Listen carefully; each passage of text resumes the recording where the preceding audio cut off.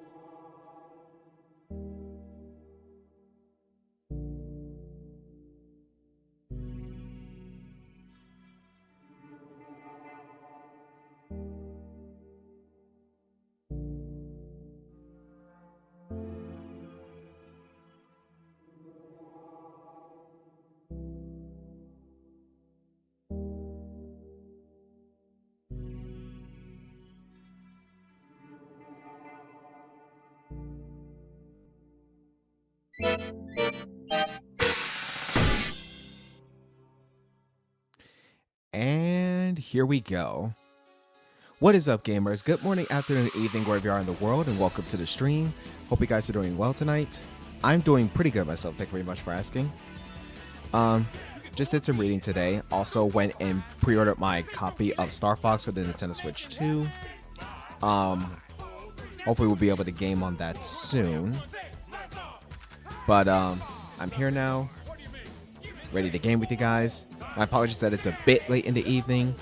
I was actually running an update, a pop-up update on my computer, just trying to make sure that things are squared away and whatnot in terms of, updates. But everything should be peachy keen. Should be all peachy keen.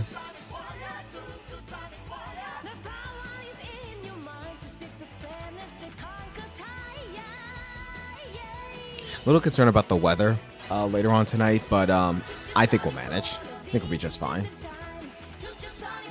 Welcome, DeAndre. You're the only one here. Hey. Hey. I appreciate you coming nonetheless.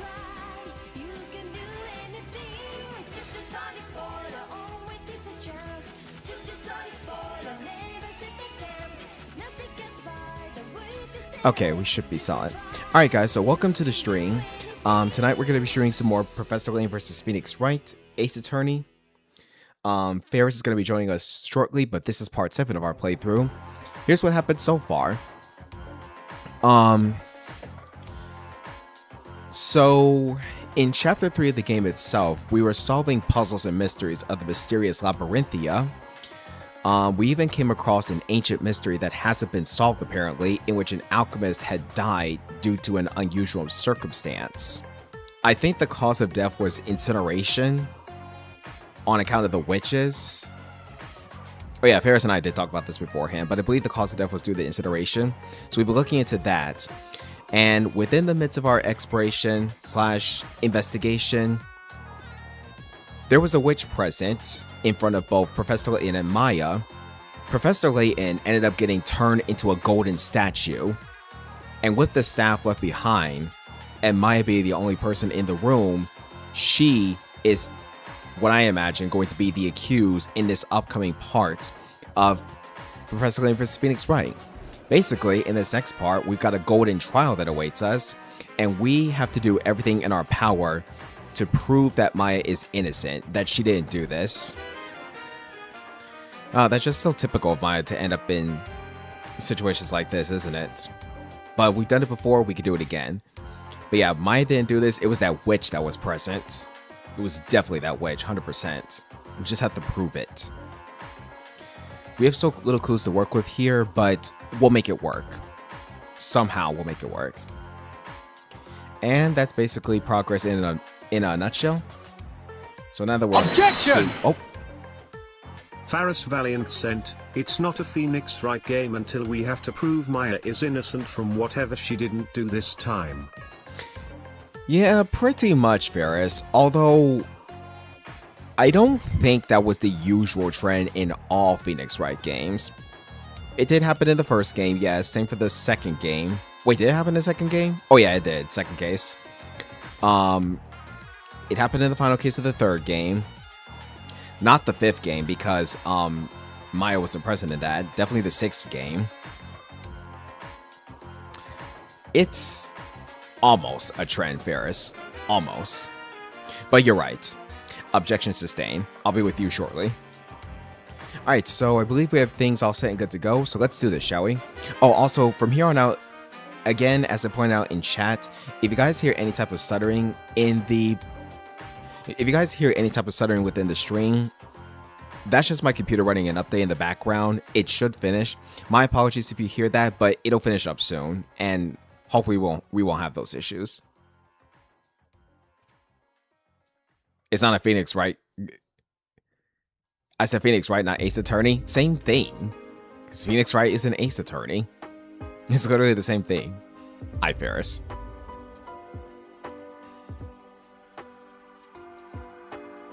Oh, wait, I see your point. To be fair, I did exclude Apollo Justice and the Great Ace Attorney Chronicles. So, I did do that. Anyways, how about we get things started, shall we? So, Twitch, YouTube. If any issues should occur during stream, let me know and I'll try to fix up as soon as possible. On the side of YouTube, thank you so much for tuning into the stream. Remember to subscribe to the channel and tell other people you know so that they too can catch the live gaming action. Also, if you could, help me reach a personal viewership goal of 3,000 hours watch time total. It's going to mean great things coming in the future. If you guys can help me out with that, it will really mean the world to me, and it's going to mean a ton.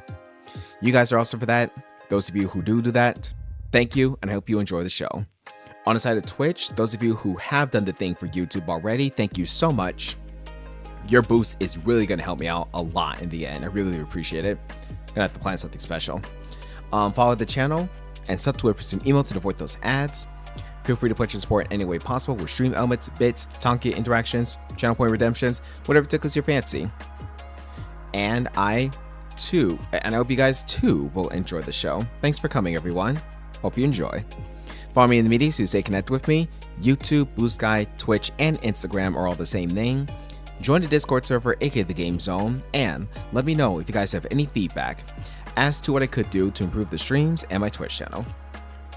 Alrighty, before we go ahead and get things started, let me go ahead and get Ferris on the line. Yo, what up?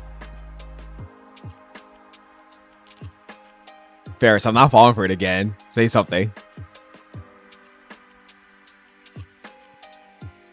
Ferris? Oh, for goodness sakes. Yeah, I said it. I said something. No, you didn't. You were silent. No, I was muted. Completely different. I deafened you in time so you could say something. Oh, there we go. So that's your fault. No, You before fool you. Bingus. No, Why'd you no, no, no, no, no, no, no, no. When I said I told you I'd get you on the line, I immediately undeafened No, it. So you're supposed to say something. literally just deafened. Oh my I god. said something. Oh my god, Ferris. You are impossible to please, aren't you? I mean, what you deafened me then? I deafened you so that I could get my intro spiel out of the way. Hey, Tech, Oh, there we welcome. go. So this is your fault. Where is it? Where is it? Where is it? Where is it? Wow. Yeah, exactly. Cook him. Okay. I hope you heard that. No, I didn't, because I was deafened. You're not deafened now. See if you can hear this. Wow. Okay. Of course I am. Please tell me you can hear that. Yeah, I can hear that. Then Stop the sass. Then what? Because I don't hear that.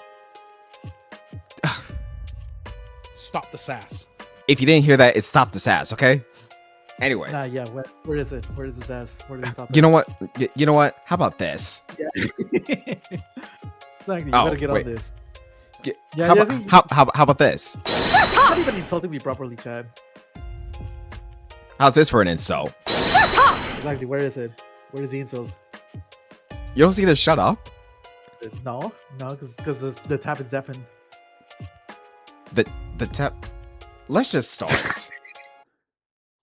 Are you Yeah. screwing with me, Ferris? I don't know. You know how I'm sensitive about these technical difficulties. They're not technical difficulties. They're skill issues. Skill. There we go. That was for you, Tech. You come Skill here all issue. doing well. Skill issue. Skill issue. Skill issue. Yeah. How dare you take this? Yeah, there you go. Take this hydrate. Thank you. Thank you, DeAndre. Thank you for the hydrate, DeAndre. Ferris, you are unbelievable. Every single time I have to meet up with you. Every Yeah, single time. Why can't you just act all civil? I mean, I said something, but then you didn't hear me because you were deafening. I deafen you so you can speak. Well, yeah. If you deafen me, how am I going to speak? Wait, no, I undeafen you so you can speak. You said deafen. You hold over. Silence. Enough. Ready to begin? Yeah. Yeah, being ready. All right, let's I've do been this. excited. Ferris, I hate you in your mouth. Yeah, you're welcome. Thank you. Moving up, huh? Yeah, there we go. Exactly. Hey, genius, I'm on your side. Of course, Ferris is on my side. We're in this together, as always. Exactly. Anyway, so yeah, Ferris and I have been talking about this case basically throughout the entirety of the morning. And yeah, I don't even know where to begin with this one.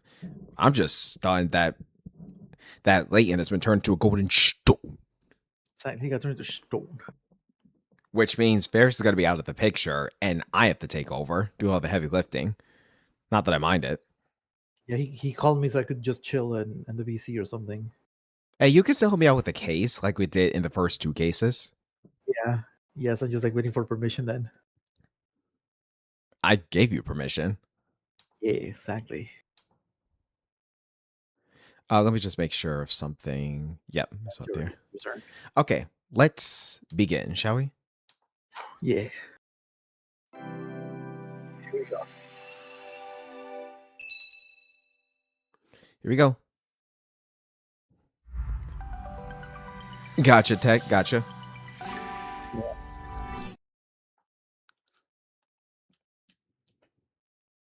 We can skip this.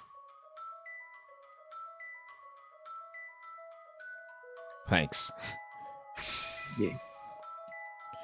Alrighty, gamers of all genders and ages, welcome back to Professor Layton versus Phoenix Wright. Tonight awaits us Chapter 4, The Golden Court. Should call it the Golden Trial. Let's begin. Okay, here we go. A friend's death. Oh, right. I think what this is Luke happened. speaking. Let me see. I just think real quick. Okay, I see it. Yeah, the storyteller wrote a new story right before our very eyes. A man from afar falls the golden curse, and a woman from afar cries out in grief. Which is what happened. Yeah. This passage could be referring to Mr. Wright and Miss Fay. We must hurry over to them at once. I have a terrible feeling something will happen at the alchemist's house today. Wait, didn't we do this already? I think I might have The to recap. The I might have to- recapping. But at this point, oh, No, yeah, it is a recap. I was about to say, by that time, we're already too late. All right, chapter 4, The Golden Court. Here goes. It doesn't make sense. How has it come to this? The darn witch? Why did it have to happen to the professor, of all people? I know, right? Yeah. You gotta believe me, Nick. I may be a spirit medium, but I'm no witch. Yeah, you've proved that dozens of times before. Yeah. Don't worry, I know it wasn't you. Say, have you seen Luke today? I haven't seen him since last night. Poor kid must be so down about what happened. Oh, stutters. Oh. There we go. And see, this is why I put a heads up that there's gonna be some stutter, all because of an update in the background. Yeah. My bad. Sweet. You know what? Let me check that real quick. Stupid freaking last minute update. Yeah, it says Okay, all good. things to of Microsoft's legal malware. Uh-huh. No, it's not malware. It's just an update in the system to up its Yeah. security. Yeah, well, like, they could at least let you opt into it.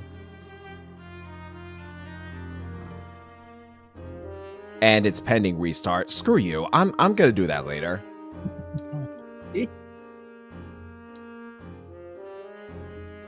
Pick a time. If only they let you That opt work. into that. Yeah, just save it for later. Yeah. I'm gonna do it immediately after the stream. All right. Okay, reading this line again. I haven't seen him since last night. He was crying all night. I didn't know what to say to him. Aw, poor Luke. No kidding. He's the one suffering the most from all this. Poor There kid. you go. They go, chat. This is your reason. This is your reason. We gotta get even with the storyteller. He made Luke cry. By forcing us to lose Layton. That guy's gotta pay. Yeah. He probably needs some time alone with his grief. We should leave him be. Yeah. He shouldn't have to see this trial. It'd be too hard for him. We have Espella again. Oh man. Not the time, Ferris. We lost Layton, and Luke is filled with despair. There's no time to be. hungry. That's why I didn't say meatballs. But you said ellipses. Never mind. You gotta get on that.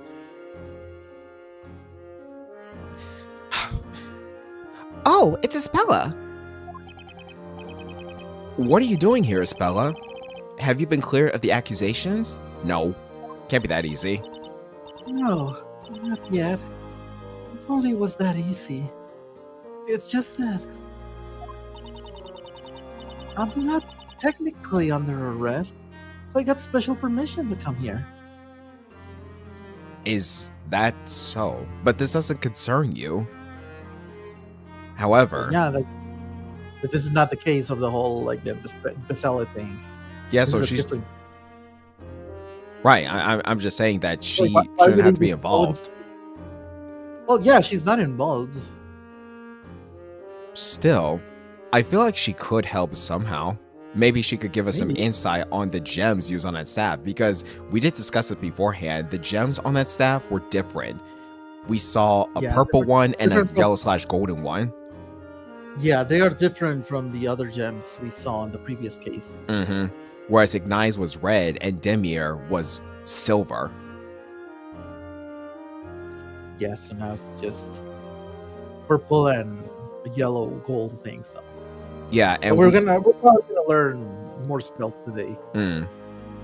And here's what we've both been thinking. So I've been thinking that the yellow/goldish gem has the power to summon a golden statue, like what happened to Layton.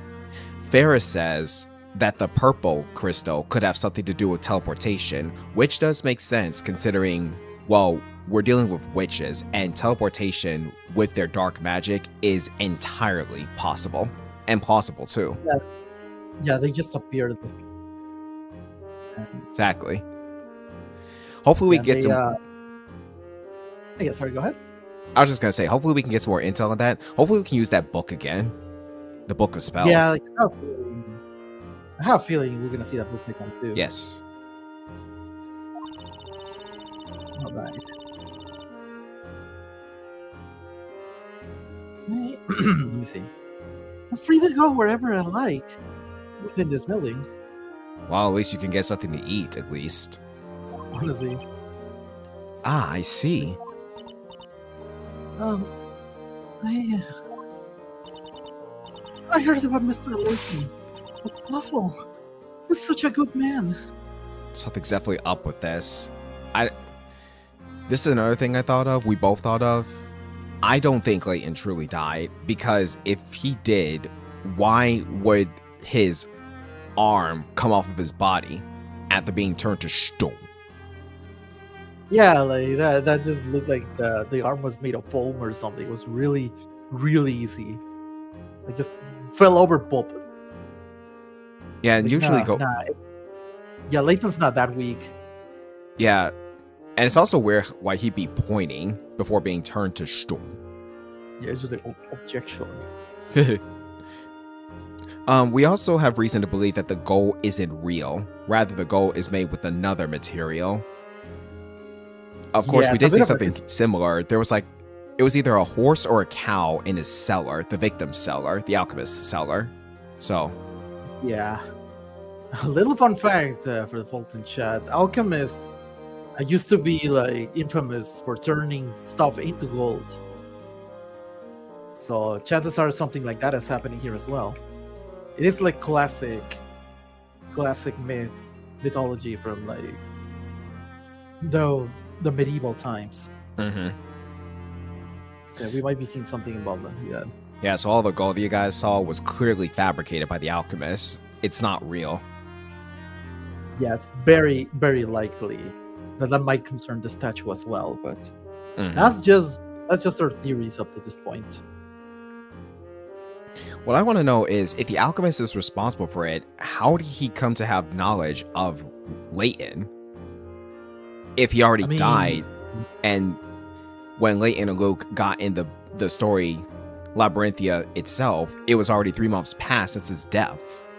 Exactly, the alchemist is like what we know about the alchemist is that they've been dead for about 3 months. So I don't think it was necessarily the alchemist. But maybe there's more to it. Like, we are dealing with witches and magic and stuff like that. Let's not forget that bell tower as well. That is also suspicious. There's that too. So it's another mystery to wrap up.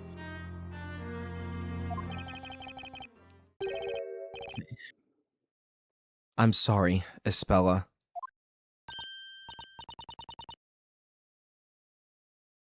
Huh? What are you apologizing for? We were supposed to find clues connected to Bazella, but we couldn't find anything. And now the professor's been... Oh yeah, that's true. That did happen. No, don't say that. It's not your fault. And I don't believe a word of what they say about Maya. She isn't a witch. Thank you. Yeah. Thank you, Espella. Mr. Wright? Do you mind if I assist you in court today? Oh, so Isabela's going to be assisting us instead of Luke. Oh man, yeah, so... Well, as far as I'm concerned, I accept this, and as for Luke, he can take all the time to himself that he needs, because I can tell that Professor Layton was a valuable person to him. No, he's been valuable. He's been there from the very beginning. I know. So many Professor Layton games. Yeah, so this is not easy to Luke at all. Huh? I know I may not be of much use, but I'll do what I can. I want to help you and Maya. Welcome to the team. Yeah. Espella. I don't know who this is. Excuse me. Who this? Oh, it's Sam. Oh, it's Grey Earl. Okay. Close enough. Okay. You're... Grey Earl, butler of the late Master Belduke. I have come to inquire after Miss Maya. It is most regrettable what happened yesterday. Oh, thank you for coming all the way here. You look... You okay? No, yeah, it's just a theory, a game theory. Thanks for watching. I'm gonna whoop you for that. Oh, so it's a little snicker. Yeah, just whooping is... Alright. Okay. You look really pale, Jean. Are you alright?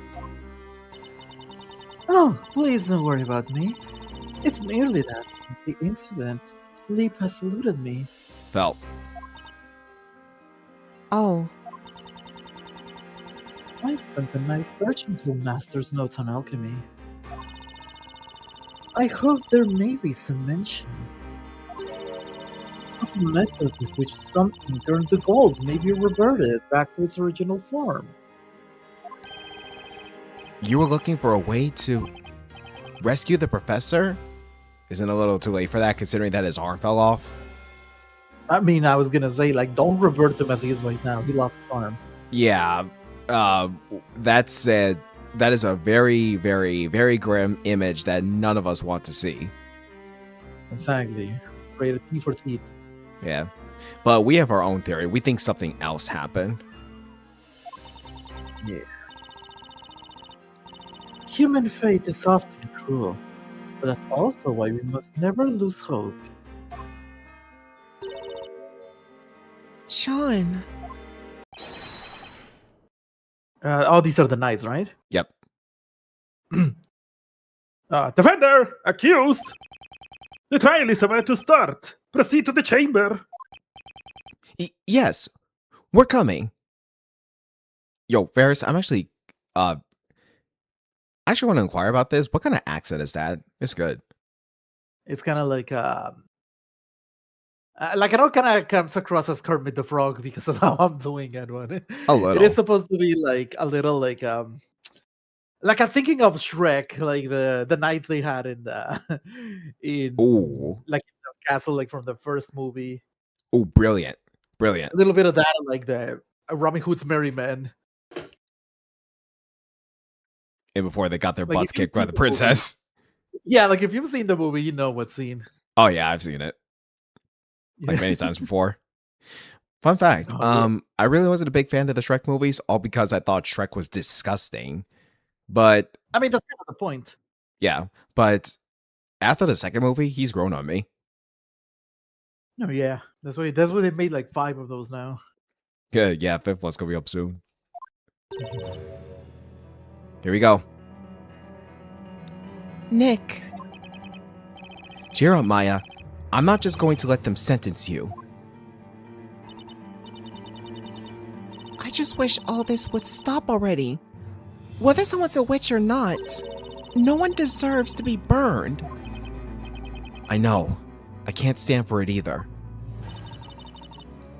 Huh.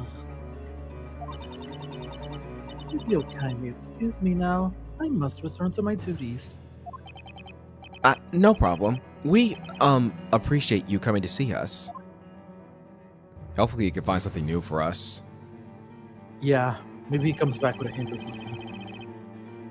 All right, voice mod bringing that up.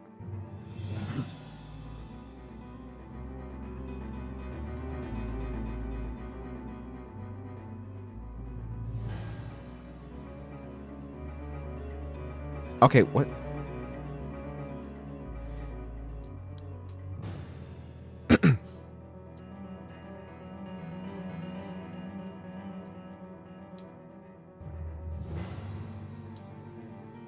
I can't really tell. Oh, I think the voice mod software might be frozen. Oh, probably. Give me just a moment. Right.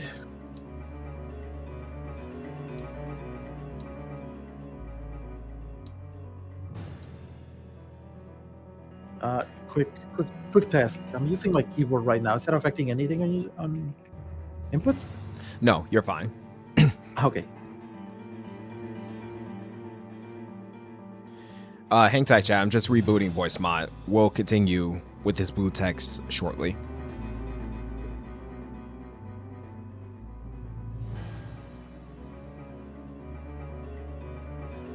No, yeah, like might as well get this now. Yeah. I had this prepped up beforehand. I'm not sure why it would die on me or freeze on me. Maybe the update broke something. Oh yeah, perhaps that's a good point. Let me see. Okay, looks like it's working now.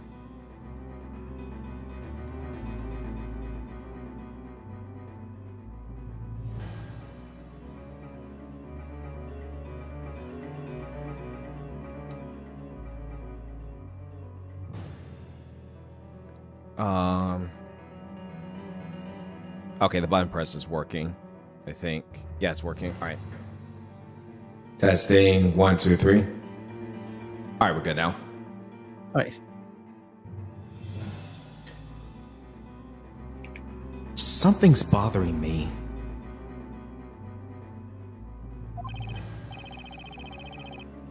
Jean seems somewhat odd today. Let's go, Mr. Wright. The trial is about to begin. Yes, let's go. Let's do what we can with what so little clues we have. Yeah, we didn't get a chance to investigate. Exactly, we didn't look much. Oh my god, that's awful. Jeez. Either we prove her innocent or we buy ourselves some time. Oh. Shall now begin. Okay. Scheduled. Oh, so that's how he talks. Okay. Yeah. Knights of Quick the reminder. Oh, no, Are hang you on. ready Yeah. to cross your swords of justice? Yeah, what's up? Okay. Quick reminder. You're voicing this judge, right? I'm voicing the other one. Yes, I'm voicing the judge, you're voicing the prosecution. Well, no, I mean this judge from Labyrinthia. Oh, In the other case, the first case, I voiced the judge for, but like the outside of Labyrinthia. that's a good question. Who did voice this judge? Was it me or you? Okay, I think it was you. I don't remember doing the prosecution. I was wondering about the judge because it's been a while since I last did. You don't remember doing the prosecution? I heard it loud and clear. I was Barnham. Barbhead, yeah, redhead. Yeah, I'm talking about the judge, like this judge. Yeah, right here. that's what I'm referring to. Was it you or me that voiced them? I can't remember. I think it might have been you, It might have been me. Yeah. because I had the other judge. Oh, Tech remembers. It was Ralph. It was you apparently. Wait, I also did this judge. You sure? Are you sure about that, Tech? Go back to the second trial. Go back to the second Yeah, trial. because the judge I voiced was the one from the first case. No, other judge. Okay. So yeah. Okay, Not so this judge. Okay. Well, thank you. okay, so I voiced yeah. them. All right. Okay. Good. Cool. Inquisitor Zacharias Barnum always has his sword ready for the work of justice. All right. Always has the defense sword, ready, blah, blah. Your Honor. Best we can do. Yeah. At this stage, I just gotta give it all I've got. Yes. Yeah. Why are you stunned? Oh my. This guy Yeah. also ellipses meatballs. Roast him on an open fire. I ordered It would meatballs. appear the defender has thrown down the gauntlet, Sir Barnum. Now, before we begin, may I have a word with you, defender? Yes, Your Honor.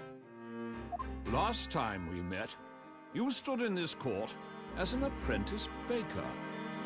In all honesty, when I saw you for the first time, I thought to myself, a baker should stick to bread baking.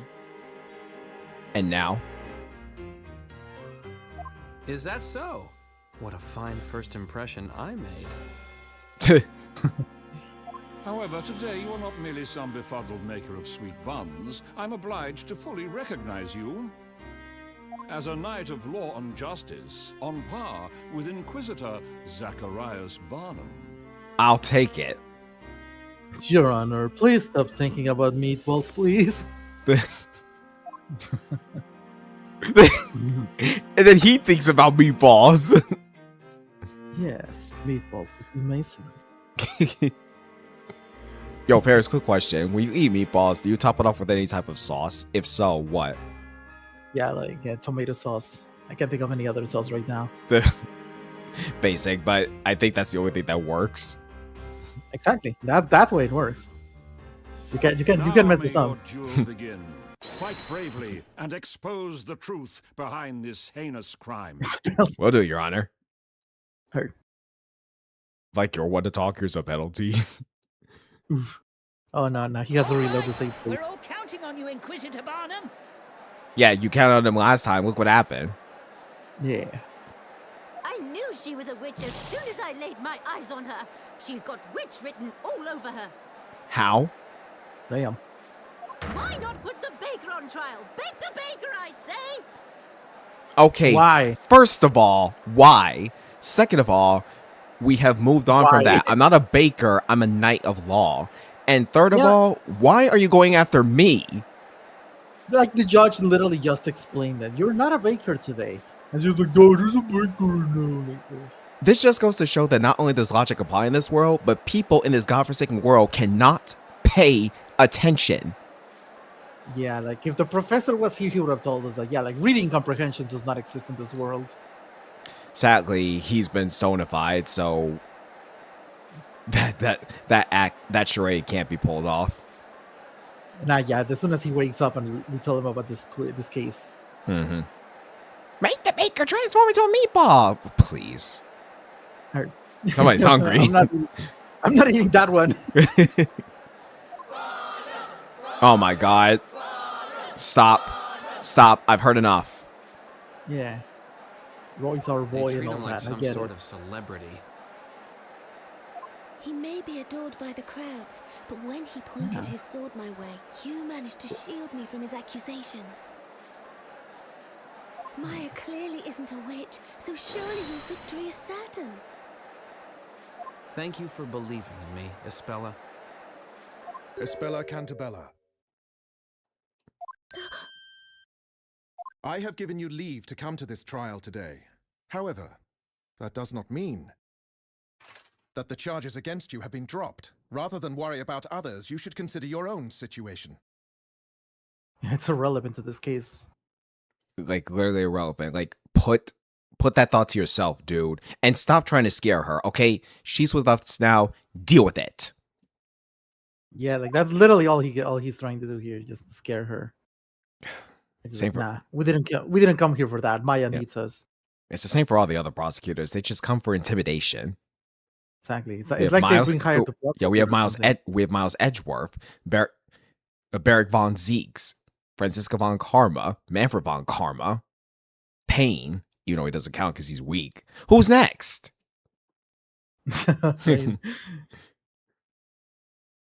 Anyways. Yeah, like I forgot about Dalsim or whatever his name was from Spirit of Justice. Prosecutor Samadi. Negative Samadi.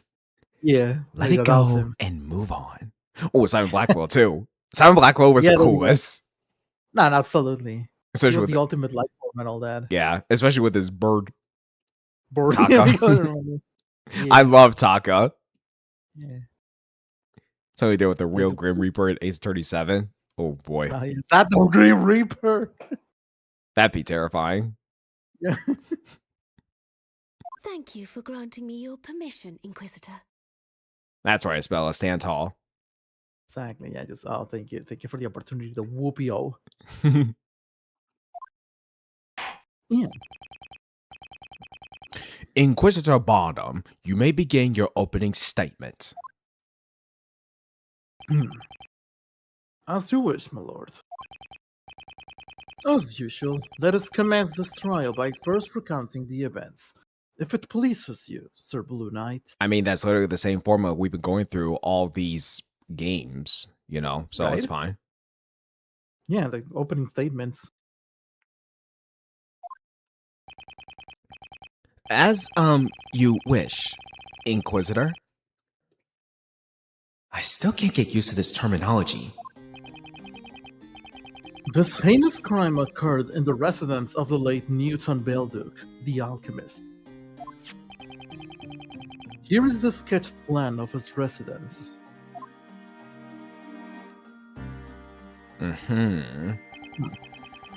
This room, of a somewhat questionable nature, is the alchemist's study, in which the incident took place. The only ones present at the moment of the crime were the accused and the victim.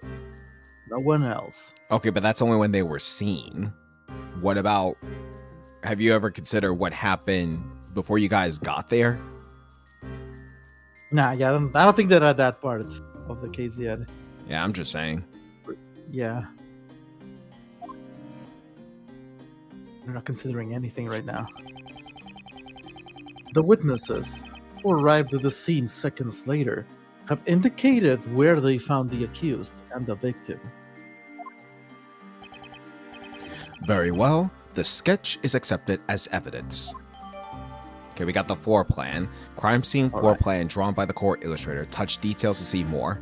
Oh, can we go to the court record for a second? We can. All right, so chat, just to recap. What happened to the blank letter? What blank letter? The one for the alchemist. Yeah, for the alchemist and the storyteller. Luke and Layton had that, so why don't we have it? Maybe Luke has it.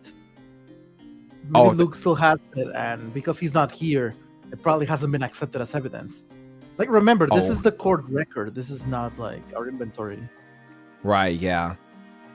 I feel like it might come into play. That being said, Luke better pull himself together and get here. I mean, I've seen how he does in the Layton games. He'll come around. You'll see. Yeah, I believe that comes true. So anyway, we only have 3 pieces of evidence, apparently. Not much to go with, but we go with those. We have the case outline. The accused is Maya Fey. She's charged with witchcraft and turning Professor Layton into gold.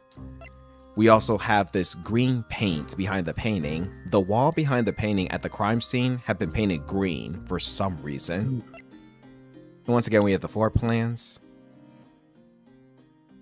Okay, I remember this. Nothing really stands out at the moment, but... Wait, what's with the symbol? Yeah, that's the summoning. The spell circle that the witch appeared from. I might be overthinking this, but maybe we may need to take note of this exact same shape and scribbles on the floor. I think I see why. All right, let's see it. The accused took Sir Layton's life with the most cruel of magic. A living man 1 second, a golden statue the next. Such wickedness. That's dramatic even for you. Right? Magic that turns things into gold? Sure, why not? Several townspeople rushed to the room and paid witness to the horror of this magic. The accused has been captured and charged.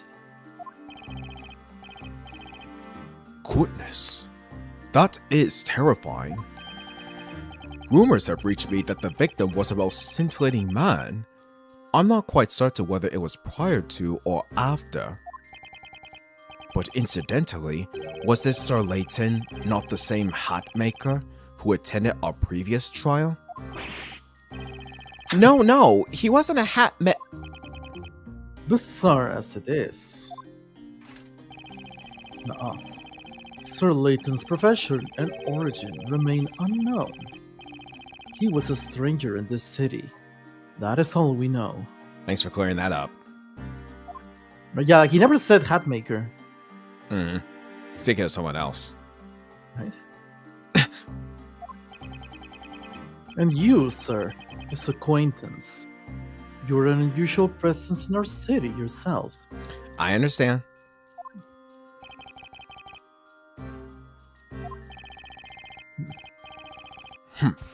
Today's case certainly is peculiar.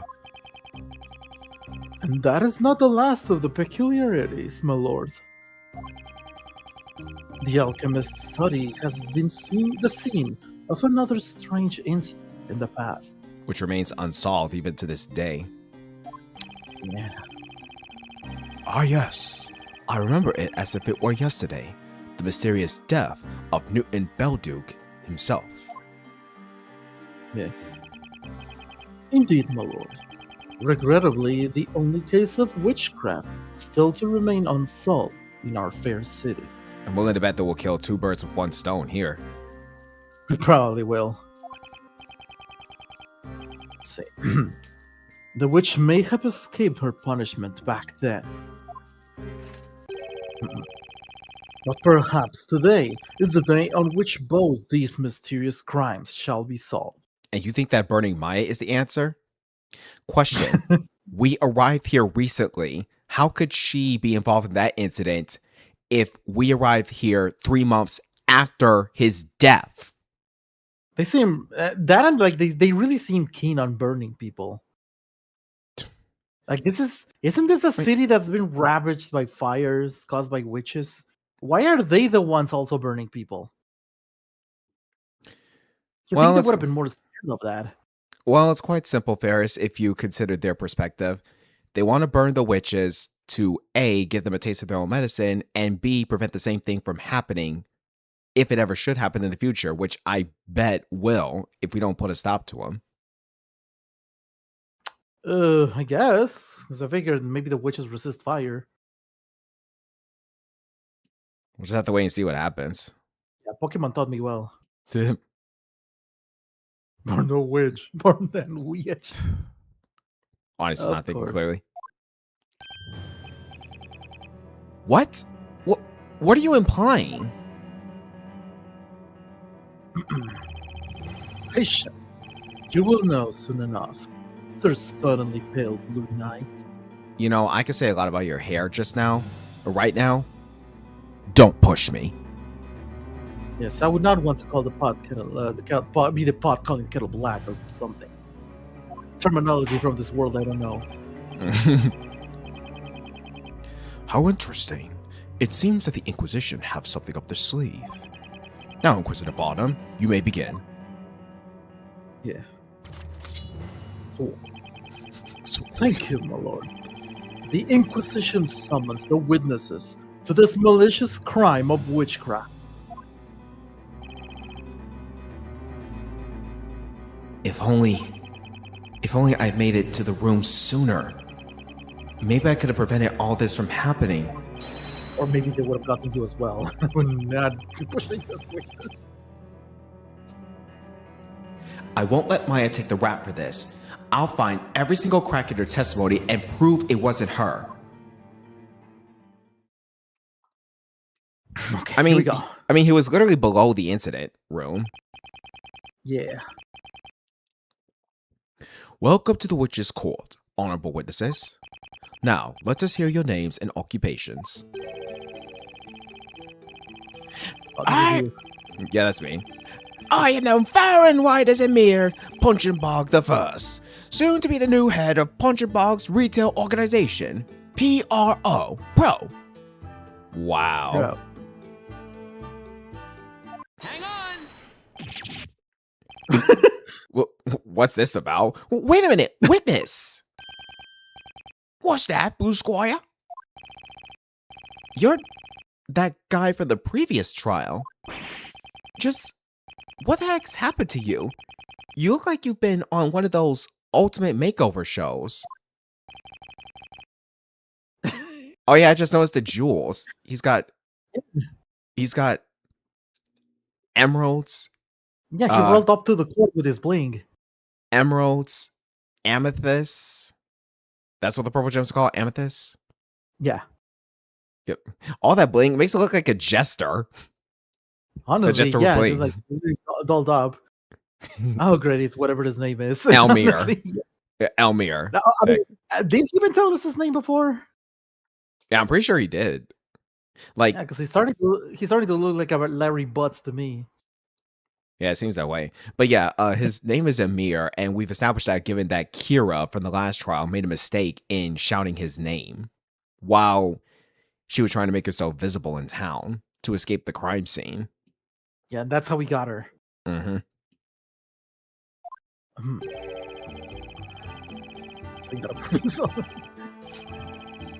Whatever do you mean? My name is Amir Punchabag the First, soon to be the head of Punchabag's retail organization. Pro, we heard you the first time. Right? Remember everyone had a hard time remembering his name? You have to remember that the audience is an idiot. They're all idiots. I mean, honestly. Yeah. What is the meaning of this, Inquisitor? I do not care to delve into this witness's personal affairs. Looks like he remembers him all too well. He's like, Witnesses, pray continue. Oh man, who was this? I think that was you, right? I think that this was me, yeah. Yeah. Trying to remember the voice. Got it. Oh, dearie me, it is I who usually asks the questions. I am, you see, but a humble teacher. Call me Miss Primstone, or as some people may prefer, Primstone. There we go.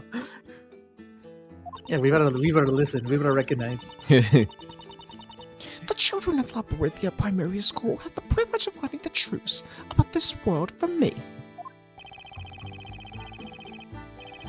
An elementary school teacher, huh? Good to know at least one witness seems sensible. Bird. If you ain't scary, my song is barely stringing along. Buried in bird ensemble avant-garde. Oh god, he's totally doing a thing for the Did you just do the dancer from Wind Waker? Yep. Did you just do Red Elvis Presley? Good God. I couldn't help it. Beautiful. But you know who else he reminds me of? That first culprit from the 6 Ace Attorney game. Spirit of Justice. Please, peace, love, and understanding. No, like. Oh God. I really do hope that this guy doesn't do that as well. Yeah, like, please. Can this girl please be like a normal person? Like, Sing song. Also, look at that bird. He's jamming. Look at that parrot. It's like.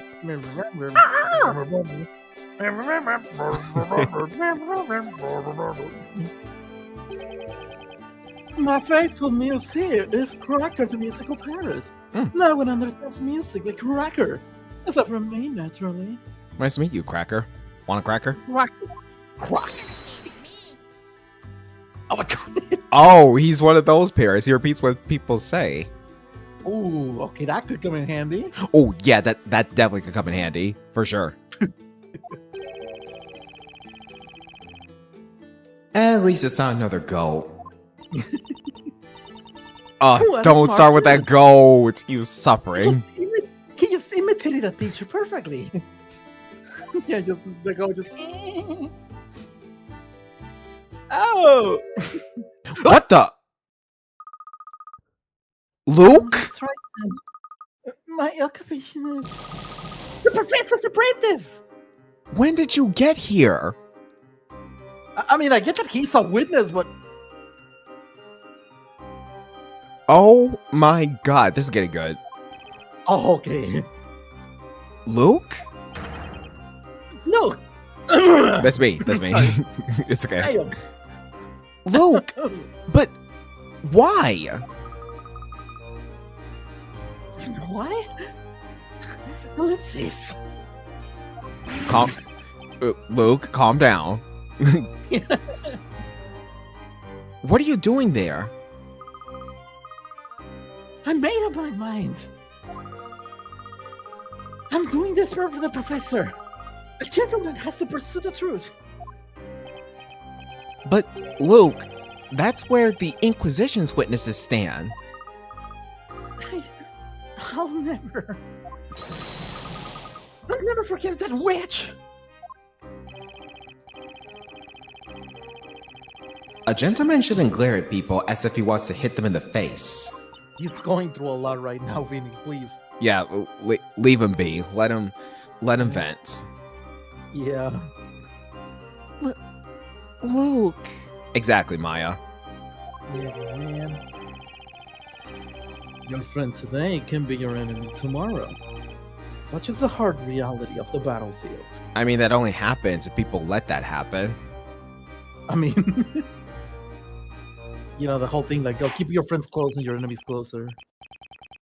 Forgive your enemies, but never forget their names. Basically. Don't worry, Luke's not our enemy, though. Yeah, 100%. I don't think these guys are as well. I also just noticed there's only 4. Don't you mean 3? There were 3. The witnesses. Yeah, three witnesses. There were. Oh, right. I forgot. Yeah. Right. I forgot about Amir. Yeah. All right. Witnesses, we will now hear your testimonies. Tell us all of this wicked incident which you have been unfortunate enough to witness. All right, here we go. First round. Witness testimony. What we witnessed. It looks like that guy's drinking poison, by the way. Jeez. Good grief. Anyways. Oh, man. I heard a scream and an incantation, and then when I entered the room, the victim was already all shiny. An incantation? I don't remember hearing that. Did you, Ferris? No, I didn't hear no incantation. It all happened so fast. Okay, we need to figure out what that incantation is. Yeah. Mayhaps something caused discord between erstwhile friends? Mr. Silkhat had a knife at the ready in his hand. A knife? I don't remember seeing a knife. Silkhat who? A victim of magic, sparkly and done for. I heard the staff fall on the floor. The professor must have seen through Miss Maya's deception and confronted her right there, face to face. Luke, you know that's not true. You've been with her this whole time. What made you think that she would have ill intent to bring down the professor? Right? Like, I get that. I get that they just met Maya, like, not too long ago. And, whoa. Something's happening here. We're going to get to the bottom of it. I see. Yeah. Thank you all. However, one part of the testimony was somewhat confusing. You there, the singer. Yeah, baby. Singer? Could you possibly be me, Birdly the Bard, Your Excellence? Yes, that would be you, singer. This staff that you said sung about. Oh, he brought it. But it's as you suspect, my lord. This very witch's scepter. Look at that, chat. This time we have gold and purple jewels. Check it out.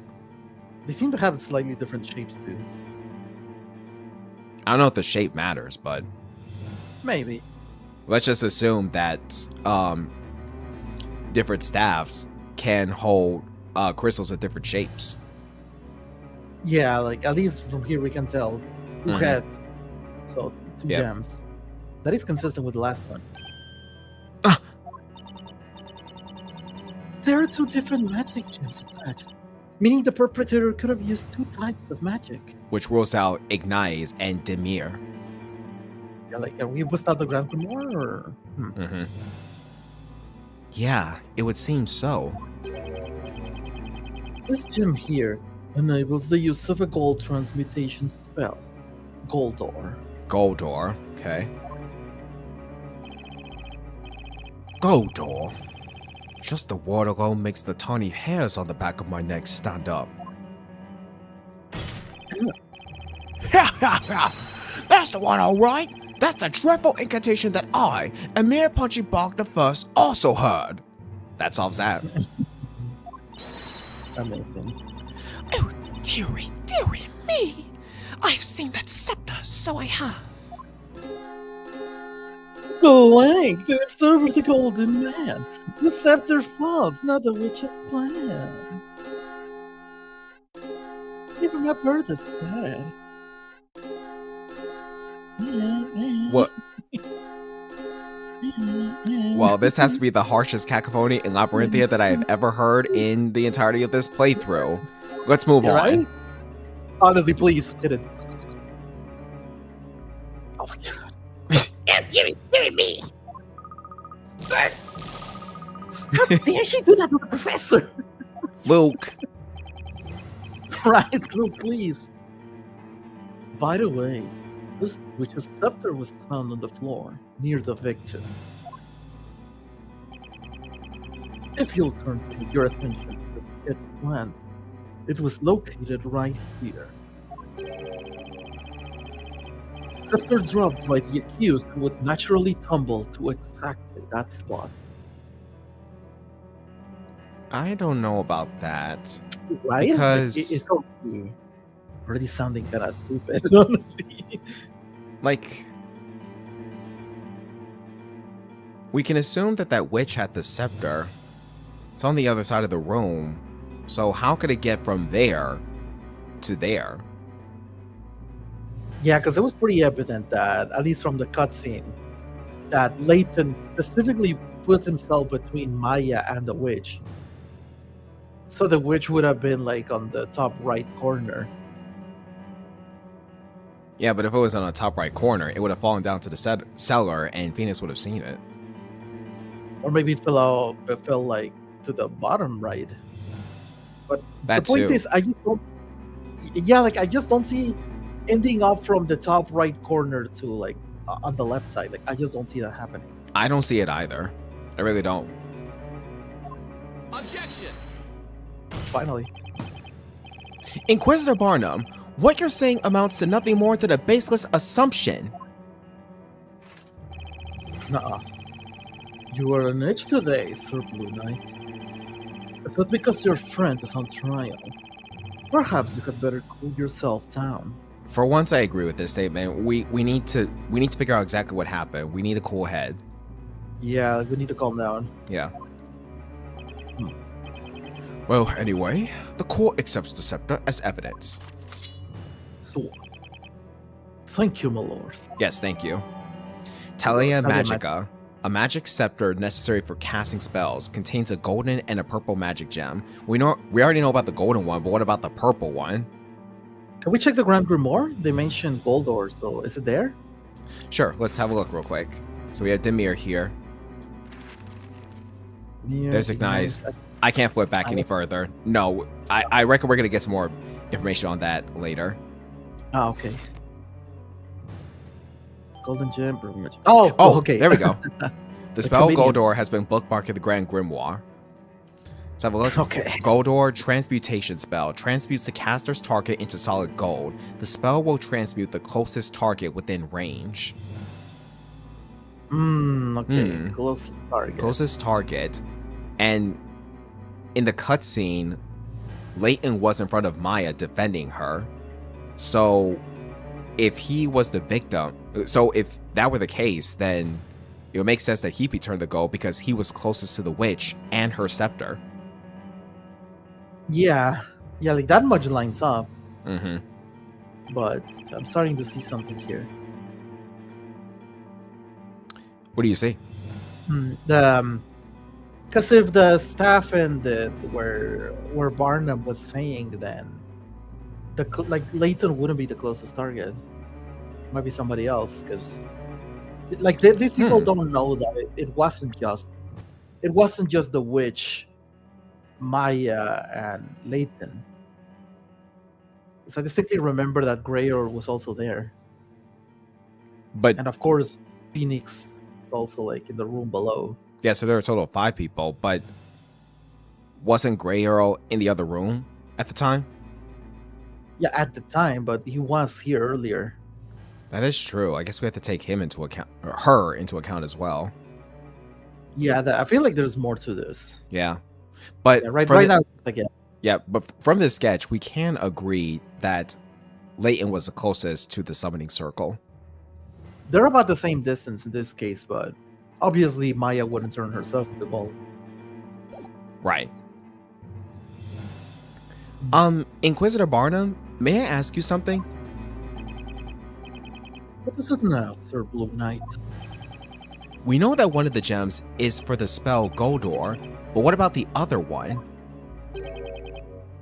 A naive question. Which you will answer regardless. Right, he's still asking. Huh? Naivety may be no hindrance to a baker who spends most of his time amidst bread, but it can be your undoing here in court. Maybe, but it could also serve as a clue. Spill it. Yeah, he has like his duty is to answer, because it is a question being asked in court. So, yeah. Would a knight put a weapon in his enemy's hand? Answer the question. he's really avoiding this one, huh? He's telling me to do my homework, huh? Mr. Wright, I'll look for information about that magic gem in the Grand Grimoire. Thank you, Espella. Yeah, basically. Thank you, Espella. That would be great. I'll answer it in 9 to 5 business days. Don't you have that backwards? Shouldn't it be 5 to 9 business days? Exactly. I'll get back to you in -4 days. Just leave it to me. She seems very happy to help. Honestly. Yeah. Naturally. Yeah. The defender may interrogate the witnesses. All right. Okay, here we go. Cross-examination. What we witness. And hit it. All right. All right, let's... I think this is a pressing situation. We may have to get some more info. Yeah, we need info right now, so... So I heard a scream and an incantation, and then when I entered the room, the victim was already all shiny. He also testified that Goldor was what he heard, so that makes sense. We could skip him. Okay. Mayhap something caused discord between erstwhile friends. Mr. Silkhat had a knife at the ready in his hand. He didn't have a knife. I don't remember that. Press. Hold it. Yeah. Are you saying you think they quarrel? The other day, I saw you all together in this very court, and you were evidently friends. Well, yeah, that's true, but what's that got to do with... Now, everyone, listen carefully. No chatting in the back row. What I say now will be in the next exam. Seriously? She's gonna quiz us on the case? We're already quizzed here by Capcom. Yeah, just like this whole thing has been an exam. What do you mean?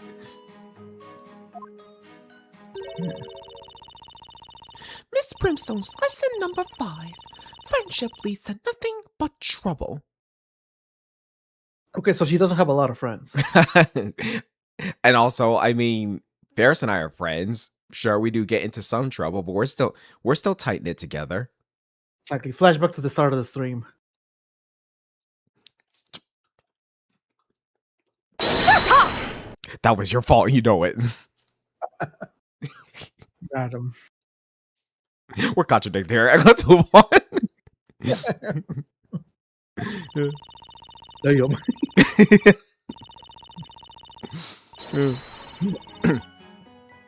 People would not break up and part their ways in anger if they did not become friends in the first place.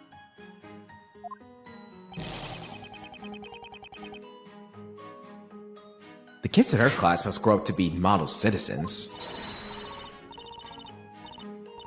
Oh, dearie, dearie me. What I saw in that room curdled the blood in my veins. Mr. Silkhat was pointing that glittering knife ever so threateningly. Oh! Luke, what do you have to say?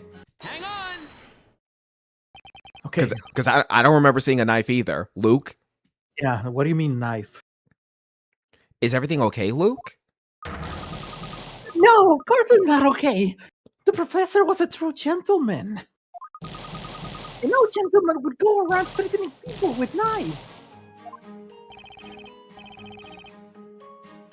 I couldn't agree more.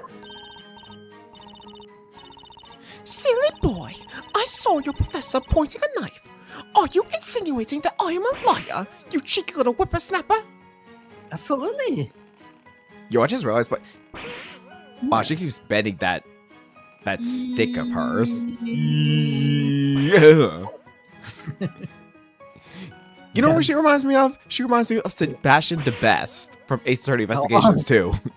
Yeah, just like goober. Objection! Objection! Objection. Teku Zero's sent, it's spend everything day. Well, it needs to stop, otherwise property could be damaged. Yeah, And it's gonna go lose flying money. the other direction. It's gonna slap it in the face. The professor would never do that. You don't know him. At least Luke's found someone else to antagonize. Honestly. Mr. Wright, What is it? I think there was some important information in Miss Brimstone's testimony. Really? Well, yeah, the knife. Oh, I'm sorry. It's not my place to say things like that, Who says that? right? I didn't notice anything. What could that be? What was the spell about to say? Absolutely. Come on, woman, speak out. Come on. Espella, why don't you tell us all what you've noticed? Oh, is that okay? It's just something I'd like to ask Miss Brimstone about. Yes, by all means, please go ahead. Yeah, do it. Well, just go ahead and ask her. Excuse me, Miss Brimstone? Do you mind if I ask you a question? Oh, it's you, Miss Espilla Cantabella. Miss Brimstone, did you actually see the knife that Mr. Layton was holding? Yes, good question, because I don't remember seeing that knife at all in that cutscene. What do you mean, knife? I did. As a matter of fact, yes. I remember that glinting blade very well. A most frightening sight it was, too. And you saw that from the door, didn't you? Now, if we look at the sketch, when the incident took place, Mr. Layton must have been facing this way, correct? That must have been the case. Otherwise, the witness would not have been able to see it. Oh, well, that's all I wanted to ask. The more information we have, the better, right? It is. The direction the professor was facing, that could be important. Absolutely. This information shall be added to the court record. Okay, the floor plan has been updated. I'm sorry you jumped in like that, but I really wanted to help. You did help. Trust me, you did. Helping. Yeah, look at that. So yeah. The professor was facing that way. What could be the significance behind that? Yeah, like, I have one guess for that, but What's your guess? my guess is that if Layton was on the left of the spell circle, then The witch must have been on the right. Right of the circle. Yeah.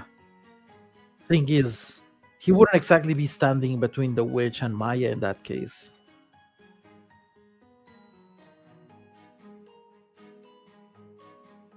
Wouldn't be standing in between.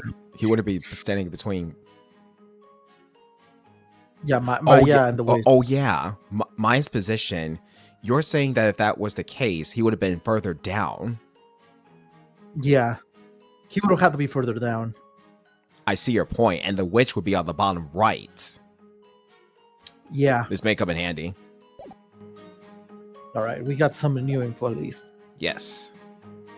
See, this is what I'm talking about with teamwork, Ferris. Shut up, Rivali. We're discussing here. Oh, Goober.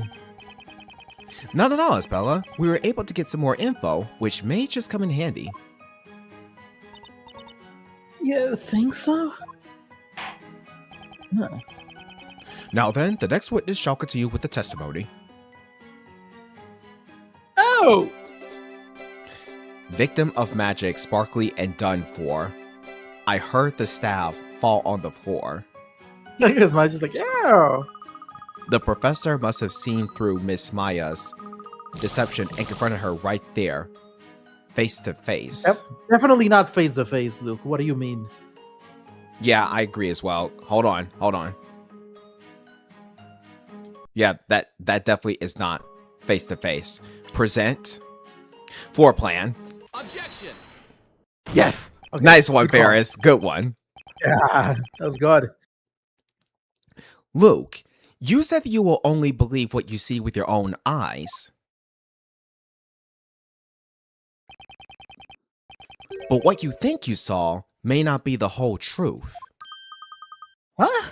What do you mean? Take a close look at the sketch of the crime scene. At the time of the incident, Professor Layton and Maya were standing here.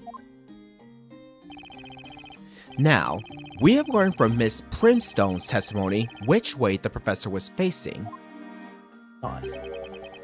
He was facing this way. Oh! You have testified that the professor confronted Maya face to face. But looking at the sketch of where they were standing, one thing is clear. There's a contradiction in your testimony. Ah! Getting somewhere. Objection. Whether they were facing each other or not is of no relevance whatsoever. They were the only ones in that room. One was a victim, thus the other must be the witch. Objection. I will ask you to wait before jumping to conclusions, Inquisitor. Oh, got him! Got him. Like, get him. Douglas, sit down. Get his ass. Think back to Miss Primstone's testimony. She told us that the professor was pointing a knife at someone, threateningly. However, you could see in the sketch that he wasn't threatening Maya. So then, who was he pointing the knife at? Hold it! Luke? I love his hold it, by the way. Yeah, hold it. Very good. Luke? What is it?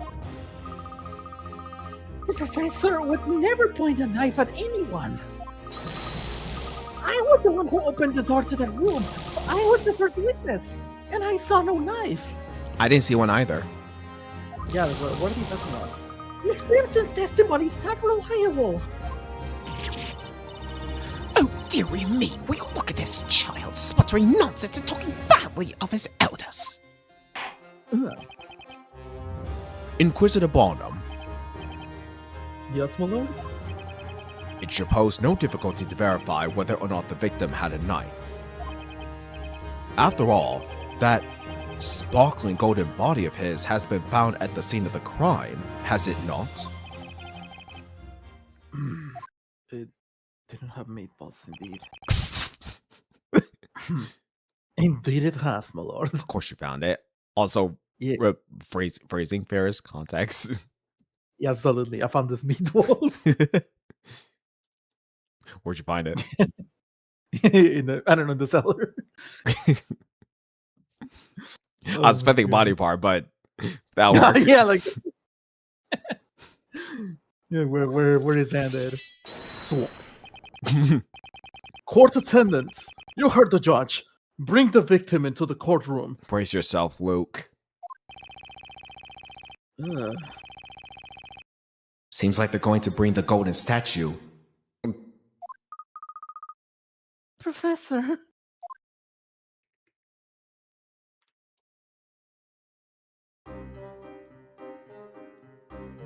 There it is. Objection. Check it out, his right arm is missing. Yeah, we didn't find this meat.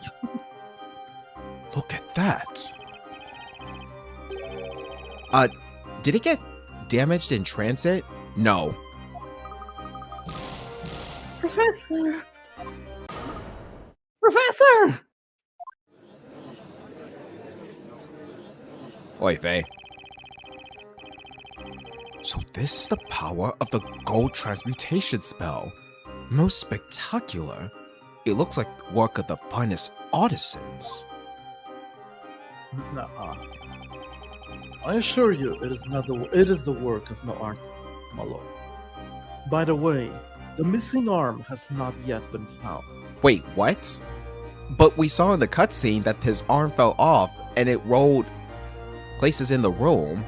How was it not found? Yeah, and if you pay attention to which arm it is that went missing, this is allegedly the same arm that held the knife. But Because you saw how Layton was holding it, right, in the sketch. yeah, but Brimstone didn't mention which arm was holding the knife. No, but we can clearly see it was his right. Like he doesn't have his right arm. That is true. And in the sketch, the right arm is the one holding the knife. So, Yeah, what are the chances that still needs some tempering? Oh yeah, that's definitely Yeah, his look right at- hand. Knife.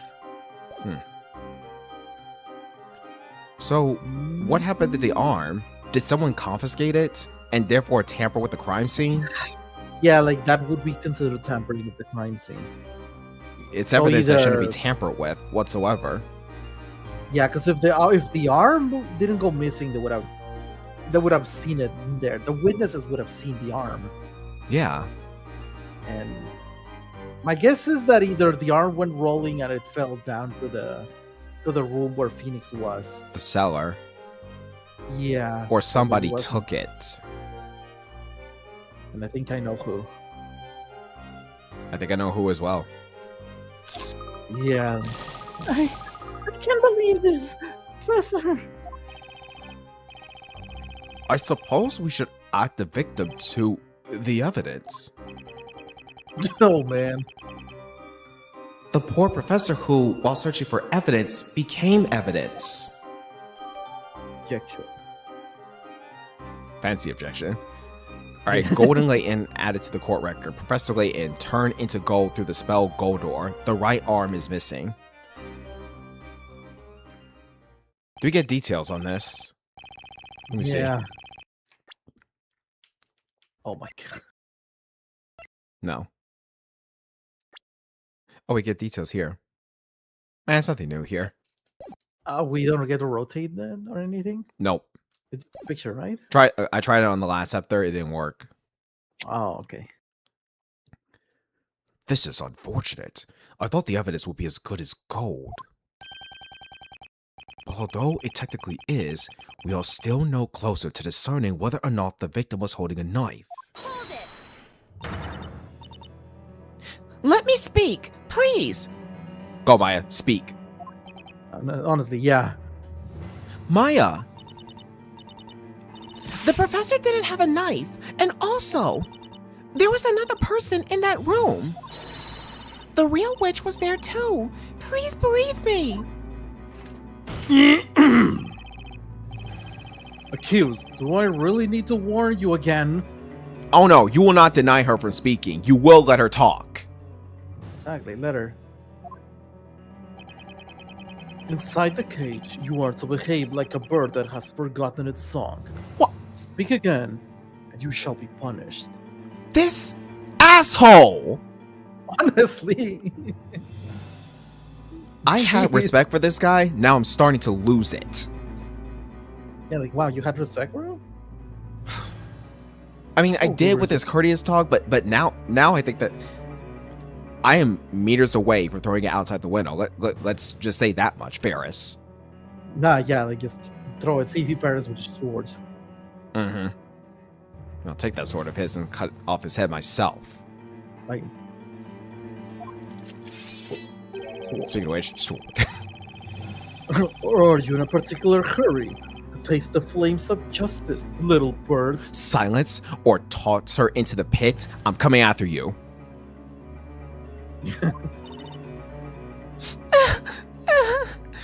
So you made. Okay, I'm done. I'm done. Open. I'm done. I'm done. I'm done. I'm done. This guy sucks. Yeah, see you guys next week. Objection! There we go. Objection. We're not done with the stream, Ferris. I was just saying that I was done with this I guy. know. Prosecution. I know.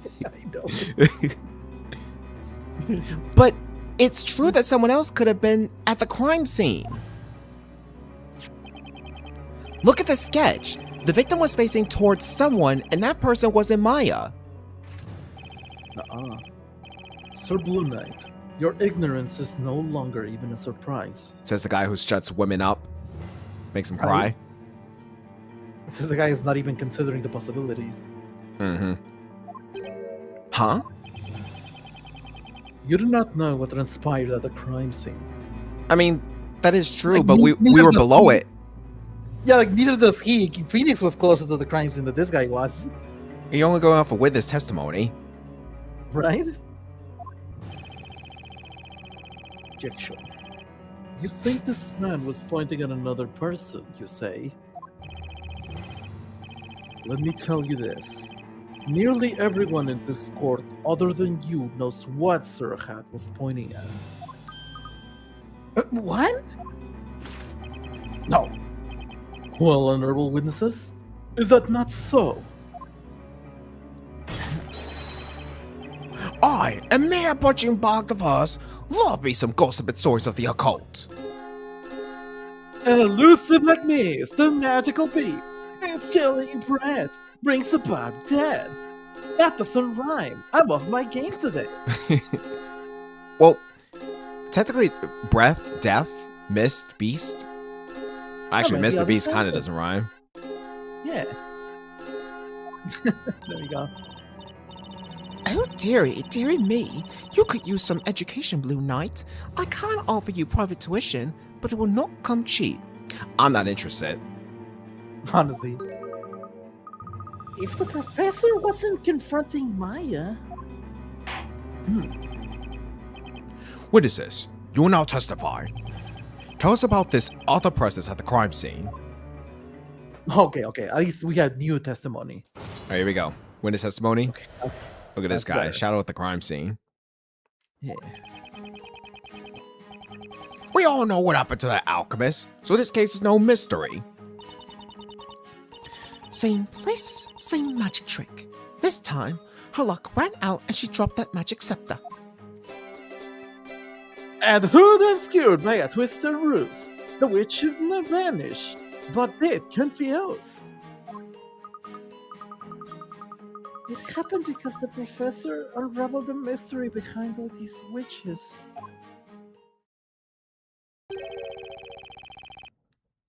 Okay, this might be another pressing situation here. Very likely. The same magic trick was used? They are referring to an incident from 3 months ago.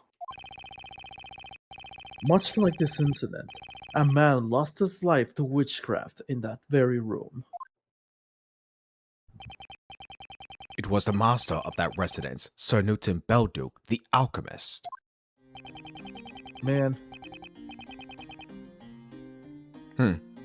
It's like we have a cause of death. yeah, like about time we see him like this. He suffered death by strangulation. Finger marks were left on his neck. He had locked himself in his study, and the key was still in his pocket. In other words, no one could have entered that room. The perpetrator disappeared from a locked room, just like in this case. A large amount of powdered medicine was spilled all over the floor. Also, that's what it was. Oh, it was medicine, okay. Powdered medicine?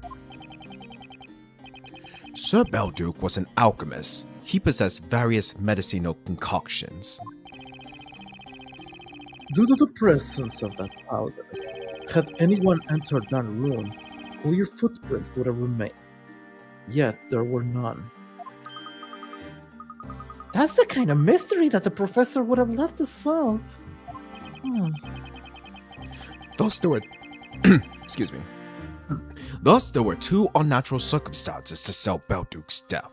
The culprit's disappearance from a locked room, and the fact that they appeared not to have walked on the floor. It's almost as if they flew away. In other words, it couldn't have been the Dimera magic that was used in my case the other day. That checks out, because even if you're invisible, if you were to walk on something dirty, you would leave footprints. Yeah, you're invisible, not intangible, so you definitely make contact with things. Exactly. And since no footprints were found at the crime scene, we can definitely rule out Demir. Yeah, and chances are the dust would have also gotten on their feet. So there would have been footprints, not just in the powder, but leading somewhere else out as well. Mm-hmm. So there would have been other kinds of footprints. So then... It's not the mirror then. So then, where would that lead us? Yeah, like, it's a little early to say. Seems like the killer levitated above the floor, strangled Belduke, and vanished into thin air. But what does that have to do with this trial? It has been 3 months since that murder. Despite that, we still haven't been able to find the witch responsible. But now, having eluded us for so long... Do not say that. Do not say what I think you're saying. It's been 3 months! We have stumbled upon this world recently. Yeah. I think they're still rolling with the old... like the old story that Phoenix and Maya believe, that they've been bakers for like 5 years. So, like, 5 years, shouldn't you be around before all this happened?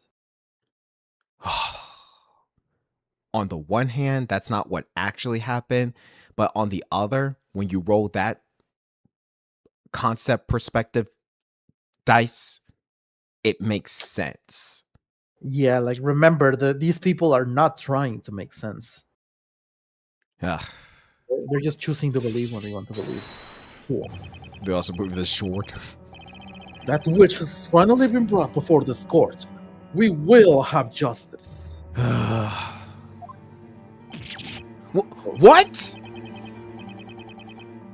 No way! Now I think Maya killed the alchemist too! We weren't even here back then. But it's not like I can explain that to him. Yeah, but how are you going to explain that? Well then, why don't you interrogate the witnesses? Now that you are aware of the connection between the two murders. Objection! You can't be serious. 3 months ago, we weren't even... Yeah. Defender, you may interrogate the witnesses. May their testimonies lead us to the truth. Okay. Well, we don't have a choice. Okay then, alright. Cross-examination, check out the crime scene. Save state. Yeah, save state. You can't blame me for this. Capcom trips me up. Nah, yeah. Yeah, like, yeah, we're not dealing with ordinary logic here. So. Yeah. Alright. We all know what happened to that alchemist, so this case is no mystery. Might have to get some information on that, but... Well, we already know. Wait, no, it's by identify. Strangulation. Okay, skip that. They just told us. Yep. Yeah, they just told us. Same place, same magic trick. This time her luck ran out and she dropped that magic scepter. Something seems a little off about that. Because they're saying, oh yeah, same trick. Well, like, where was the strangulation in this? I better be careful not to push the wrong button. Yeah, I don't see no strangulation in this case, so... Yeah, that's a good point. Like, this is not a murder. This is not a murder like Layton. Well, they're assuming Layton's dead, but like, obviously he didn't get strangulated or on the neck. Yeah, he got turned to stone. Stone. We'll come back to that later. The truth obscured by a twisted ruse. The witch couldn't vanish, but did confuse. Exactly. Might need some information on that. It happened because the professor unraveled the mystery behind all these witches. That also might be important. Okay, I think it's time for a pressing scenario. Let's start with her. Hold it! Okay. Would you care to elaborate on that, Miss Primstone? You could say I am a scholar, and my knowledge is vast and diverse. I know a thing or two about witchcraft. Therefore, I have a very good idea of the type of magic that must be used this time. Oh? Really? The magic behind this mysterious figure that appear out of nowhere, gilded through the air, and vanish after making the kill? Indeed, yes. And the witch's scepter confirms my theory. A brilliant deduction. I am honored to have studied under an excellent teacher such as yourself, Miss Brimstone. There is a problem. She is not telling us about the spell. Yeah, it's just like, oh yeah, it's a spell. Yeah, which spell? That one. What's like, okay? Which one? What spell? And it's about the purple gem, madam. Get to the point. Right? Like, are we gonna have to count on spellifying it? Probably at this point. Yeah, like they're not helping us. She was his teacher? Actually, I guess that kind of explains a lot. Got him. Okay. Our occult crime analysts have arrived at the same conclusion. Mr. Wright! Oh, she found it. I found it! Yes! Yes, the page about the purple magic gem. Okay. The spell's called Familia. Familia, eh? What does that do? Let's see. Familia? What does it do? Oh, you said it. Stop right here. The spell Familia, found within this purple gem, is used to summon a familiar. A familiar? All like a creature. Familiars appear out of nowhere, glide through the air, and vanish when their task is accomplished. What's your answer? Oh, that familiar. They are evil, bloodthirsty spirits used by witches to perform outrageous crimes. Evil spirits? Are you saying that the witch used the familiar to... It was a familiar that took Sir Velduk's life, and now it has appeared again. Sir Silkhat was probably trying to ward off the evil spirit with his knife. But what good is a knife against an occult creature? It completed the task given to it by the witch and promptly vanished. Thus bringing us to the conclusion that Sir Belduk and Sir Silkhat were both killed by the same witch. And you think that's Maya? That makes no sense. Yeah, it's... These guys are on another level, I swear. What? What?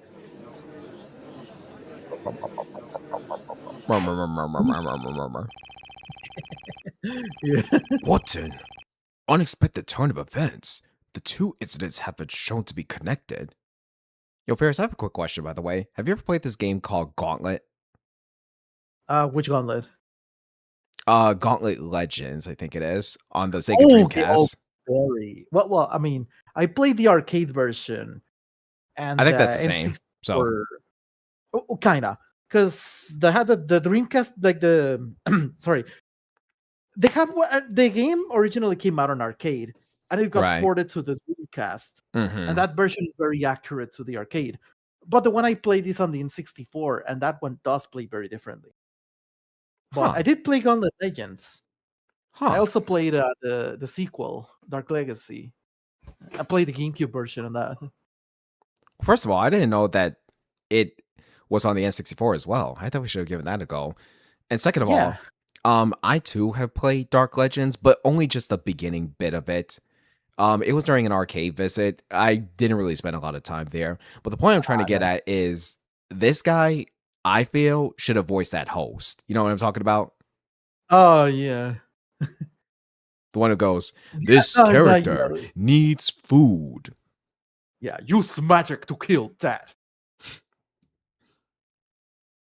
And it's a good thing it doesn't happen like the other one. Just like someone shot the food. Someone shot the food. Who shot the Someone food? shot the food. Exactly. Yeah, who there? Who shot the food? Who shot the meatballs? It will be Ow. Painful. Me thought it made a similar profile icons on our Switch. Random, but okay. No, yeah, that's literally him. Due to the same witch's scepter having been used in both cases. Okay, Italian magic has been updated. A magic scepter if necessary. Now we know... Yeah, there we go. Sorry. It's okay. A magic scepter necessary for casting spells contains the Goldor and Familia magic gems. Goldor is gold, Familia is purple. Yeah, so Goldor turns things into like the gold, and Familia summons familiars. Grand Grimoire has been updated as well. Familia, Shadow Familiar spell, summons forth a magical familiar from the shadows. Although it possesses a physical form, it is completely weightless. Ooh, okay. Oh, this is terrible.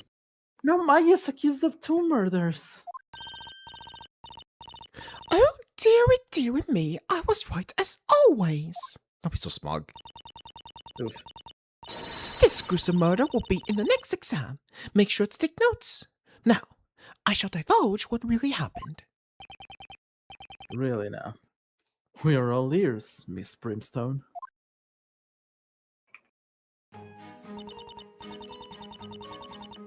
That hat maker was pointing the knife at the witch's familiar.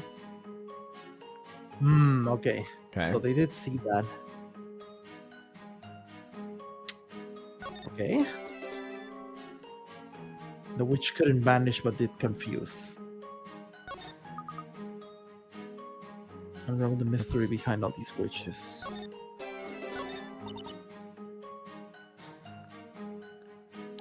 Maybe we should get some more intel on that. Hold it! Yeah. Did you actually see the familiar? Oh, dearie, dearie me. No, I did not. When that boy opened the door, the familiar had just disappeared. Had the boy opened the door sooner, no doubt we all would have seen it. If he were my student, I would have made sure to teach him not to dilly-dally. Oh! You! There we go. Is everything alright, Luke? You seem to be in deep thought about something. The music's still going. Guess we did it wrong. No, it's not right at all. Okay, there goes the music. Is there something in Miss Primstone's testimony that you'd like to comment on? That's what I keep telling you. We just got to you, dude. Calm down. Man. The professor wouldn't point a knife at anyone. We've established this. Dearie, dearie me. What an impertinent child. I'm telling you, I saw a knife. I distinctly saw the glint of a sharp blade. Objection!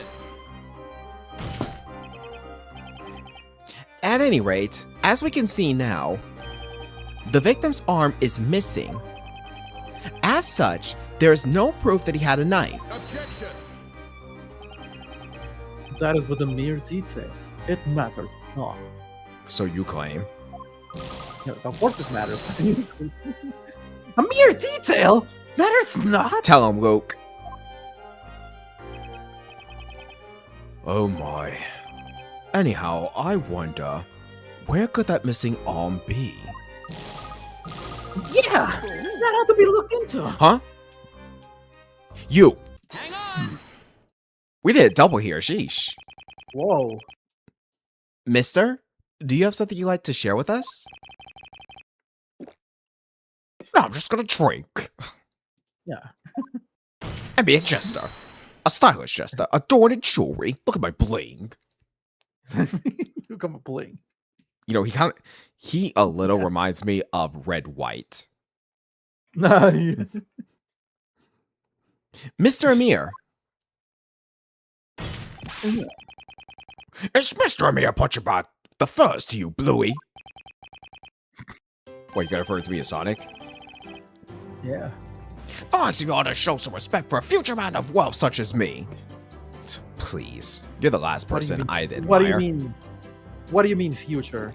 Well, he does have the jewels on, but we'll see how long that lasts. Yeah, you're pretty blinged up right now. So.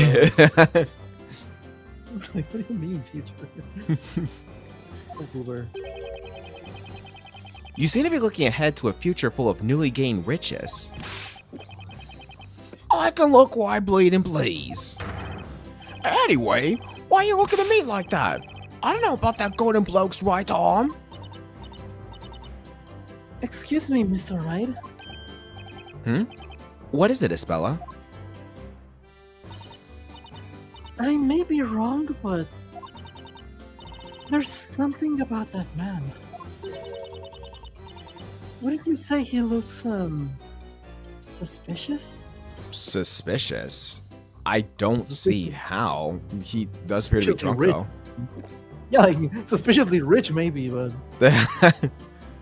yeah, he's only guilty of being a little drunk right now. It's not just you. Everything about him is so shady, it makes me want to double-check my pockets. Mr. Amir, stop pretending you don't know anything about the victim's missing arm. Pretending? I told you I know nothing. Nada. Zero. Nil. I ain't seen it. Or heard about it. Or put it in my pocket. Put it in your pocket? He did not just do that. Yeah, like a whole arm, sure. It wasn't me, honest. Seriously, I got nothing to do with it. Objection! Huh? Oh. Who was that? Who's that? You lying, cheating, good for nothing, you tried to deceive me! Wait. Oh! I remember this guy. The guy from the pawnbroker. Oh, shoot, he's here. Oh, my God. Yeah, I remember you. Now I have 5 witnesses now. Oh, there we go. So this guy's gonna be the fifth. I see. Oh, Also, it seems wait. like Amir's being accused of something by this guy. Yeah. Oh, there we go. Well, come on down, sir. Oh, order! Order! Who is that person? Where'd he go? Oh, You want to know who I am? I'm Price, the pawnbroker. hello, Price. Yeah. I gotta whoop you. But this man is a cheating bum. He had the nerve to lie. Objection! Not now, Barrett. Teku0 sent. I'd like a bacon cheeseburger, French fries, and some Told you. Dr. Pepper. Oh, he does the food order. Oh, I like a bacon cheeseburger, French fries, and some Dr. Pepper. That sounds so okay. good. Yeah. Shoot, this is making me crave Wendy's. I'm probably gonna have to get some on Friday. Ooh. Yeah, like that would be great, actually. Mm. Oh man. Let's see. What did he lie to you about? I'll tell you. On the day of the crime, Amir came to my shop. He waltzed up to me saying he'd got his hands on a superb work of art, rarest gold dust. I think I know where this is going. I do too. He handed him the golden arm, didn't he? Very, very likely. Then that's. Oh man. And as we talked about before, the gold that we've seen in the alchemist's home, it's not real. It's not actual and gold. That's basically saying Amir not only saw this crime happen, but he took the professor's arm and tried to pawn it off. That is so low. And also, as we explained earlier, that's tampering the crime scene, which you can't do. Yeah, like I'm this like oh man, somebody get Luke a real knife or something. Is gonna work for doing that to the professor. Like, oh man. Oh, you know what? Let's say, for instance, that Luke was holding the knife. But not Luke. If Layton was holding the knife, excuse me. Let's say, for instance, if Layton was holding the knife. The only person that can confirm that now is Price. He can tell us whether or not the arm was holding a knife in question. Yeah, because if Amir tried to pawn the arm off on Price, then it stands to reason that Price saw the arm, right? Yeah, when Amir handed it off to him. Yeah, and considering Layton got turned into gold statue, it's pretty obvious that if he was holding a knife, he would have still been holding it as a statue. And Price would have seen it. Guess we're gonna know. He would have seen the back here. Yeah. Yeah. So also, Ferris, you said that you may have seen the golden statue beforehand, before the incident occurred. When was that? Because I remember in the cutscene in which he was running alongside Luke and the others to the crime scene. No, that's what Amir said. I'm sorry? Like he said, well, he heard the scream, the chanting, and then ran to the scene. So, like, he must have seen the statue. And then he must he definitely saw a statue when he stumbled upon the room with Luke and the others. Yeah, and while all that was going on, this guy allegedly found the arm, went back to town, and tried to pawn it off. Mm-hmm. Like, from a crime scene. Fresh crime scene at that. Yeah. This guy's awful. Oh my god, yeah, like, just like... I was confused as to whether or not he's seen it beforehand, before the incident occurred at some point in time. But I was a little confused. Yeah, like a true gentleman is about to learn some karate because he's gonna kick your ass or something. Like, why'd you do this to Layton? Like, Let's see what happens. All right, let's carry on. That work of art, could it be? I've got it right here. The arm. It's not holding a knife. It's not holding a knife. So Miss Primstone's testimony is false. All right, we got some solid evidence of that. Yep. Just like I thought. That's...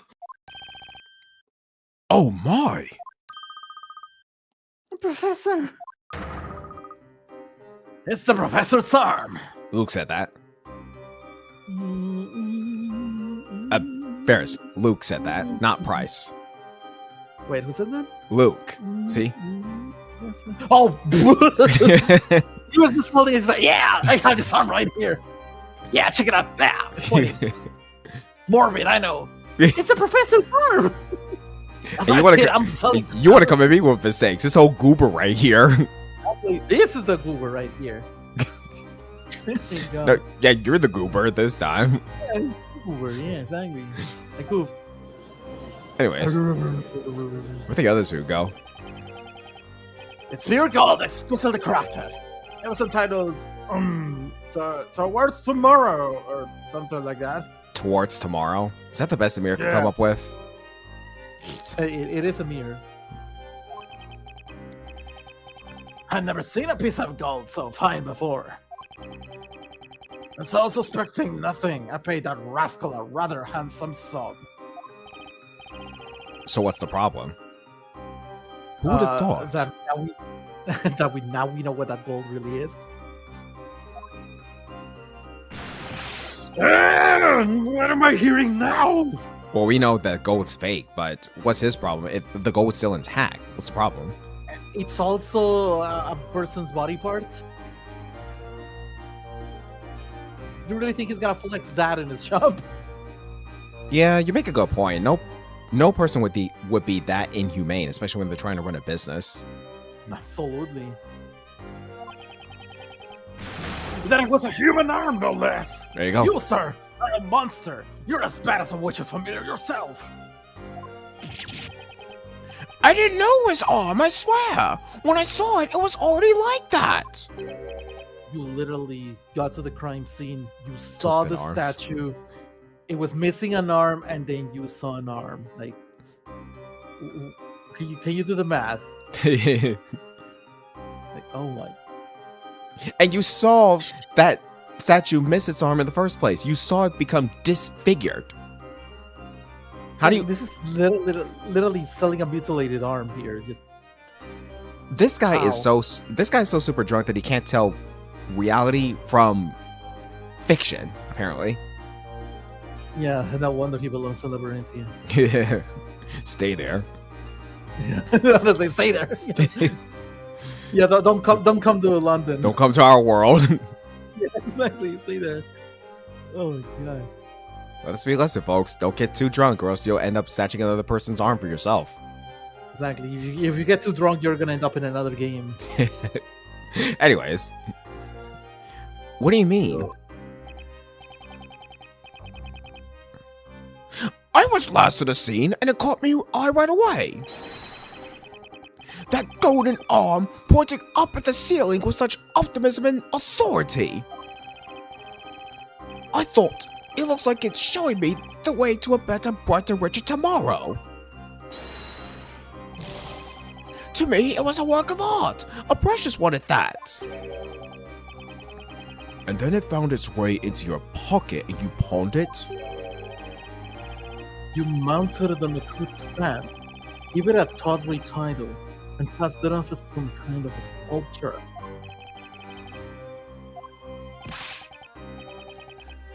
Don't try and look away from the truth now. Darn it! I could look wherever I darn please. I'll look away from the facts and forward to the future. Always look on the bright side. What bright side? Yeah, do you want to look to the bright side of a cell? You also want to look at the bright side of a possible teenage girl being burned alive? It's not just like, oh yeah, bright future. Look at this fire lighting the way. Like big old fire burn. Exactly. Just look at this bacon. Maya bacon. Ah, that's dark. Yeah, like this guy already sold the professor's arm. Like, ugh. Yeah. True. Look at the bright side of selling a man's arm. That's a mere punchback's motto. Hey, where did the other two go? Yeah, where did they go? Jake Shore. Okay.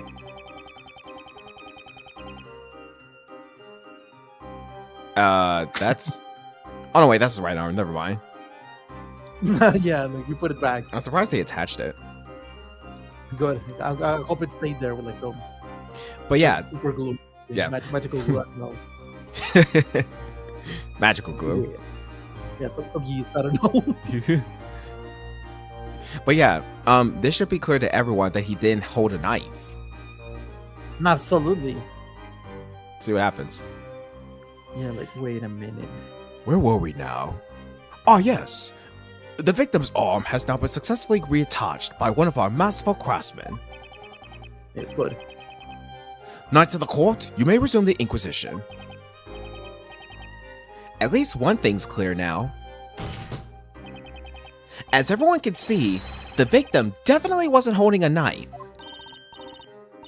Oh, dearie, dearie me. It seems I may have been mistaken after all. You were mistaken the moment you got in this courtroom, woman. Right, like, yeah, it took you this long to notice?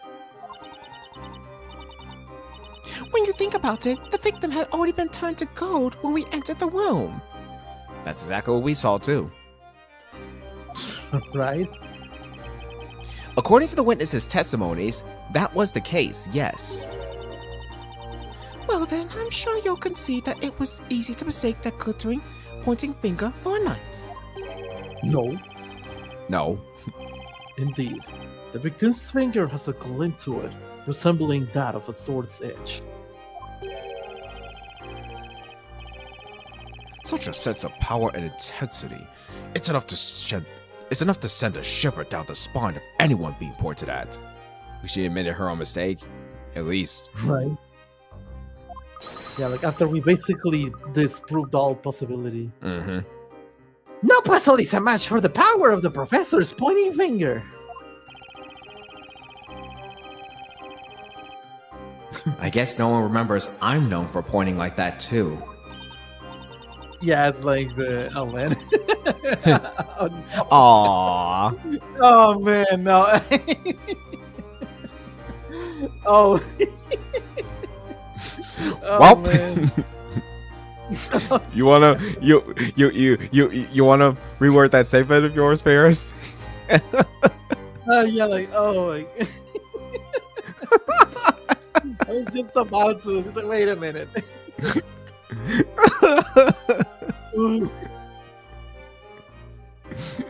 Oh my. Oh man. I walked into that one. Oh man. You're up whenever you're ready. If you need to take a quick breather. No, yeah, just oh. Sorry, I'm trying to remember. It was like the like a meme. I just remember that. It's just like everyone is just like, oh, look at the professor living his best life, like solving puzzles. And then like Spell is like, oh, but look, Mr. Wright is also pretty good at pointing. And everyone's just like, this isn't about him. Wow, that's cruel. Yeah, just like you guys really, really love this Wright. Like, it's no respect even here in Labyrinthia. No respect. Yeah, just Not even for a guy who's trying his hardest. Honestly, yeah, just he does so much for people, and this is the treatment he gets. Oh dear. Okay. It's like what Professor Layton said earlier. Logic doesn't exist in this world. Exactly. Logic doesn't exist in this world, people. Remember that. the professor believed that. Like to his last. That's his words. Like he would point fingers at witches and tell you that logic doesn't exist. He's really something. We should carry on. Honestly, yeah. I think your pointing finger makes quite an impression too, Mr. Wright. Thank you, Isabella. She's just taking pity on me. No. You don't know that. Is that all you had to say, Sir Blue Knight? What's your problem? Right? Huh? As I said before, whether the victim had a knife or not is completely irrelevant. Are you discrediting Miss Primstone's testimony too? Yeah, like this fact already changed the testimony. What do you mean? Yeah, what he said. You better apologize to me now. Badgering me for no reason like that. Ugh. Is that all there is to it? Or could that arm hold some other clues? We've come this far. Maybe there's something else you could ask about. She's right. I need to ask some more questions. Well then, Mr. Amir. Perhaps you could tell me one more thing about that arm. Wow. Okay, we got 3 choices here. Make a save state. So we have, when did you find it? How much did you pawn it for? And where was it lying? When did you find it? I'm pretty sure that last one is the most important one. Yeah, but let's use process elimination here. So when did you find it? It was evident in the cutscene that he found it the moment he stumbled into the room with everyone else. Granted, no one saw him pilfer the arm for himself to pawn it, but... Yeah, because allegedly he got in there last. Yeah, and that's the only time in which he could have done it. When everyone was distracted, he snuck behind them and then took it away from the crime scene. Yeah, so So like we pretty much already know this. Yep. How much did you pawn it for? Why the hell would I ask this question? This is a murder trial. Yeah, like why? Like don't even joke like that in front of Luke. Yeah, that's just gonna devastate Luke even further. I don't even want to see what that's like.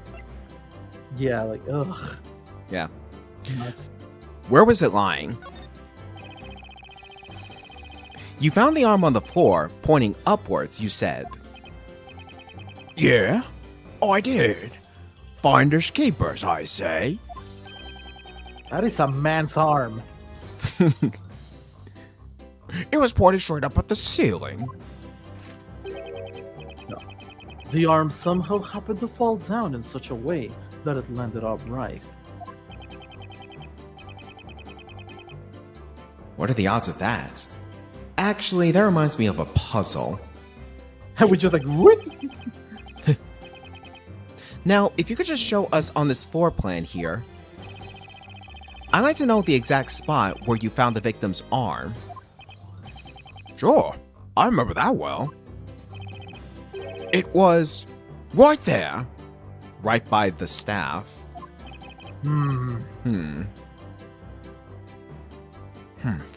Yes. That's where you would expect it to have fallen. So it ended up behind him. Yeah, somehow. Something seems off about that, because the arm was severed off, yes, but how could it get in back of him? Unless it rolled? Yeah, like, because I mean, we saw it in the cutscene that after Layton got turned into a statue, he fell over Yeah. and like landed on the arm or something, and the arm popped off. Mhm. So we can discard the possibility of somebody like tampering with the statue itself, like it fell on its own. Yeah, the only thing that was tampered with was the arm. Although technically that does count as tampering with the statue because you remove part of it from the crime scene. Like the arm fell off on its own, and this guy took the arm. Yeah. How did it So end that up would- upright, that I would be wonder? considered- Yeah, like that would have been considered tampering with the crime scene. Like he's really lucky that apparently Labyrinthia doesn't have a law against that. Hmm. Now, if that's where it was, then something's definitely not right. Nuh-uh. If you keep looking at that sketch so intensely, you shall burn a hole in it. Wow, you got a lot of nerve, dude. Honestly. So it's yes, pointing like, straight up. it's also peculiar that it ended up closer to the staff that either of them did. Yeah. Point up at the ceiling. Let's take note of this. Okay. Or perhaps you're going to claim there's a contradiction in it somewhere. This arm is the final clue left by the professor. Even after turning to gold, he was pointing out something important. Namely, the key to solving this case. Well, Defender, do you see any problems in the locations as marked on the sketch? Well, obviously we're going to say actually there is a problem, but we need to try to figure it out. Yeah, like what exactly are we getting at here? Yeah, so that arm ended up between the staff, Layton, and Maya, and it was pointing straight up at the ceiling. It's upright. Yeah, consider for a moment that he was pointing to the right, to like the right side of the room. Oh Then he yeah, got right. Yeah, he was pointing to the right, got turned into a statue, and then his arm fell over like this. So he might not have been necessarily like meaning to point upward. but rather to something on the wall. And I think I have a good idea as to what that is. It might be... Well, I don't remember the location of the painting, but it could be this. It was in that room. Yeah, but I'm not sure exactly where it was. Well, the floor plan doesn't even help much. No, yeah, like what are our options for the answer? That's true. But yeah, that makes the most sense to me. Actually, there is a problem. Okay. Of course there is a problem. And where would that be, precisely? The professor's arm has armed me with some vital evidence. Which one? Its location leads to a huge contradiction. Yeah. Time to point it out. In that case, why don't you enlighten us and show us this so-called contradiction? What contradiction does the victim's arm create? Okay.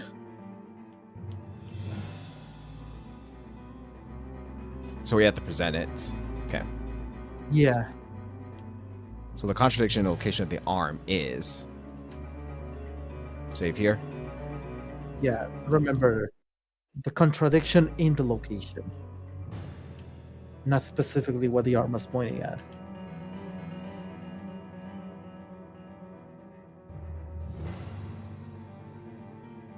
Yeah, I see your point. Because if he was facing right, I'd end up right behind him.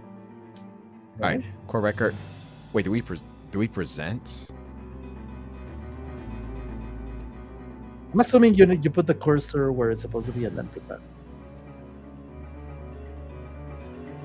Alright, so we want to say that it's pointing off to the right.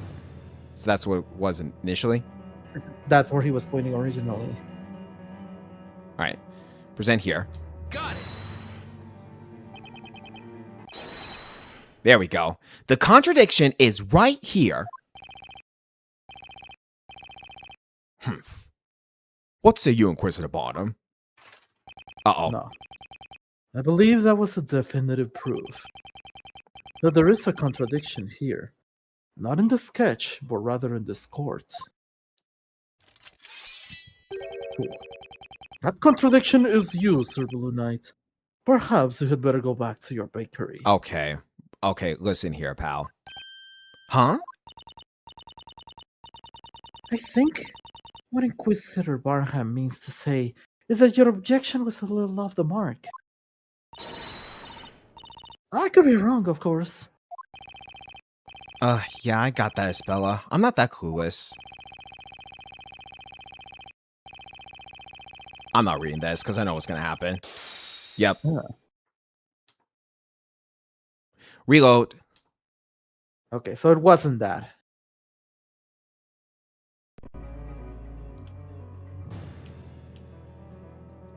Okay, so we're looking for contradiction of the location of the arm. We have the sketch. We can't present any of these, so it's something we have to point out.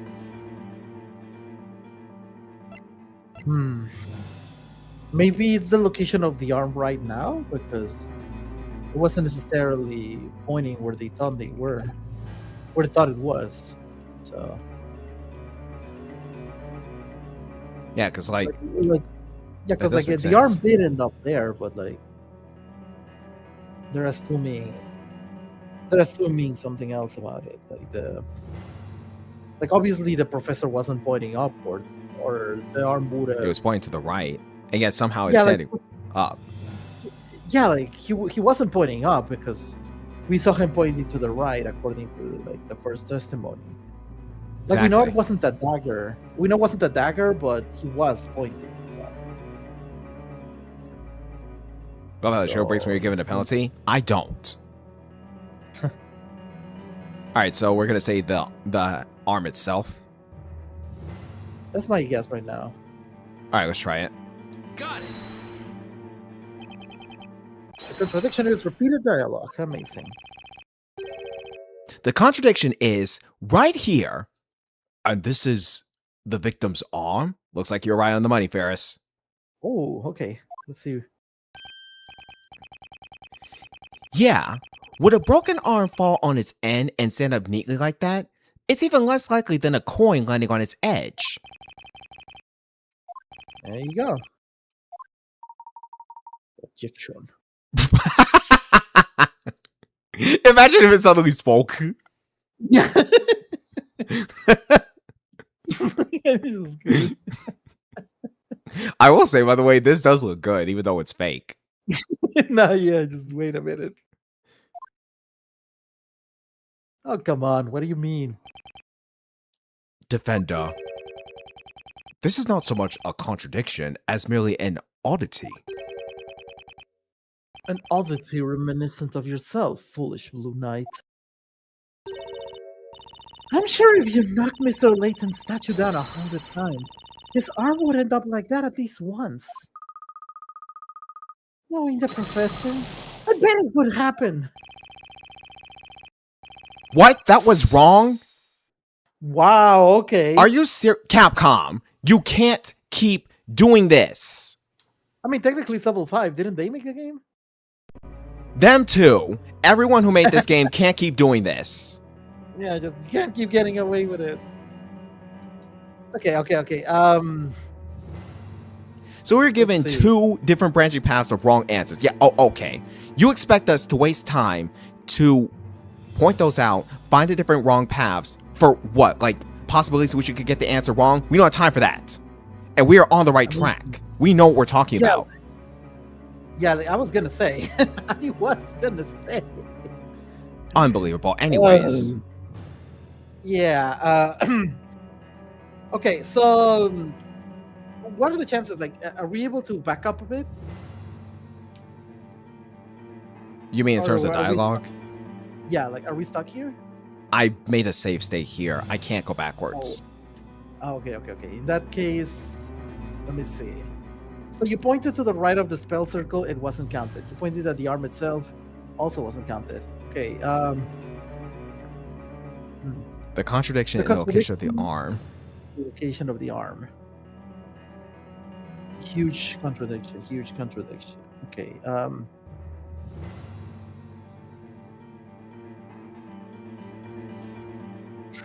I was considering direction, but I don't think that's right. Location. It's not the direction. What about the circle? Maybe the arm was maybe what do you have in mind? Maybe the arm was originally on the circle. It did fall over. Okay, because what I was thinking is that like the position would be like Layton himself. Because if he got turned to stone, then fell over, then how did the arm end up behind him? That's what I'm thinking as well. He would have ended further back. It's like, wait, did he fall backwards or forwards? Like it's kind of hard to tell. It fell from the side, but I think I just came out. I just realized something else. Can we check the court record? Yes. Okay, so arm reattached. Okay, can we check the profile? Oh, profile. Yeah. Let's see. Okay, what else can we see about them? Nothing. Okay. We just have their profile. Somebody repaired. Check the incident. Okay. So see, because I was thinking the Emir said he found it last, like he was the last one there, but only he saw the arm. Like nobody else saw the arm. Even though they got there first. Maybe a rope behind something. Yeah, or maybe he went somewhere else they didn't. But he was tailgating everyone. Yeah, but he didn't exactly end up in the same place. Because if he was tailgating everyone, that means they would have found the arm as well. In fact, they would have found it first. But he was the only one who found the arm. Well, consider this. If they run into the room and find the golden statue, wouldn't they focus on that first instead of the arm? Before or after the statue fell? Like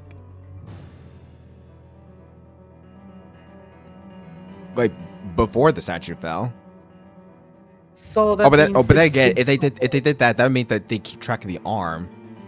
They would have seen the statue with the arm, and then it would fall over, and they would see the arm go flying. But then but if we consider after, they wouldn't see it. They would just focus on the statue. Yeah, and consider that they didn't find the arm until recently, because the guy found it and pawned it off. So for that to have happened, he not only would have, not only would the arm have ended up in a place where nobody else saw it, but Emir would have also gone to a place where nobody else did. And so he was the only one who saw the arm. Like, you see where I'm getting at? I do see your point. You know, I just realized something. Isn't this the entryway? Yeah. Because allegedly that's where they came in. Do you think it's possible that it could have ended elsewhere, like down in the cellar? But then again, Phoenix would have seen it. You sure you would have seen it? Because it was very dark down there, and you heard the commotion. Oh, that's and true. Then came up. That's true. Because I mean, maybe it was pointing up out of the room. Maybe, but like, see, I don't think it would have ended up in the room next door. Yeah, that's impossible. I'm pretty sure the door must have been closed. But I don't think Phoenix closed the trap door when he was No, down he there. didn't. He left it open. So imagine, if you will, what if there's a chance that the arm fell into that cellar through the trap door? It is possible. It could have just rolled off into the cellar, which would explain nobody would have seen it. You think you're thinking cellar? I'm thinking cellar because there might have been a possibility that the arm fell there. Yeah, that does make sense to me. Nobody else found it until recently. Yeah. All right, let's try it. The cellar. Got it. The contradiction is right here. That was also wrong. Okay. Oh, really? Oh, come on. Okay, so that's not it. Okay, enough. We need to think hard about this. So it's not the cellar. It's not the arm itself. It's not the right side of the wall. What could it be? Okay. So, the location of the arm, the contradiction.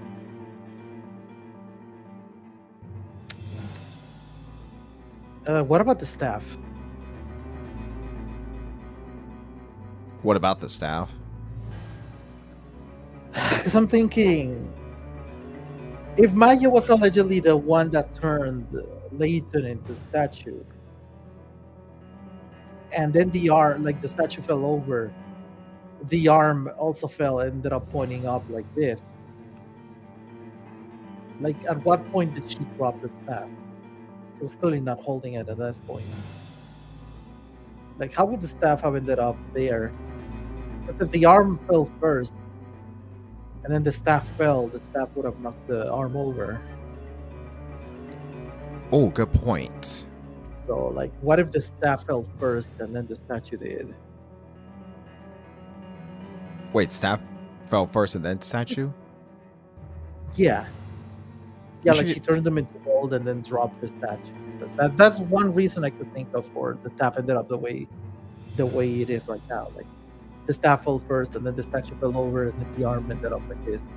But didn't you say earlier it's possible that the staff could have rolled the statue? The hand statue? Exactly. If the statue fell first, and then the arm ended up this way. Oh, I see. How did the Gotcha. staff end up here? Yeah, All right, let's give it a go. Staff. Got it. Staff. There we go. Okay. The contradiction is right here. And this is the witch's scepter? Let's go over the order of events as per the witness's testimonies. First, the witch casts a spell on the professor, turning him to gold. When all of you rushed to the crime scene, that golden statue fell down, making a loud noise. Next, the witch dropped the scepter. What are you getting at, Sir Blue Knight? All witnesses agree with this order of events.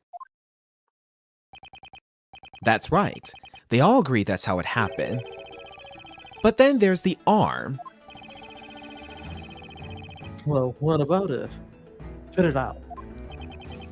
Let's assume that Maya was the witch. Now look at the sketch again. The witch dropped the scepter after having turned the professor into gold. The scepter tumbled along the floor and was found here, as asserted by the prosecution. However, that would be impossible. There's no way it could have been there. Oh, I see it now. The arm. It was... I'm glad you seem to have noticed. Damn. The victim's arm was on the floor right here, standing on its end. Therefore, the scepter couldn't possibly have fallen that way. Ergo, it couldn't have been the defendant who dropped the scepter. In other words, Maya is not a witch. Slain. There we go, whooping. That took us a bit. Yeah. Yeah, your reasoning makes sense, Ferris. Because, like, if the scepter was dropped first, no, if the statue fell first and then the scepter, it would have rolled the arm. But yeah, it would have rolled it over. But somehow the scepter got past the arm, so yeah, like I'm glad they clarified something. Objection! Yeah. Teku Zero I mean, I just like a noticed it, cheese but, pizza with a meatball sub. So the professor got turned into a statue, then they went in, then it fell over. So they should have seen the arm. They did see the arm. At least the professor, the teacher did. Because she saw Layton pointing and thought he was holding a knife. Mm-hmm. So, okay, these people saw the arm and didn't question it.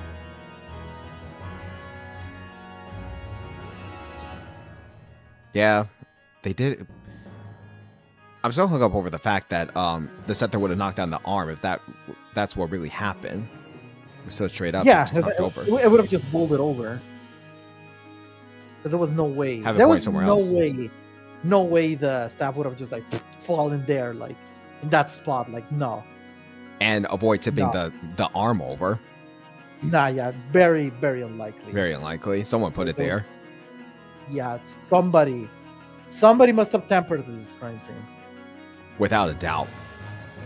Someone Ooh. other than Amir. He was just interested in pawning the statue. It's still kind of crazy though. Get away with Yeah. pawning of an arm. Mm-hmm. Yes. Like a cheese pizza with the meatball sub. Weird combo, but sure. Whatever floats your boat. Okay, what do we got here? Order! Order! Order! How could this be? The Inquisition's reasoning has been proven invalid through just one single piece of unusual evidence. Call it Layton's magical touch. The professor sacrificed his arm to leave us just the evidence needed to turn this thing around. That was amazing, Mr. Wright. Professor. Objection! What is it? An admirable deduction, Sir Blue Knight.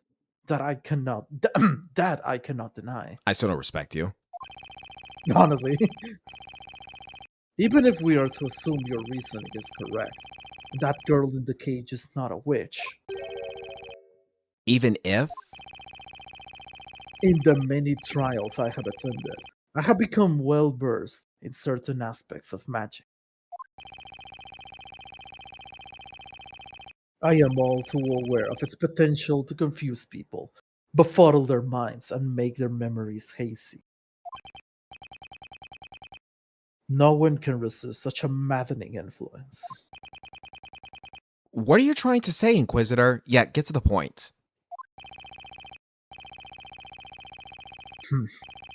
The scepter could not have tumbled across the floor if the arm were in its way. That's what we're getting at. It would have stopped. Or talk about the statue over. It's like, what is he cooking? However, is he going to assume it levitated with the familiar? Oh, damn, the familiar. No. Can we be sure that this is where the arm was? Are all of the witnesses able to confirm its location at the time? You summoned them. Yeah. Objection. Shouldn't you know? We've heard what they had to say several times now. They agreed that the scepter fell after the victim fell over. Objection! No. And yet, no one actually saw the scepter being dropped. Witnesses, think back to that incident once more. That's true. They only saw the statue. Yeah, they were focused on the statue. Did the golden statue fall over first? Or did the staff fall before it? Think carefully about what you have seen and heard. Everything hinges on your testimony. Cool. May your words guide us to the truth and decide the fate of this caged witch.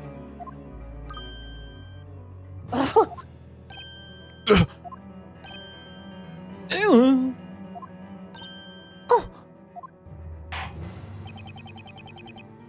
I was about to get ready to leave, but it seems there's need for further questioning. Testify once more, witnesses. Tell us of the golden statue and the Telia Magica. Okay, round 3, witness testimony. The golden statue and the scepter. I was only focusing on the professors, so I don't remember much else. I don't know. I got there last. Besides, that thing was glinting and glittering away, so I couldn't see much else. Bewitched by love or beloved by a witch. The poor cock knows none. Which is which? Dear me, I remember. How obvious it seems now. The staff was dropped before the statue fell over. Uh-huh. Whoa, wait a minute. What you all said just now is totally different from your previous testimonies. Right? No. Super different. Sir Blue Knight, you are starting to notice now, aren't you? That is the way of magic. Such is the effect that this black card tends to have upon those who witness it. The witnesses are not lying, but simply having trouble remembering the truth. What a convenient excuse. Right? Jeez, these people. Confronted with magic, their brains turn to mush, huh? Ever since our ancestors drank from the fountains of wisdom and obtained the capacity for reason, witchcraft has been the one thing to remain incomprehensible, even to the most intelligent of us. Yeah. Nevertheless, the onus is on us to stand up against magic and pass judgment on these witches. And so here we are, doing battle with the weapons of the wise. Words. With words we shall pass judgment upon this supposed witch. Yeah. Defender, you may begin your interrogation and help us arrive at the truth. Okay. Oh, man. Cross-examination. The golden statue and the scepter. Okay, let's see. Okay, say. I was only focusing on the professor, so I don't remember much else. I mean, honestly, I can't blame Luke. Yeah, me neither. I don't know, I got there last. Besides, that thing was glitting and glittering away, so I couldn't see much else. What thing? Bewitched by love, or beloved by... I think it's referring to the arm. Oh. Bewitched by love, or beloved by a witch. The poor cove knows not which is which. Deary me, I remember how obvious it seems now. The staff was dropped before the statue fell over.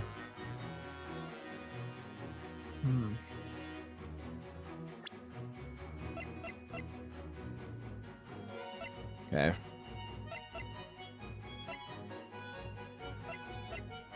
All right. Well, once again, this seems like a pressing situation. Definitely, we definitely need to press. All right. So who? He got there last. Like, we do know that he got there last. So I'm focusing on the professor, so I don't remember much else.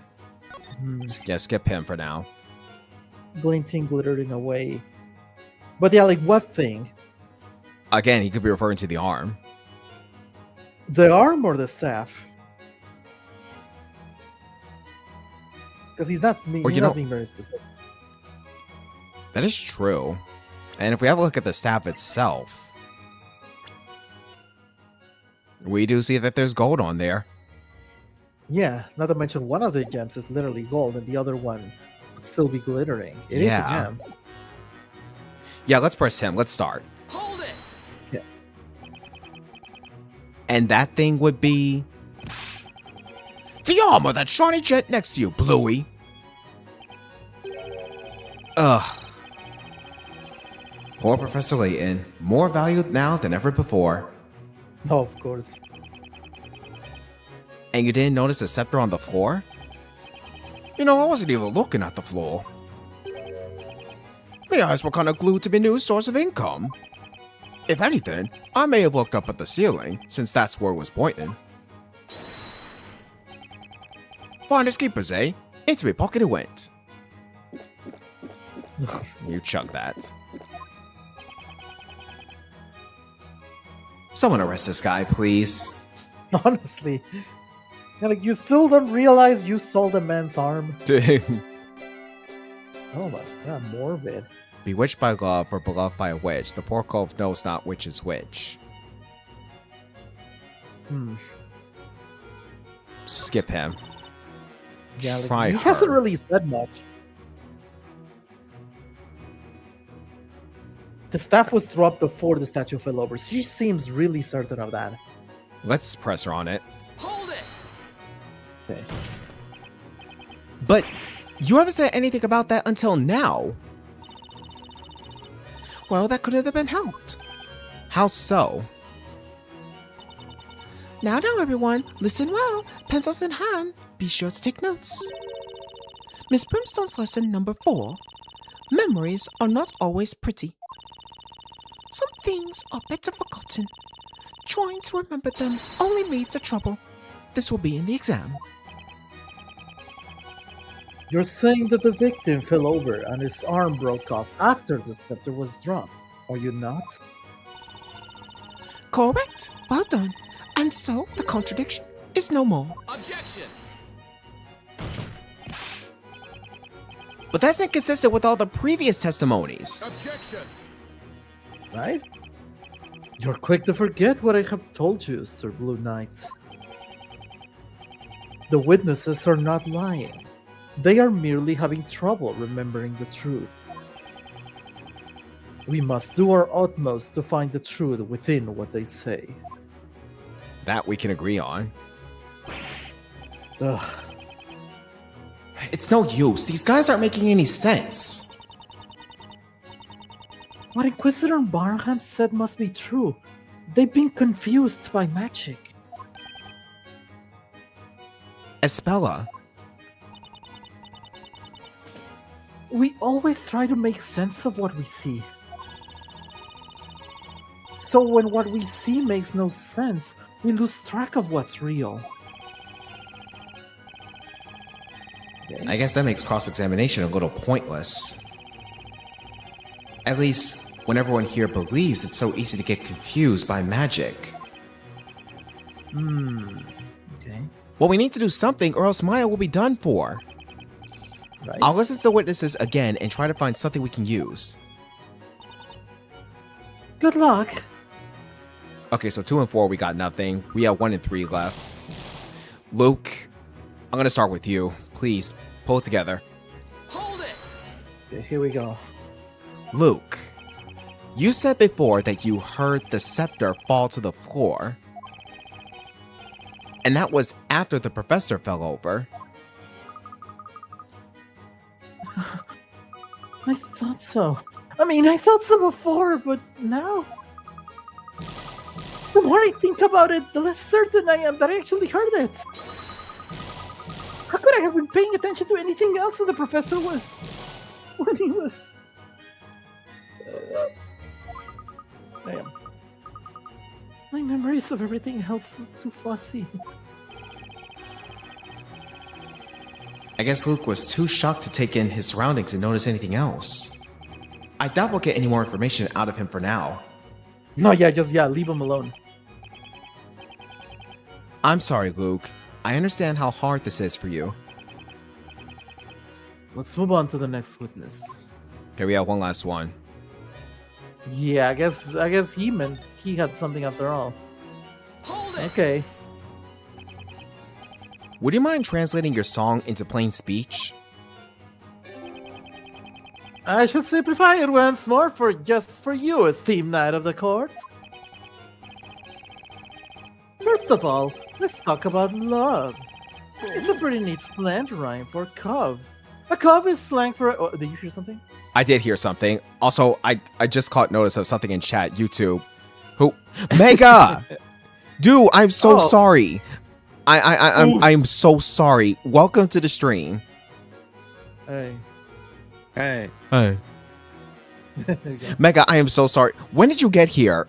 Ferris and I were deeply involved in this case that we lost track of chat. Pretty sure he's been here. I'm trying to be specific. Yeah. Yo, Ferris. Shut up! There we go. We're at the point in the game where we don't have the good professor's help. This will be difficult. It is turned out to be difficult, yeah. Yeah. Warning, the bard here is a precursor to William Shakespeare. There were design choices from this game that carried over the TGAA duology, like having multiple witnesses at once. Yeah, we did notice that as well. And that mechanic's being applied here again. I forget if this game came out first or if it was the other one. But yeah, like they definitely refined some things. I think maybe this one first, and then it was transferred over to the Great Ace Attorney Chronicles. Okay, yeah, because I don't remember exactly when the games were released, but yeah, this is still a pretty new idea at this point. Pretty much. They had the involvement of the original AA creator. About 10 minutes ago. Oh, thank God. Okay. Good to see you, Mega. Yeah. Okay. This came out before the Great Ace Attorney. There you go. So yeah, this came out first. Okay, so yeah, this game did this first, and then they made a Neo Ace Attorney game with this in mind. Basically. Read this line for me again, Ferris, and then I did notice something. Okay. First of all, let's talk about love. It's a pretty neat slant rhyme for cove. A cove is like for a chap, you see. And then someone let out a noise. Who was that? You might have to check. Let's see. Oh, it's him. Hang on! You. Okay. Mr. Amir, you seem to be pondering something very deeply. Bah! You caught me unawares there, Bluey. Did something in Mr. Bertley's statement catch your attention just now? Nah, nothing in particular. I was just thinking. That bard song really got to me. I really kind of feel it in me heart. I appreciate your appreciation of my art. His cup runneth over. It's overflowing. Honestly. Yeah, it's... Oh man, clever. You know, I meant to ask you something. When you become a private bard, you could sing all about the heroic life of Emir Punchback the First. I could gladly sing of your adventures if it pleases you, kind sir. Oh dear. Yeah, that's exactly what I want. Show me what you got. Very well. As for your request. Please let this get somewhere. 1, 2, 3, 4. A grand Emery punching back the first. Will your fortune quench your thirst? Oh, I guess that one. Cool. Happy brain the flesh, the golden arm. Now you loop the punch, young man.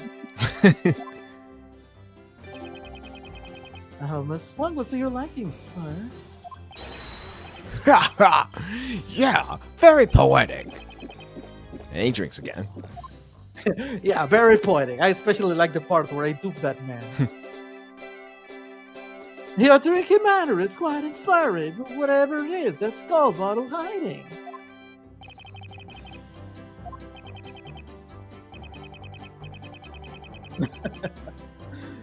So we've learned nothing useful at all, just that Amir has questionable taste in music.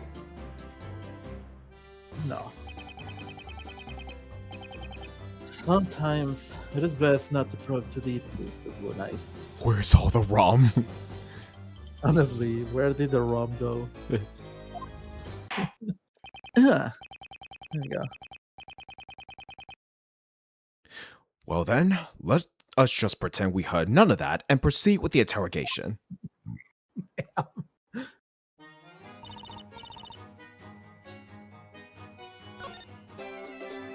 Okay, there has to be something else. Hold it! Okay, what if you like talk to him but then don't listen to that Yeah. guy?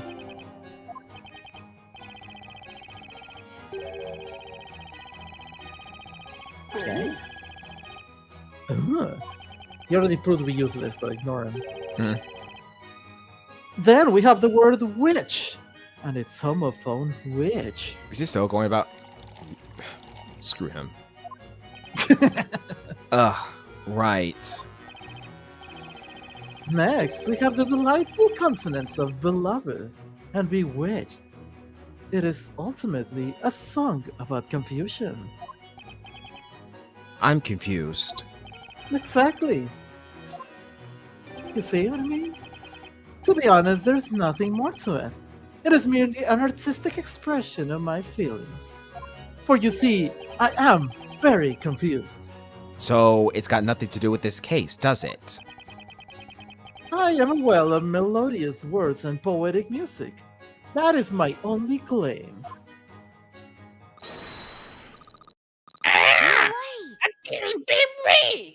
Wait a minute. Luke! Hang on! Oh, thank you, Luke. Dearie, dearie me. The parrot. Yeah. So that statement must be jogging something. Yeah. The parrot must be key. Let's see how. Dearie, dearie me. Where was this in the timeline of events? I mean, if because the professor lady, like teacher lady, keeps saying it, and now the parrot is also saying it, so Yeah. it's at least suggesting that those two have been like together for some time. Mm-hmm. So the parrot, I'm not saying like the parrot must know something, but like if nothing Well- else, that confirms that those two have been together. Well, Like what at if the least, parrot recorded a key happening in the Key moment? That there's that too. A key moment that, like, if the parrot was there, then the bard was also there. Yeah. So if the teacher did something, there's at least one witness of that. Mm. If this guy were in on today, he'd be trying to sell us his mixtape. Ugh. Exactly. Something I wouldn't buy. Exactly. Check me out on Spotify, chat. Deuces. Remember the last time a parrot was the key? Yep. Yeah, there we go. Another reference. 2 keys at that. 2 keys. Yeah. Oh my. What if they're referencing that? Be a nice little It's always throwback. Honestly, it's always with the parrots in the series. Blame it on the parrots. Yeah. Anyways. The bird did it. Hit the bird. Bird. Luke, Okay. would you like to say something? Oh, sorry. Guess I spaced out a bit. What is it, Mr. Wright? Luke, did you remember something? Yo. You seem to be thinking pretty hard about something during Mr. Bertley's song. A testimony just now. Is there something you would like to share with us? Well, I've been thinking about what Mr. Barnum said a while ago.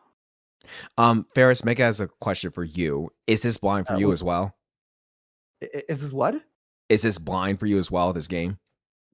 Blind? Oh, you mean like the game? As I haven't played it before. I haven't played it. I'm more familiar with a few of the of the Layton games, but I never played this one. So yeah, I'm going in blind. Yeah, so we're both going about this blind. We're trying to figure it out together. And so far, I think we've been doing pretty good. So far, yeah. Ooh, let's see. What was that exactly? That's a good question. Let me see. That humans who witness magic become confused and lose sight of what's real. And they end up not knowing what actually happened. Well, I was thinking Mr. Barnham might be right. Yeah. And then it occurred to me that there might be a way. Hmm? I mean, we do have with us Bert, a witness who isn't human. Bird to the There rescue. you go. Bert. Okay, cool. You're just on the opposite end, coming from the Layton perspective. Yep. Yeah, look at the Bart who's going, is this magic? Is this real? Is this a witch? No, it's a bird. Super bird. Like the super bird. But yeah, Mega. So the way Ferris and I have been going about this is he's been tackling Professor Layton and Luke's side with puzzles, whereas I have been tackling Phoenix and Maya's side with cases. Yeah, like last time we played this, it was mostly the puzzles. And then it all led to the setup to this. So Mhm. now Sage is doing this case. Yep. I keep hoping they'll port the Layton games at some point after they release that new one, whenever that would be. That would be super cool. Ah, yeah, like the Professor Layton and the World of Steam. Yeah, I'm a little. I'm not entirely sure what to believe about that one, but I'm still glad that we're getting a new Layton game. Yep. They could port it over to the Switch too. This game. I mean, I'm really sure they were making it with the Switch 2 in mind. We'll just have to wait and see what happens in the future. Well, the Layton games are usually made with like the 2 screens in mind because they started with That's true. and on the DS. Yeah. So yeah. They've always had that in mind. But I mean, So they made it work with the Apollo Justice game, remember? And Dual True. Destinies and Spirit of Justice. Well, I mean, those were also not like on 3DS. That's my point. Also, a platform with no, like a platform with 2 screens. Like they started with that. They started. They started it, and then they imported it into the Switch and combined it into one screen. Oh, That's well, my yeah, point. like that was years after. Yeah, like they could do that with Layton as well. Now that I think about it, Exactly. That's what I'm getting at. that would be cool. So maybe the new game is actually going to be built from the ground up to not need 2 screens. Yeah, see, it's possible. That could be interesting, actually. They made it with the Phoenix Wright Ace Attorney trilogy. Yeah. Phoenix Wright Ace Attorney trilogy. I thought that was on Game Boy.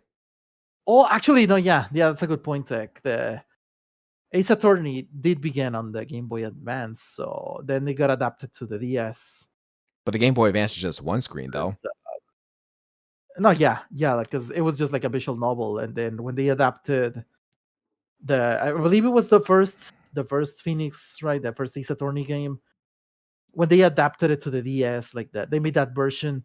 They also included a new case specifically for the DS version. Rise of the And I Ashes. believe that was, like that was using. Or Rise from the Ashes, rather. You got to use the screen. Also, not leaving, but about time for Starfox. Yeah. We'll get to that soon. Yeah, make sure you have that downloaded by now. Yeah, I already got the pre-order for it. It should already be good to go. It wouldn't be impossible. Okay. It might be a little harder because now you can't draw on the screen, though mouse controls might help fill the gap. Yeah, see?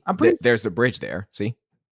I'm pretty sure they will still let you draw on the screen. You just have to press a button, and then it brings up another screen and you draw on that. Because that's what we've been doing here. Mm-hmm. So yeah, I think they'll remember that. All right, anyways, let's press on with this bird. Your final thought? No, yeah. Like, this was good. It's gonna be good. I can't wait to see that. If it does happen. Oh no, it's gonna happen. It's already on, like being worked on, the new World of Steam. I was referring to Professor Layton for Phoenix Wright, but sure. Oh, oops. No, well, I mean, we'll just see what happens. Yeah, let me just see what happens. Yeah. Anyways.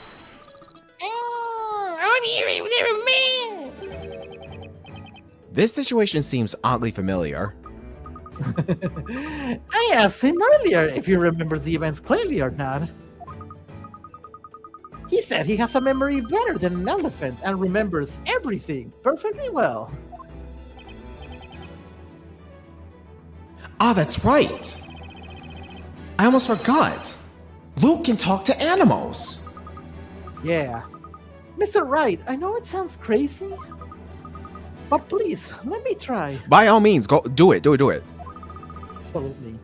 Let me ask Wrecker to testify. For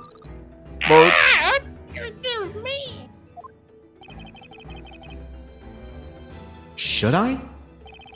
you better. I'm stuck now anyway, and the witnesses' testimonies are all over the place. A new testimony would be a wild card, but it might be just a thing to turn this trial on its head. But it's a crazy idea, alright. If I make a mistake now, it'll put me in a tight spot. But this isn't tight enough, Yep, we have nothing else to go off of. right? Might as well. Defender, are you still with us? This is not the time nor place for daydreaming. What do you intend to do? It looks as though you've exhausted all means for a counterattack, Sir Knight in Blue. It's not time you drop your sword. I'm gonna drop you in a second. Hell, I could drop you on a mattress. Just like break the whole table. Just, TLC. smash that. If you have no further questions for the witnesses, Defender, I will consider your interrogation finished. What will it be then? Are we finished here? I've got zero time to think it over. Better make a choice now. Should I summon the parrot as a witness? Of Bruh, course. do you even have to throw that question at me, Capcom? Of course we're gonna have Yeah, Cracker just- testify. Let's just use a hint code. Your Honor, the defense would like to summon a new witness. A new? Witness, you say? So we have an assistant who can turn into dead people, and we have an apprentice who can talk to animals. Hey, there we go. It's the best of both worlds. Works out perfectly. Yeah, stop the board. Who do you have in mind? It's a witness you all know, by the name of Mr. Cracker. Mr. Cracker? What? I know of no man by that name. Were you not paying attention? Wow. Look at this bird. My bird is amazing. Mr. Cracker! The defense summons its new witness, Mr. Cracker the Parrot. A parrot as a witness. Got no choice. Malcolm's here to stop us now. Oh, This is the witch's court. Joking around will be considered contempt of court. this is no joke. Objection! Mr. Cracker witnessed the crime. He saw it happen, and he heard it too. He's as valid a witness as the others. Objection! No, no, no! That bird is nothing but a pet animal. Referring to it as Mr. will not change that. Objection! Humans are confused by magic to the extent that they lose sight of what's real. That's what you yourself said, Inquisitor Zacharias Barnum. Objection! Calling me by my name does not help justify such rash foolishness. The Inquisition is against interrogating a parrot. Oh man, what is this? I'm not sure. I'll assume the drunk guy. By the way, kind sirs. Oh, it's him. By the way, kind sirs, I suppose you should know that my dear companion never forgets the sound he hears. That's key. That's key. So now we'll be able to Wait, determine you're- which fell first, the scepter or the statue. Yeah, with the chicken or the egg. We interrupt Professor Layton versus Phoenix Wright to bring you Ace Attorney 1 again. Again, the hilarious yeah, mental it's a- image of him stay up into the late hours of the night just for trading Polly. Ugh. Yeah, just like yeah, just Desperation. What do you mean Polly wants Cracker? Does it mean Cracker want Polly? I'm a human. I'm confused already.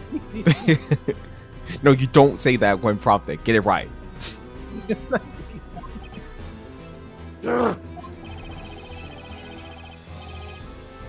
He remembers everything he hears, huh?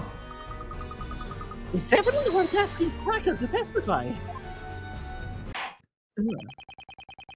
The court sees the situation as follows. The witnesses' testimonies do not hold together. In fact, they are as erratic as Rivali's that Gale is now ready. dumb bird. Get out of here. The witnesses' testimonies do not hold together. In fact, they are as erratic as that bird's songs. You're welcome. I cannot see this trial getting any more confusing. Very well. The defense may summon this avian witness. Did someone say bird? Can you believe it? What's up with Mr. Blue Suit? Summoning a parrot as a witness? Summoning? Does it mean like how the familiar was summoned? By hook or by crook, I'll do whatever I can to save Maya. Be it summoning a parrot or a familiar, whatever it takes. Within the boundaries of the law, of course. Yeah, I just had to get that one in there. Hey Storm, welcome to the stream.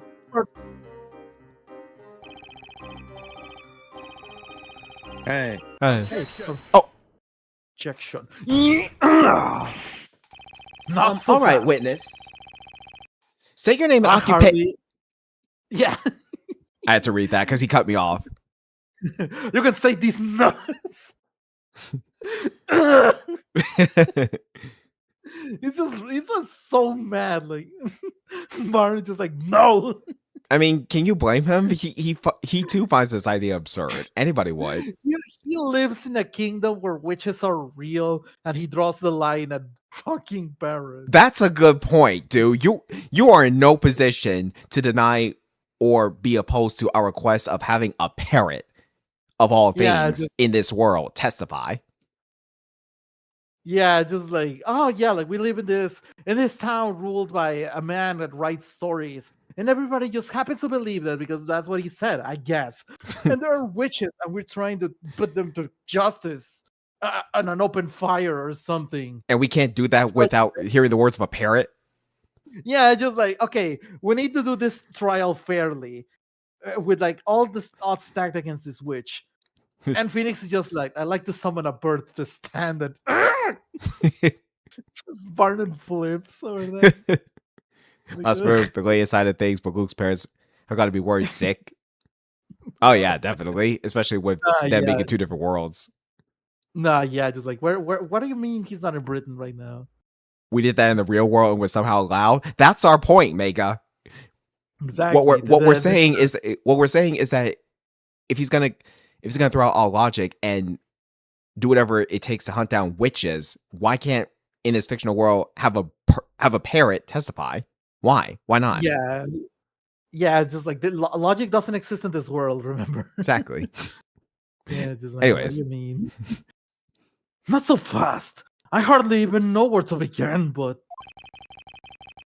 first of all, what's the matter with that boy looking so pleased with himself? He looks like the cat that got the cream. Ah, that'd be me, wouldn't it? Oh, don't mind me. Just think of me as a birchwood cracker. That's all. I just what is the purpose of questioning a bird? A parrot may be able to repeat what others say, but it cannot talk on its own. Objection! Yeah. It's like little boy objection. it's sharp though. It's precisely because Cracker doesn't talk in his own words that he's certain to tell us the truth. What? Cracker remembers every sound he hears, even just the ones, with absolute perfection. So let's have him testify exactly what he heard. And if Cracker can repeat every sound, I'd say this should be a valuable testimony. I cannot believe this is happening. I can't believe you're still doubting me. Yes, and I can't believe it's not water. A witness that cannot talk will not lie, either. This idea is much to my liking. He's good. Well then, may our new witness, Cracker, testify to the court? We wish to know exactly what you heard from the beginning of the incident. This boy's spinning facts, hard facts. He's like, oh, look at Round that bird 4. go. Witness testimony, the golden statue and the scepter. Take it away, Polly. Ow! Slam?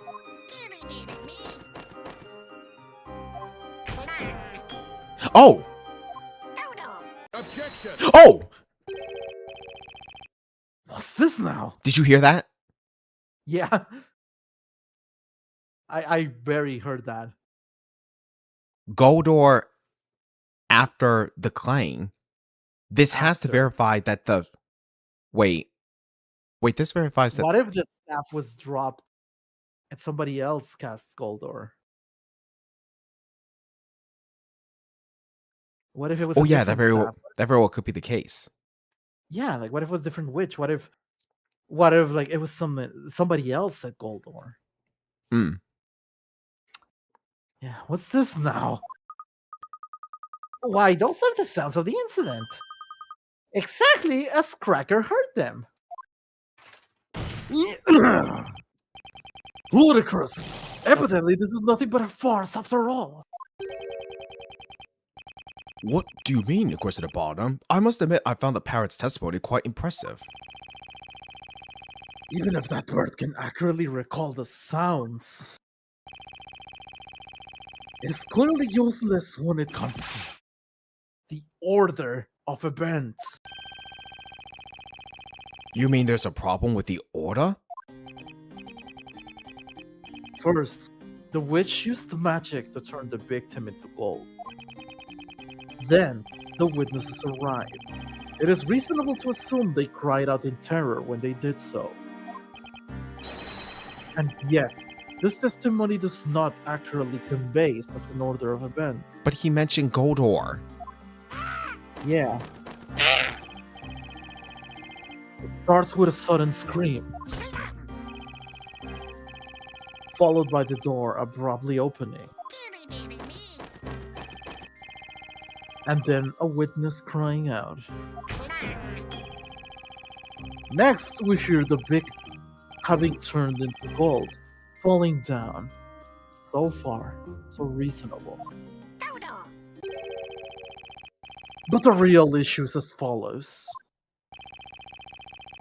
The parrot seems to think the witch cast her spell after the witnesses entered. Such a suggestion is inconceivable. No. The reason is simple. At that time, the victim had already been turned into gold. But then, if that was the case, why would the culprit shout Goldor again? Because you have to shout Goldor once with the scepter in hand to turn someone into gold. Yeah. So that means, like according to this guy, that is basically saying either, like, if the victim was already turned into gold, then okay, all this stuff happened, and then somebody said Goldor again. So, like, what are there two statues now? Yeah. Like, are there two statues? Like, what is he getting at? Yeah, here's the issue. Why would you say Goldor twice when you only have to say it once? Yeah, like, what would saying Goldor again do? I had to formally accuse Gruntilda.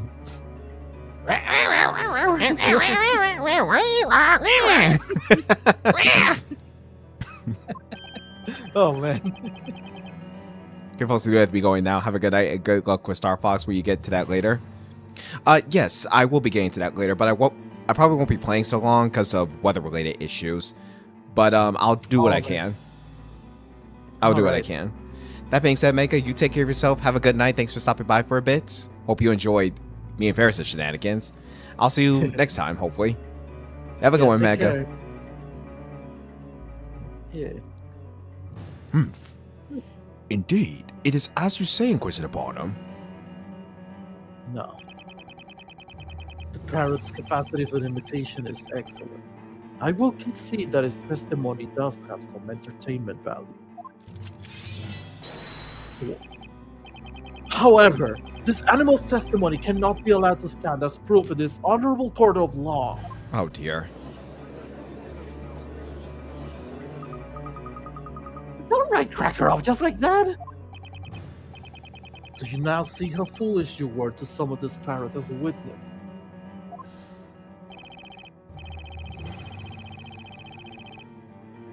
Ugh. Not good, Phoenix. Not good at all.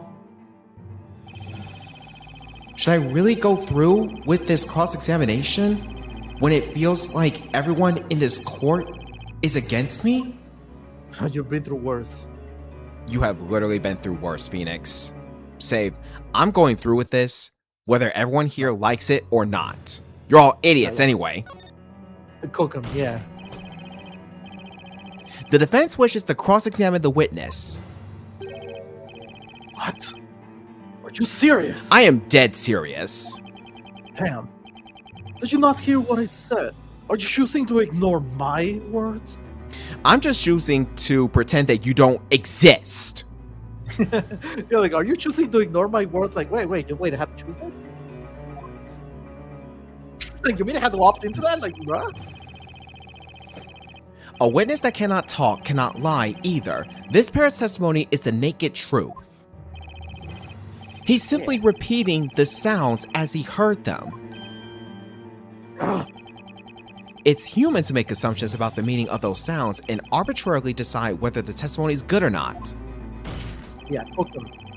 But as knights of the court, shouldn't we be striving to uncover the truth to which this parrot holds the key? The truth, you say? Very well. Show us the truth that this bird purportedly knows. With pleasure. Interrogate that parrot. Meanwhile, I shall enjoy the show. Good, grab yourself some popcorn. Well, yeah. Will you do it, Mr. Wright? Yes, Isabella. Do you think it's hopeless? Defender, you may interrogate the witness. Yeah. Alright, cross-examination. Parrot, the golden statue and the scepter. Okay, so that's clearly a screen. We're gonna disregard that. Okay. I wonder. Yeah, the ground grimoire top right. Okay.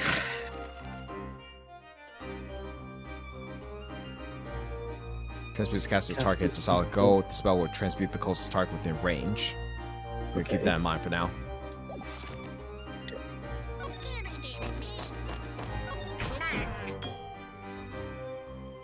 Press here. Hold it. Okay. That must be the sound of the professor falling over, I guess. Awesome. Something you want to say? Hang on. Maybe this is going off track. Excuse me, Mr. Bertley. How may I help you, sir? I've been meaning to ask this before, but why are you still on the witness stand? What? Why not? Are you suggesting I should leave my dear partner alone with strangers who cannot even sing? Huh? The very sight of Cracker causes the finest of songs to effortlessly form in my mind. Stilton cheddar to smoked cheese. Like my crackers with any of these. That was the Cracker song. Isn't that crisp and full of flavor? Right. Anyway, would you mind remaining quiet for the rest of Cracker's cross-examination? No. I suddenly got the munchies. Continue the interrogation. He gets munchies. Yeah. Wait a minute. Wait, Goldor? Wait a minute, hold on. Goldor? Hold on. Goldor. Grand Grimoire. Goldor. You got the spelling wrong. You got the pronunciation and spelling wrong. So that was not the right spell then. Yeah. It's spelled wrong. Present. Objection. Yeah. There we go. Ugh. Misspelling, mispronunciation. It's Goldor, not Goldor. Exactly. Minor spelling mistake. We win. Yep. There's a critical contradiction in this testimony. No. We're all aware of that, Sir Blue Knight.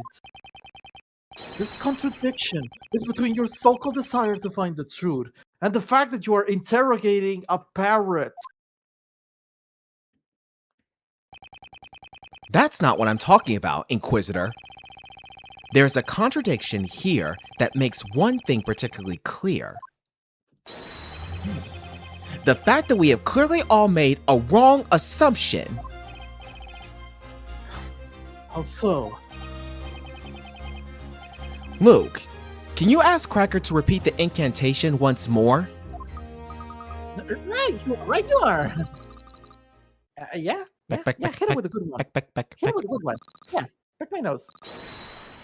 Go there!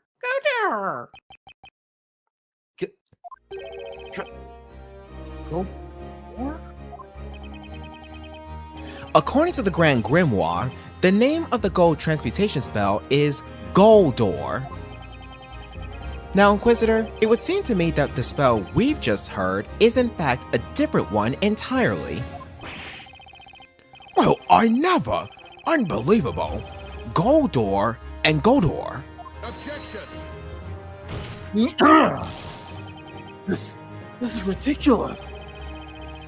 That wretched bird must have misheard the incantation. Objection. Did he? Cracker is able to imitate sounds perfectly. The incantation was indeed misheard, but only by the people hearing it. Objection! The victim was found already in his golden state. That is proof enough that the Goldor spell was used. Objection. Hold it. But you're forgetting that Cracker heard this incantation after that spell had already taken place. Which makes it entirely possible that this Goldor spell was used as well. In other words, another spell besides the gold transmutation magic must also have been used. Another spell? Another spell that we haven't yet considered? But this Talia Magica only has 2 gems, so it would be capable of 2 spells. Yeah, and it's pretty obvious that the other one, like the spelling of Famalia, is not even close to Goldor. Right. So I think what really happened is that somebody tried to use Goldor, but proved it. Yeah, they must have mispronounced it. Yeah. Another spell that we haven't yet considered? Now, the next question that needs to be asked is, just what is this Goldor spell? Objection! Utter foolishness. This is absurd. As convenient as it would be for you, there is no way that a spell by the name of Goldor exists. No, Mr. Wright. A spell? Huh? What is it? I found it. The page about the spell. Goldor. What? What does it do? It's listed in the Grand Grimoire. Right here. It Exists? What?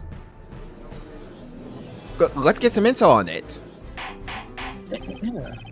Order! Order! I demand order! Just like I thought, Cracker remembered it exactly. But then, what kind of magic is this Godor? Well, my lord, the Grand Grimoire describes it in the following way. Godor creates a portal on two sides of green-colored walls. The portal will disappear after 5 minutes. Ferris. Green. That's it. That's it. Green. So that's how they got in and out of the closed room. Yep. They used the portal with the Godor spell. We figured it out. We solved it. Wow. Okay. Wow. Unbelievable. That was not on my bingo card at all. Wow. Yeah. Like, I did not expect this to happen today. Like what? You thought. You thought. Objection! You thought this spell didn't exist. Teku Zero's sent, and I demand a Oreo milkshake with fries. Oh, that sounds really good, actually. Whoa! Once. Oh yeah. That's that coming together. Only Korok, thank you for the raid. I love that Kronk raid. Alright. I did it too. Thank you, Ferris. Hey, you're welcome. This crap. I just want to quit sometimes. Can I just talk without Karma just shoving objects into my mouth? Can you stop making me eat my words and other things that I can't, like unmentionables? Oh, it's only Kronks. Sorry, I misread that. Polished. And Karma's just like, yeah, you're gonna polish this fucking Absolutely. rod. Oh, Sorry, quality that's aggressive. game. My bad. I'm sorry. Forgot to warn you not to Oh, shout you're out since not. your channel is PG. Not sorry at all. Hmm. You're fucking smiling.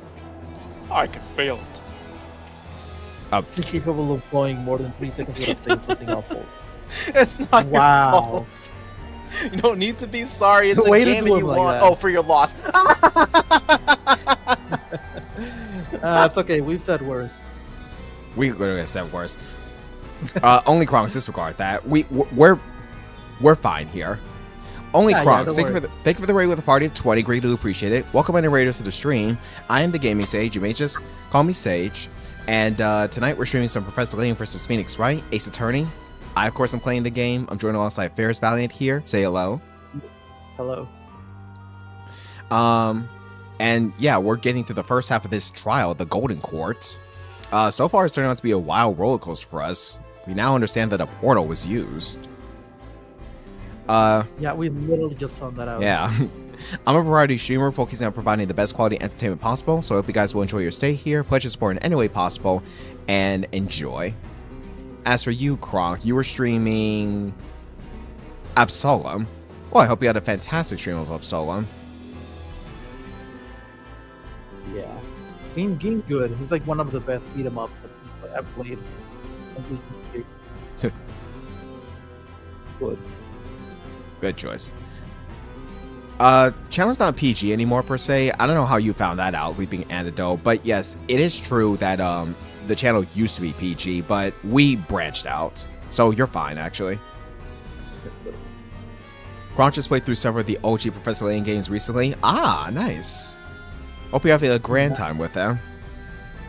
This is our first one we're getting into, actually. Fantastic. Hope you enjoy your stay, Kronk. Also, oh yeah, it's all coming together. I love Kronk. Kronk is the man. Yeah, we put some respect on the Emperor's New Groove. We stand Kronk in this house. Yeah. As Ferris said, we stand him. Exactly. We stand Kronk. Yep. Down with these, but up with Kronk. Oh! There you go. Oh, the emote. All right. So carrying on, yeah, we understand the purpose of the green paint. Portal, Godor. That's how the culprit escaped. And consider that one situation, that one time when we were at the alchemist's house. Yep. Grayer was painting one of the walls green, and we saw that at the study behind. Oh, now he's What definitely if- up on our suspect list. What if he was hiding something? Why did he do that? Creates a okay. portal? On green-colored walls? A portal spell? Okay, Grand Grimoire updated. Goldor, portal spell, creates a portal on two sides of green colored walls. The portal will disappear after 5 minutes. Okay. Uh-oh. Aren't you a lucky man? It appears even the Grand Grimoire is on your side.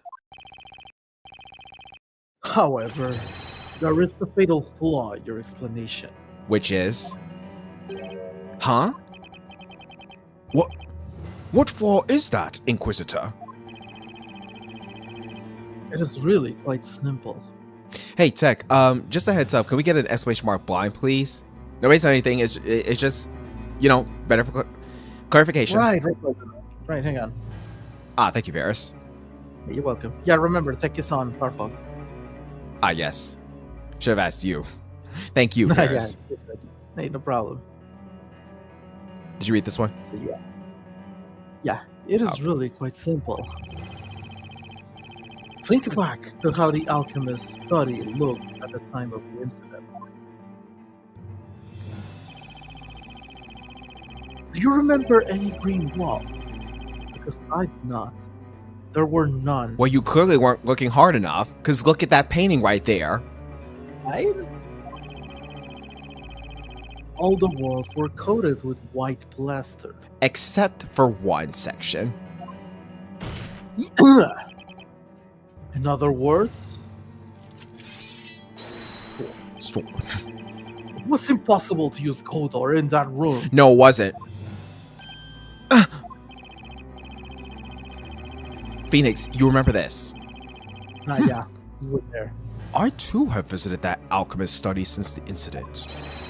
I remember very well that all the walls in that room were a dull shade of white. Your little theory was interesting, Sir Knight in Blue, but it has proven to be nothing more than that. A mere wild guess. What are these courtroom benches made of with all these lawyers always throwing down so much force? There's a certain name for a special hard type of wood, but I can't remember the name for the life of me. I'm just gonna call it Nintendium. But sturdy wood does exist. Yeah, knock on wood. As long as you cannot prove that this Goldor spell was used, your little theory shall be considered no further. I have it. I do have it. Yeah, we have proof. In all honesty, I was very surprised to learn of such a spell's existence. However, as long as it was impossible to have used this spell at the crime scene, your deduction leads us nowhere. So let me ask you now. Yes, Your Honor? Do you, perchance, have any proof that you could show us? Can you prove that it was feasible for the witch to have used Godor in that room? This is no coincidence. That spell must have been used at the crime scene. But do I have the proof that it was even possible to use Godor? Yes, naturally I have proof. Of course. It's been on my mind for a while, that inexplicable mark. It has to be the evidence that ties up all the loose ends. The defense wishes to present evidence. Impossible. You know what else is impossible? The fact that you're still standing. Yeah. Not Yeah, to they don't mention- have chairs. Not to mention casually whipping out the broadsword to make a point. Oh my. Yeah. Hang on. Nice one. Congratulations. You get a rim shot.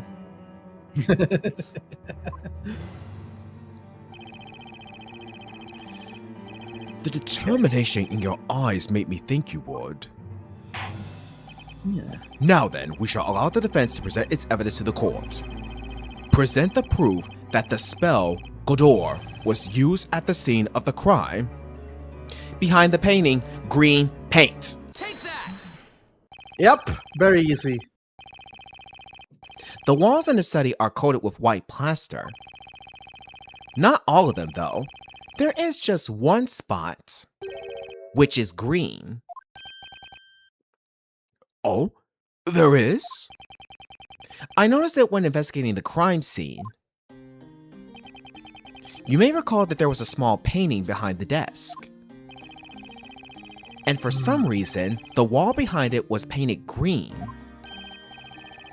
It was what?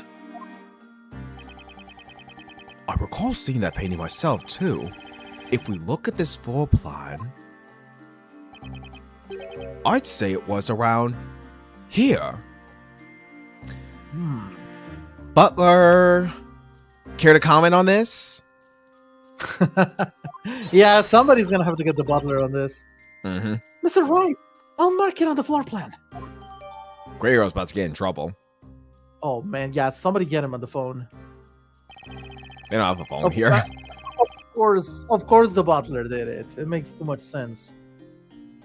Well, we don't know for sure if the butler did it, but like he has to be involved in this somehow. Exactly.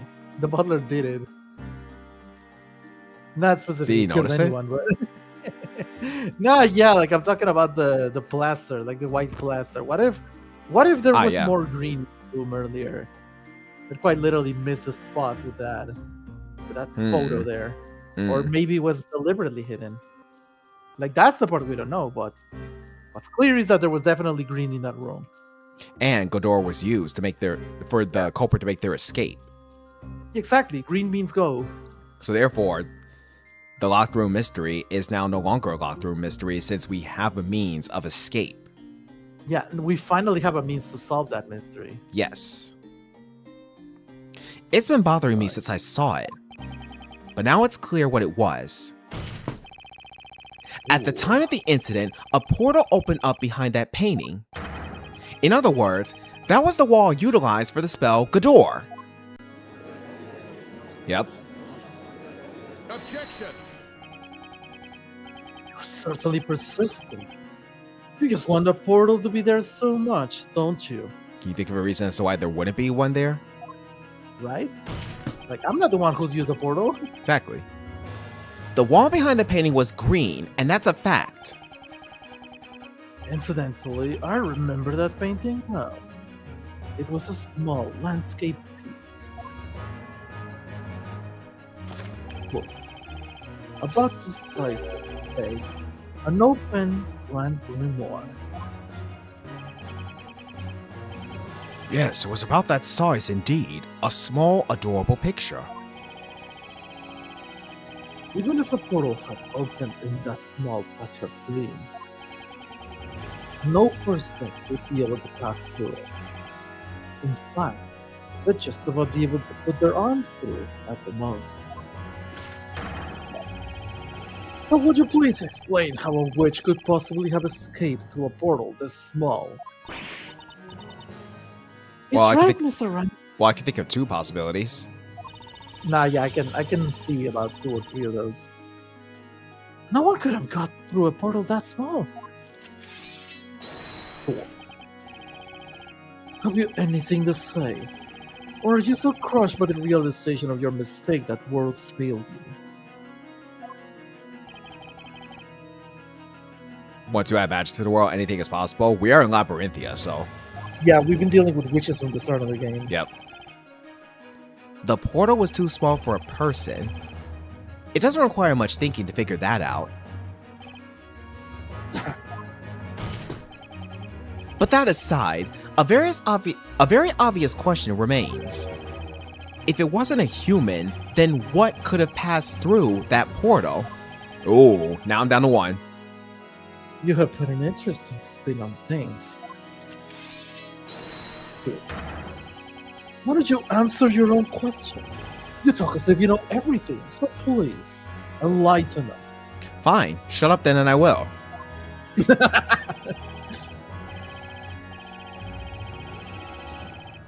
A A small portal was opened in the wall at the crime scene.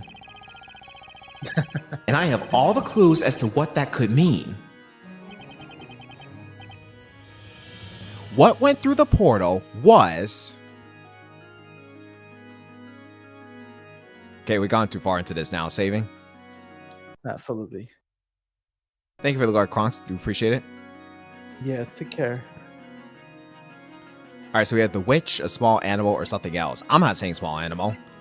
Could be the witch or something else. Let's look at the Grand Grimoire for a second. Familiar. Shadow Familiar spell. Summons forth a magical familiar from the shadows. Although it possesses a physical form, it is completely weightless. That falls outside the category of witch, so we want to say something else. Hang on, do we get like a... Can we see like the room? Like yeah. Photo with Can we get the room? Yeah, like the... okay, because based on this, like that section of green, like behind the painting is pretty small, but if somebody actually went through it, they would have ended up on the other side of that other wall, and they would have been able to get out of the study way faster than normal. Because yeah, what I remember from the study is that the other door up there on the north right, like you had to go around, like all the way around the room. So it was pretty much a very slow path to take. But with this portal, it's much easier, much faster. So there's actually a pretty good amount of time for somebody to sneak into this room and then get back out before anybody else could make it. So I do have this impression that it was something else. Yeah. Yeah, I do see what you're saying. Top right is inaccessible because not only is it green, but you'd have to get around Layton and Maya to escape. Not only would that put an incredible amount of suspicion on yourself, but that would take too much time. Yeah, and obviously they wouldn't be able to go back around because the witnesses were on the way. Which means they could have done it from the room on the left. Yeah, that's a possibility. Yeah. All right, so we're in agreement then? Something else? Yeah. Something else. No human could have passed through a portal that small. Even a witch couldn't have pulled that off. So you finally forsaking your mistaken assumptions? I haven't finished, Inquisitor. The fact remains that something else could have passed through that portal. Oh? Just what that would be, Sir Blue Knight. I've got a hunch. The portal was created after the professor had been turned into gold. The witch had a good reason behind that. She must have had to move something through that portal. Yeah. You have captured my curiosity. I'd like to know what passed through the portal. Tell us. What did the witch use that magic portal for? Golden Layton. Yeah.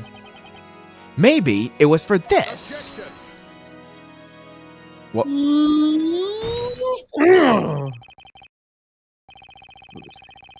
You know, Blue Knight, you make me wish I could use magic to create a portal myself. Just get to the point. I was wrong, wasn't I? I was thinking... Okay, my first notion was a familiar could have passed through that portal. Second thing, the arm, the golden arm. That's what I was thinking. Yeah. So that I could chuck you and that irritating pointing finger of yours out of this court. Then again, if the golden statue was in the other room, that butler would have seen it. Huh? Cool. If only you would leave through the portal and never show up in front of me again. I wish you'd do the same thing. Good thing you're a fictional character in this world. I am. Ah! You shut your mouth. I'm done. I'm done. I'm done with you.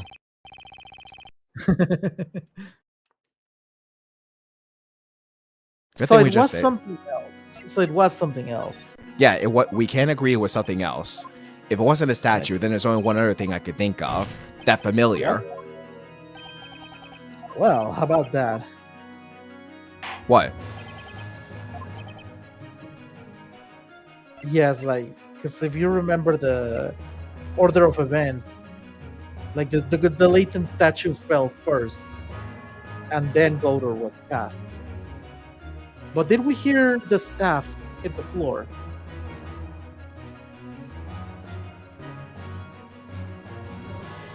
Well, according to the parrots, the last thing that was heard was Godor. Yeah, but remember, Goldor, not Goldor. There is no Goldor gem on this staff.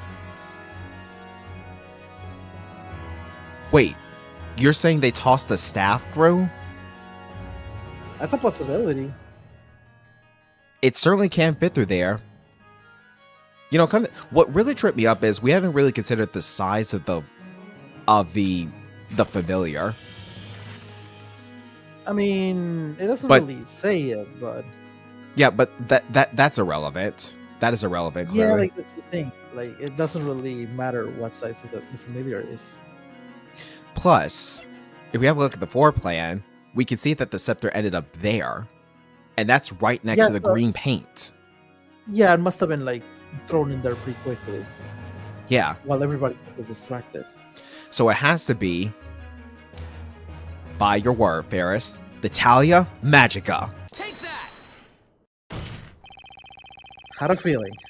Considering the state of the crime scene, there's just one possible answer. Ferris, I have to ask, by the way, were you looking to interject with me coming up with the idea that the arm was thrown through the hole, the portal? I was thinking about that at first, but then I remembered. No, the statue hit the floor and then Godor was cast. Right, and then the arm came off in that room. Yeah, I forgot about that. Yeah, the arm came off after the statue fell, so it makes sense. So yeah, there was no need to throw an arm, yeah. And in the cutscene, we only saw the scepter bouncing around. And we didn't see the scepter at the time, so we should have realized that it was tossed in after the portal was open and after that gold statue appeared. Yeah, like I mostly just remember that because of the order of the noises that Parrot made. Mm-hmm. So like that's where I had a feeling. It'd be nice if the parrot could have recalled that last sound. I mean, it probably did, but you know the testimony ended. Yeah, it ended at Godor. So, yeah. Then again, Barnum didn't interrupt. So. Yeah, so like we didn't hear any other noises after that. Mm. God damn it, Barnum. And that is the Talia Magica. Objection! What? What's this now? The Talia Magica was found at the crime scene. A portal has nothing to do with it. Objection! Objection. Inquisitor Barnum, you're making the wrong assumption. Wrong assumption? The witch wasn't trying to remove evidence from the crime scene. She wanted to plant it. She threw the witch's scepter into the room through that portal. Objection! You and your crazy theories. Do you even realize what you're saying? If she threw the staff into the room, that means... Exactly. She did it to deceive us. Her goal was to make us draw the wrong conclusions. So far, so good. Damn. Yeah. When the incident took place, the witch herself wasn't in the room.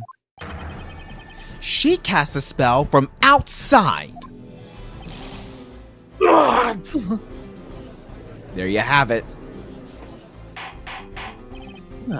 Order! Order! Order, I say! And that's not all. There's even more proof that the staff was thrown into the room from the outside. What proof? That proof is none other than Professor Layton's previously severed right arm. The victim's arm? How does that prove anything? Let's order one order of the truth and one order of some lasagna. Lasagna does sound pretty good. None of the witnesses have testified they saw the witch's scepter. However, a few of them claim to have heard it rattling across the floor. That's right. Please take a look at this floor plan. Since the arm was standing upright here, we know the defendant couldn't have been the one to have dropped the scepter. Now think about it. Where would you need to drop the scepter from in order for it to end up here? Oh! That's right. The scepter could only have come from the small portal created by the spell Gador.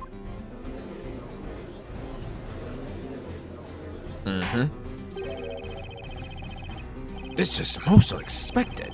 The witch wasn't in the room when the crime occurred. Or at least, that's the defense's claim. It's the only thing that explains all the contradictions we've run into. Objection!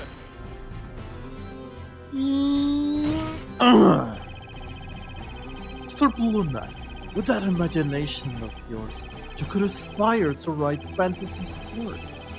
A nice try, I must admit. Thank you. However, this line of assertion is futile. There is a glaring contradiction in your words.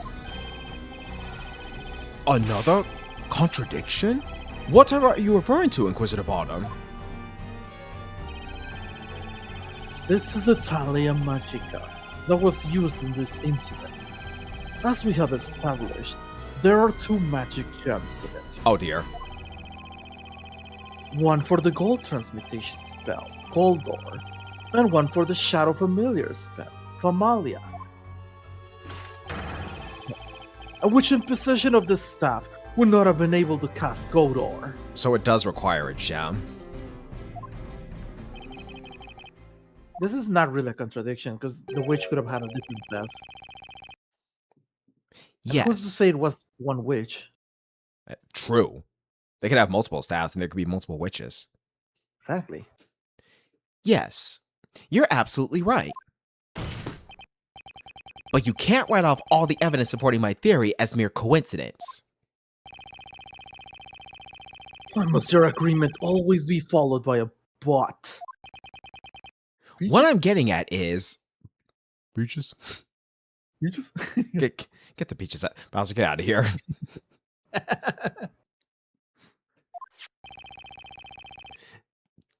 This Talia Magica is not genuine.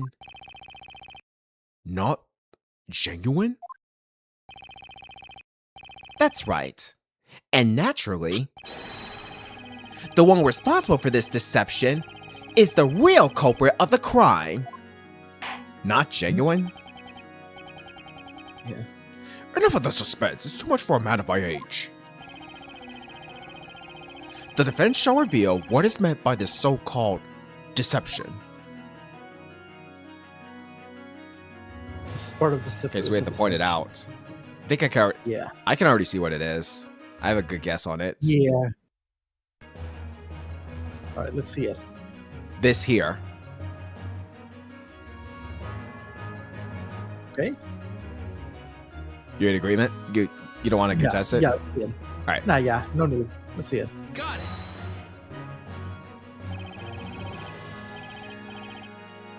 I'm thinking this here is not real. I'm not sure I understand. Are you saying this whole scepter is a fabrication? No, yes, actually. Who's to say this whole Talia Magica isn't a fake? The real scepter may still be out there, somewhere. No. You know what's a fake? You are. You're a sham, Sir Blue Knight. I was pointing at the needle. You know where I was getting at, game. Huh? The real defender may still be out there somewhere. What? Wow. I'm suddenly a little ashamed to be standing here at your side. Wow. You know what, Capcom? You could take your insults and shove them up your individual asses. I'm sick of this. Oh man. Yeah, who's gonna tell him that level 5 made the game? And level 5 too. I remember. Yeah. Okay, so that was not it then. So what is the reason? What is the thing that makes it? Or maybe you just need to point it a little higher up. It's about as high as I can go. Yeah, but you're not high enough. Be careful.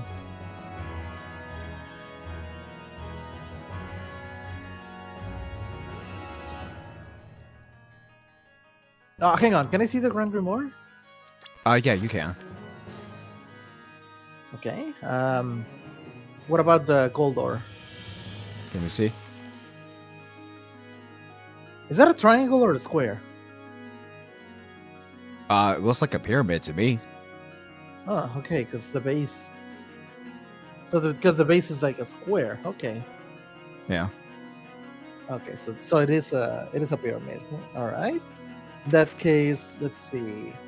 Because that one checks out. Like I see the shape of it. Like that does see the shape of that. Yeah. Yeah. The. Or maybe we need to consider the shape of this one. Because if not, then chances are like maybe point at the Famalia because they're probably thinking, okay, so cast the gold ore spell, but the gem is green. So why would we put a Famalia gem in this? Wait, what are you saying? Yeah, like because they were casting gold ore. Yeah. Like so far we haven't seen anybody cast Famalia. So what is that Famalia gem doing here? That is true. You think the purple gem could be fake?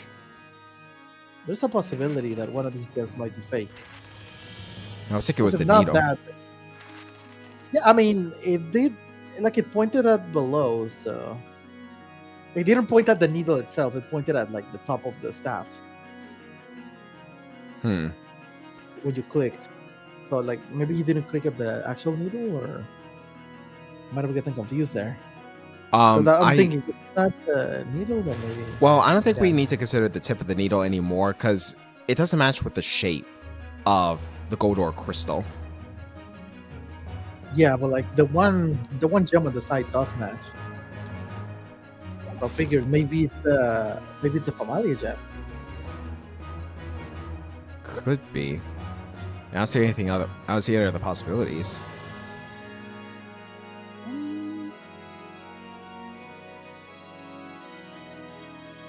Yeah, maybe we're disregarding the familiar.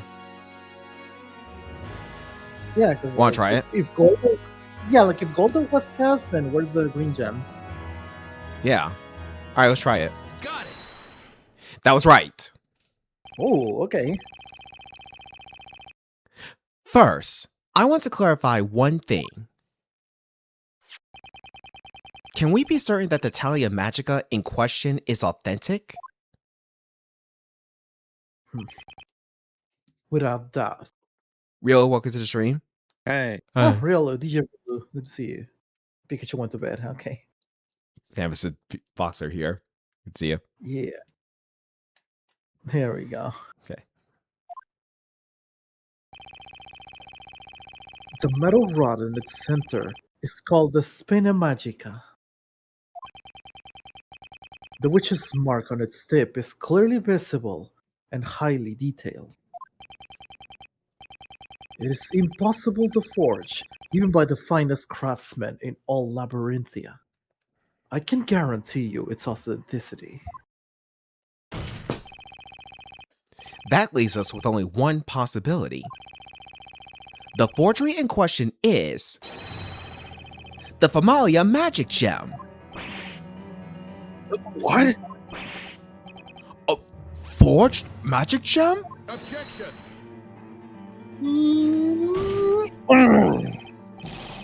That is an insult to our investigators. Objection! I mean, they can ask for it. Only witches can use the power of these magic gems, can't they? So tell me, how can you know whether a magic gem is the real thing or not? Objection! Hold it there.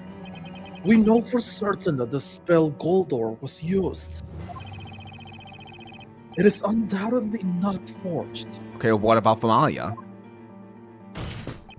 Yeah. But what about Famalia? Did anyone actually see a familiar at the crime scene? Just pointed that out. Yeah. That's... 3 months ago, when an investigation was carried out into Sir Belduke's death, the results yielded the following conclusion. The spell Famalia had been used to summon a familiar, which in turn carried out the murder. Yeah. And the witch used exactly that to her advantage. Another similar incident at the same crime scene. Don't you think that would be the perfect opportunity for the witch to frame the defendant for her crimes? The defendant would be blamed for both the professor and Sir Belduke's deaths. And she'd be taken for the real witch. Oh! That was the real culprit's objective. Hmm? Ellipses, meatballs. I want a meatball sandwich right now. We'll go for meatball section right now. What power this ellipses? I gotta get some dinner right now. Meatballs. There is a chapter in the Magic Archive, an old collection of tales of the occult, about the way to test whether or not a magic gem is genuine. How can we test it, my lord? It is very simple. A genuine magic gem is composed of a mineral with a density lower than that of pure water. All you need to do is see if the magic gem floats on water. Okay. That is simple indeed. All non-magical minerals in our world, with the exception of sepiolite and a few other special kinds, sink in water. These eerily sparkling magic gems, however, will never sink when put into water. Bailiff, remove this magic gem for immediate examination. The magic gem's a fake! What's up with this trial? This is not how it's supposed to be. How do you expect it to be? Things change, dude. Burn the witch. You know how it goes. Yep. It's alright, darling. Don't cry. You'll get to see a witch burning today. Sir Barnum never disappoints. Hush now. There. Oh my god. Shut up. Shut up. Shut up. I'm sick of you people. I'm so sick of you people. Right? Like, what did he even do to deserve that? Oh yeah, standing ovation. We're gonna sink some rocks. Yeah. I can't believe these people still praise him, and yet there are still witches on the loose, set to Right? burn all of Labyrinthia. Just like, oh my. Like at this point, I think it's less about Barnum and just like an excuse to burn witches. Exactly. They're just desperate at this point. Defender? If your theory is correct, this could be the biggest occult crime in history. But another important question remains. I wonder if you can answer it. Who is the supposed real witch that threw the Talia Magica through the portal? I have one culprit in mind.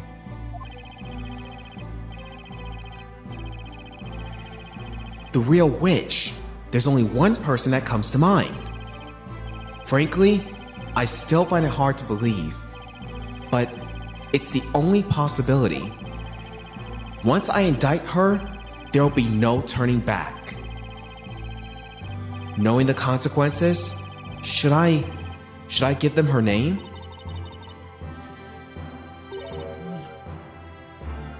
Professor Wright. Never anything? Witches be punished by fire. I know you think that's going too far.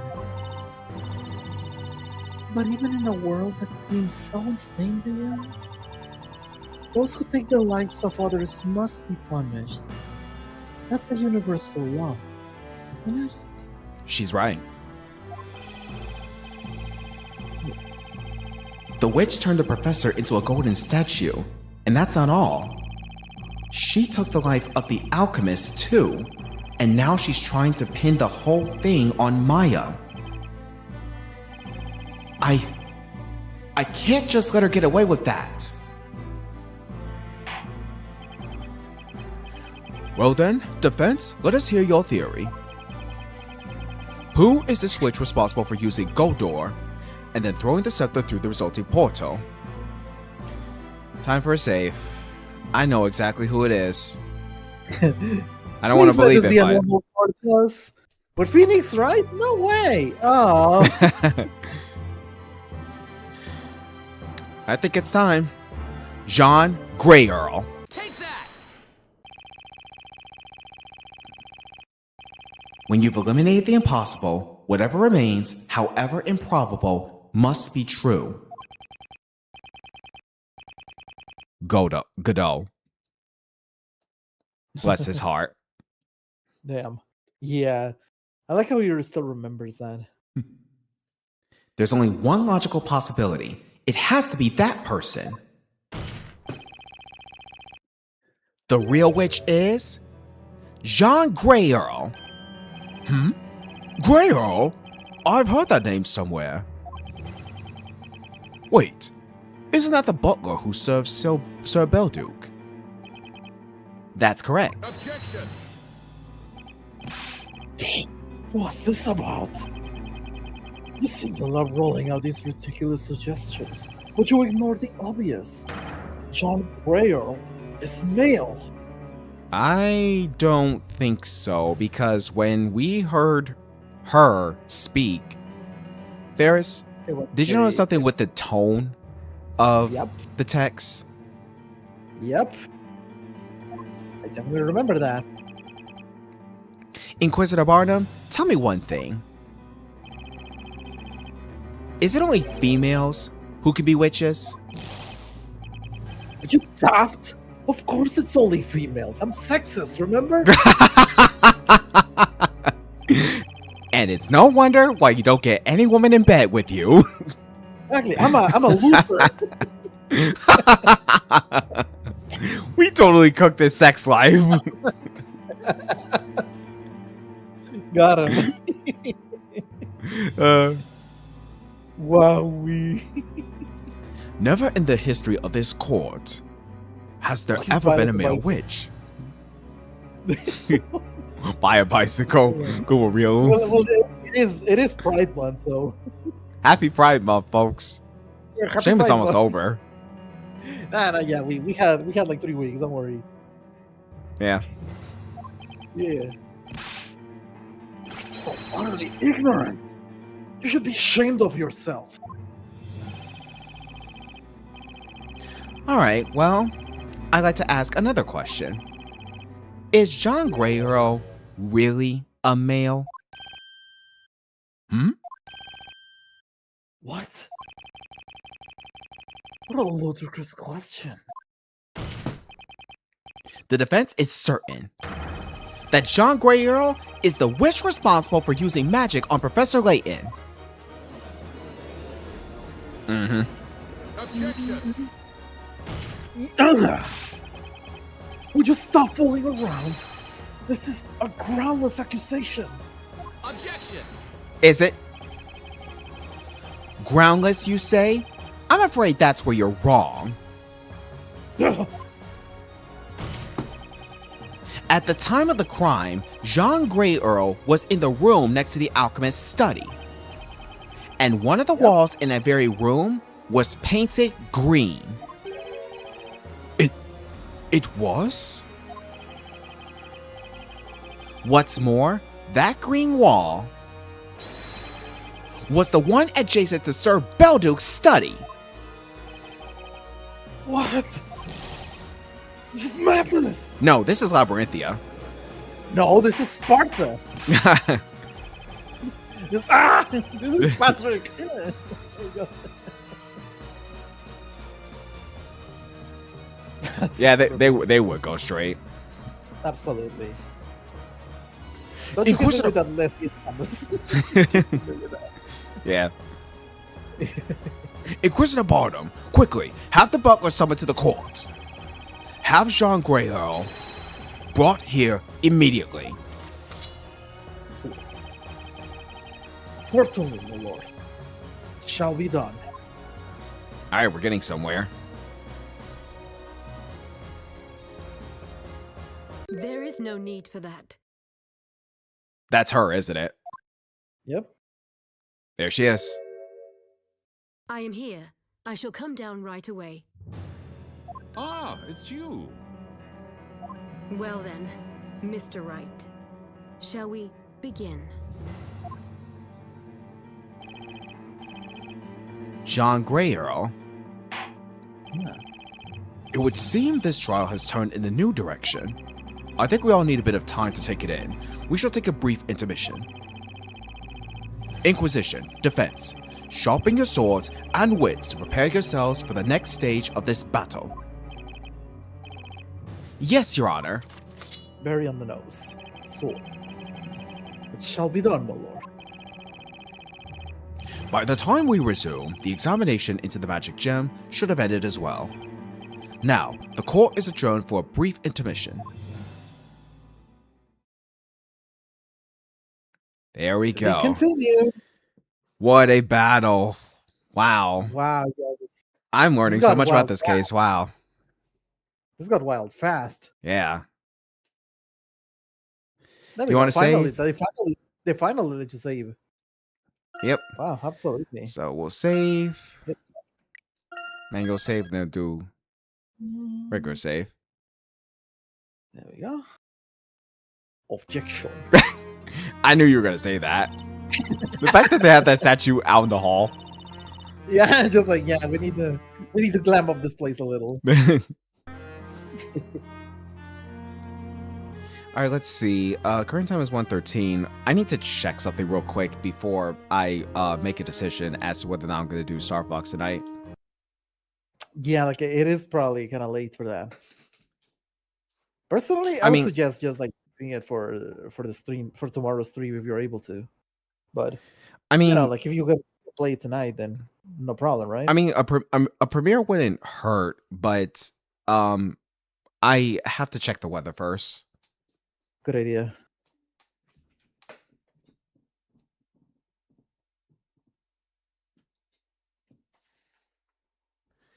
All right, let me see. Because, yeah, if I can just, like, do, I don't know, maybe one level of Starfox as a premiere, that'd be good. And then I could pick it up in the next stream session. Otherwise, I may just have to hold it off until tomorrow. Wasn't there a Detective Pikachu? I mean, so it's kind of a lot already. Pikachu with us is different. Yeah. Let's see. Oh, it's just a light rain right now. Let me see. Oops. Let's see what the hourly forecast says.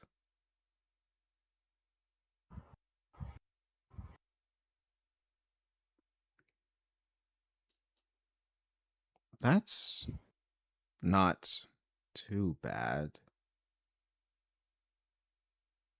And they all this for Okay. one level of Starfox. Listen, I usually when it comes to games that I think I'll enjoy and really hype for, I do a premiere, like a small premiere, a pilot. No, yeah, like a game. I'm sure the game's good. So Yeah. All right. So I did check the weather. I think I should be good for another hour, at least. oh, there you go. There we go. An hour of Starfox. Yeah. I should probably get you more than one stage. Yes.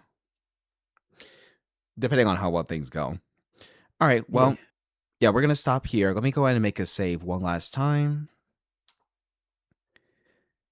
So this case is definitely getting pretty good. It's definitely getting pretty good.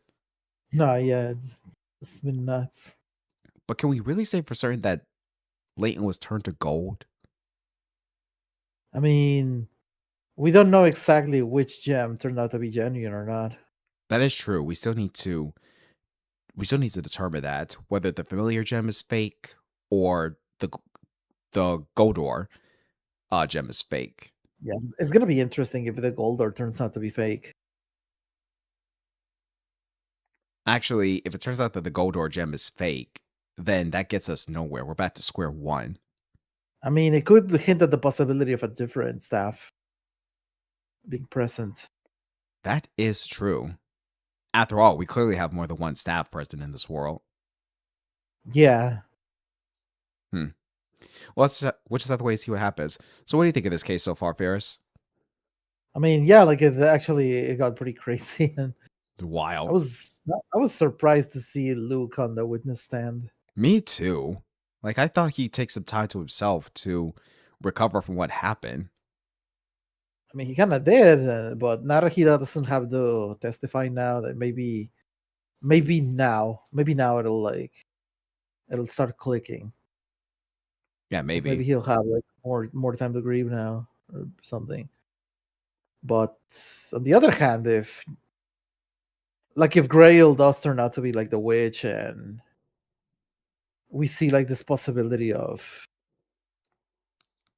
like bringing her to justice, then I'm pretty sure Luke is gonna want to be there, because that basically means John turned the professor to gold.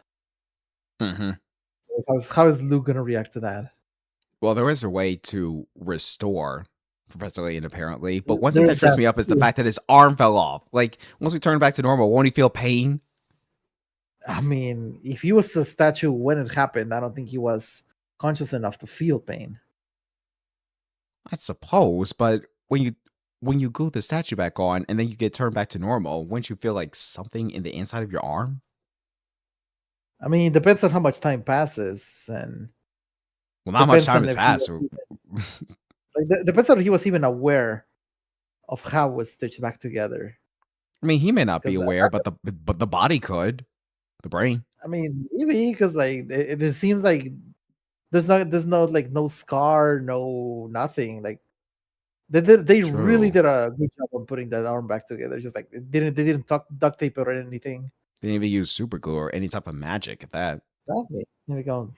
That super glue hits different in Labyrinthia. All right. Yeah, well, like, I don't think he's gonna feel it. Yeah. Hopefully he won't. Which, very, very lucky. I still don't get the verses, by the way. But anyways. Yeah. Like, we technically just had the first bit of verses, considering we had to deal with Luke in the witness stand. That is true, yeah. All right. Well, yeah, I think we're gonna call it here for this. All right. Ferris, thank you as always for joining me for this experience. Yeah, I'm glad we got to do this. Yeah, absolutely. We're gonna keep this up every single week as best as we can. It's good. Yeah, here's hoping. All right, you gotta see how this pans out. Yep. So Ferris, once again, thanks for helping me and for playing alongside with me. You have yourself a good night. I understand you have to work soon. I mean, funny thing about that is that like I mostly took care of that in the middle of all this, but there are other things I do need to take care of after. So yes. Well, there you go. Now you have time to take care of them before you have to go to bed tonight. I apologize that it took so long. Like, I was expecting to end like before midnight. Nah, yeah, because like Starfox, I get it. It's just that. Well, not that. I just wanted you to have plenty of time for your evening stuff that you have to take care of. I mean, yeah, like that's just kind of how it be with these kinds of evenings. Like that's why ideally I would like to start sooner, but that sometimes doesn't always happen like that. Like, yeah, the update. Yeah, my apologies for that. I had a system update. I'm sorry. We didn't think about that. Like, we didn't even know that was happening. So yeah, it was a pop up that happened at around 7, and it lasted quite a while. Nah, yeah, Windows does that. Mm-hmm. It'll be better next time, though. Yeah. No, yeah, it should be better by then. Hold on, Ryu. Yeah, Stick around. We're gonna do some Starfox shortly. No, yeah, like if you want to stick around to watch some Starfox Riolu, don't worry about this. Yeah. Like the stream is gonna continue for a bit longer. Yep. For like an hour or so. Yeah. All right, Ferris. Well, thanks once again. Things will get better next week. We'll go earlier because this trial took us quite a while. The first part of it. Hoping. I'll check with you later, and you have yourself a good night, dude. All right, and good night, everybody. All right. Thanks for this. Take care. We did this. Yeah. Everybody say take bye to care. Ferris. Bye to Ferris. Not you. I just did. You know what? Shut up! You deserve that. Yeah. All right, take care, Ferris. Have a good night. All right, good night. All right. I swear sometimes Ferris gets underneath my skin. But anyways, all right. So I still have plenty of time. I still have time tonight. I can show you guys a premiere of the Starfox game. So I'm gonna need a bit to readjust some things. I'm gonna have to do some setup. I'm gonna have to reset up everything. So let me just switch to the intermission screen.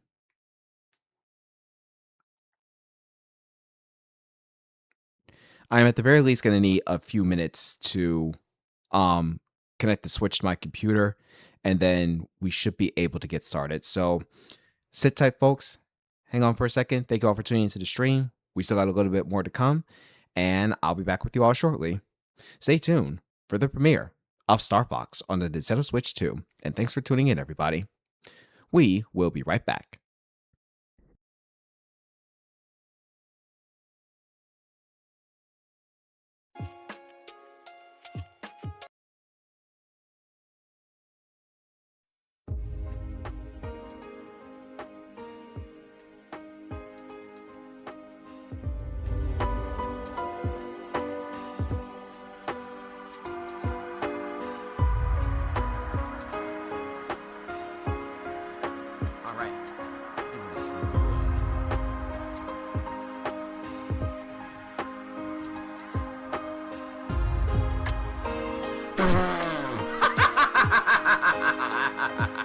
Too easy. Too freaking easy. Can we get a clip of that, please?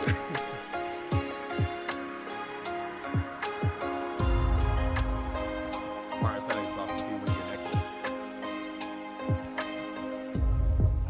Are you asking him for his social, or are you at a wedding? What? Are you asking? Oh, I get it. You know what I meant, Banjo. Get the frick out of here. Go to bed. Clearly you're tired. I don't blame him. Alright, good game once again, Banjo. Good game. I'm gonna hop on out. I am taking your golden pipe right here and right now. Well, let's see if I'm choosing your favorite. Tech, give me your golden pipe. Give me your golden pipe, like right now. No! Really? Here's my stealth.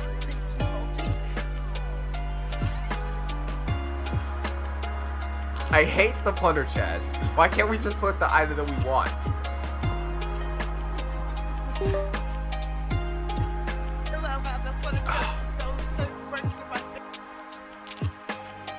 For heaven's sake, woman, look at the name. It's written to James. My name, in case you've forgotten, is John. Ah! I like this.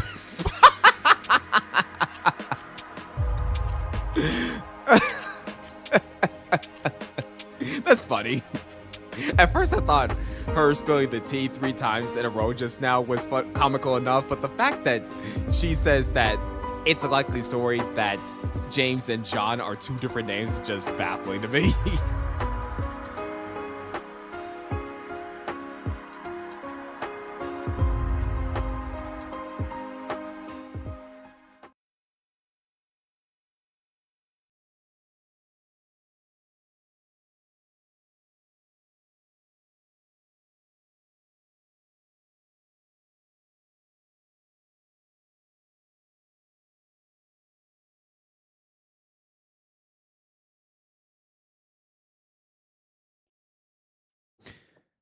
All right, ladies and gentlemen, I am back. Thank you all for your patience.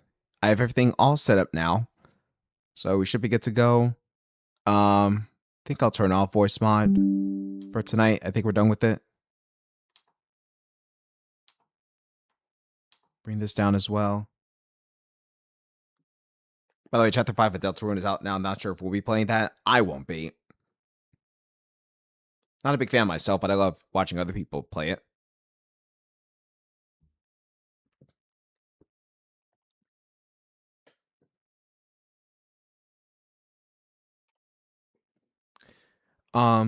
Okay. Switch. Oh, I need to change the title in the stream category. Let's see. Tech. Since you're here and Ferris is gone, he's going to take care of some stuff. I'd like you to change the title to the following. Let me think.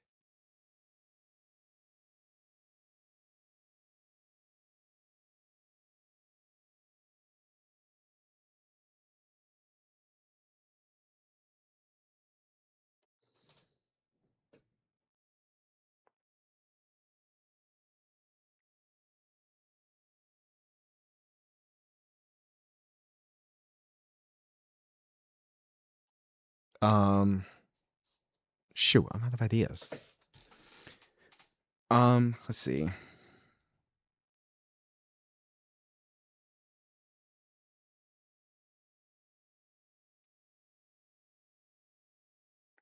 I got it. Change the title to this.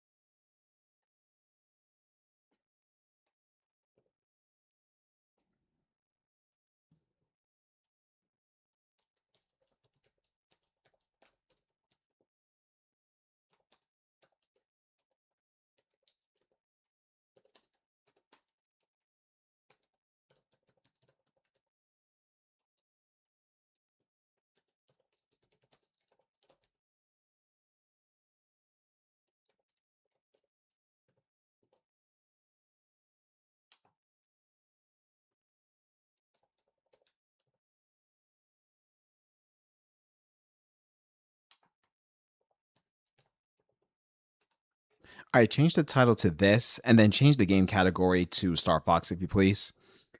I'm going to fix up YouTube.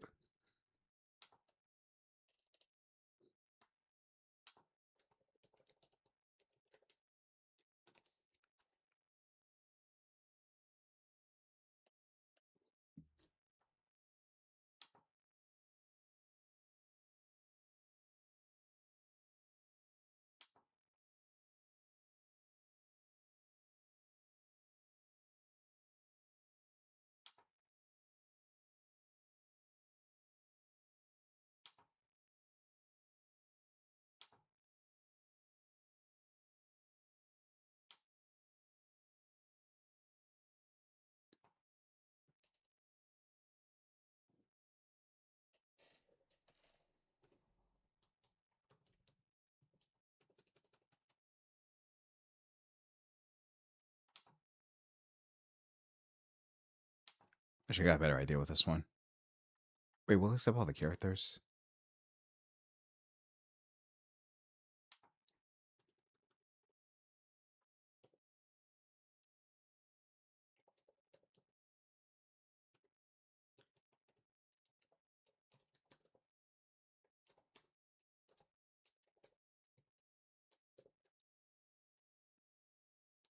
Okay, that'll work. All right, cool. Thank you.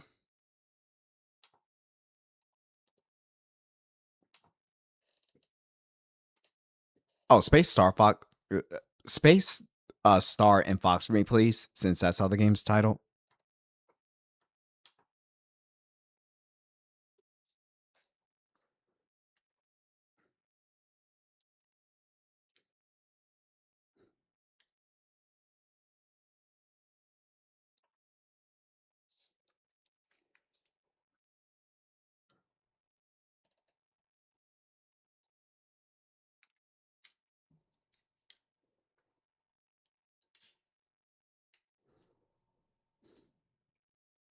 Thank you.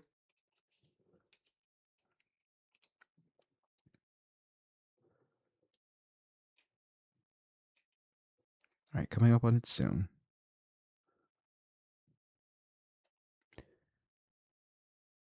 DK, we're done with mysteries for now. Now, we go to war in space. I go to war. First of all, you're smart. Always remember that. Second of all, good luck. Be careful out there.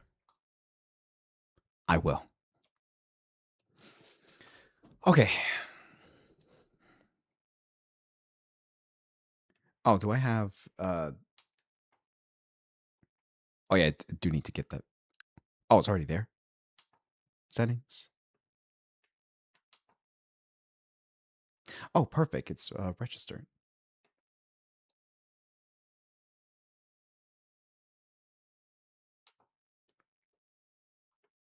And you guys can still hear me okay, right?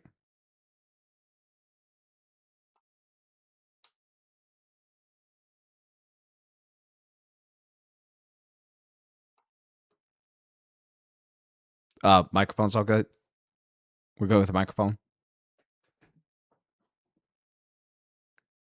Yes, I didn't hear the switch though. Oh, that's only because I didn't make any sound yet. Can you hear it? Should be on the right one. Yeah, it's on the right one. Okay. Starfox time. Let's do this. Here we go.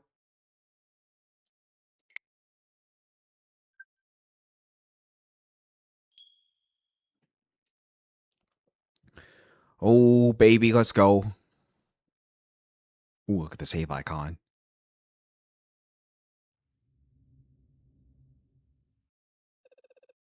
Nintendo presents Starfox.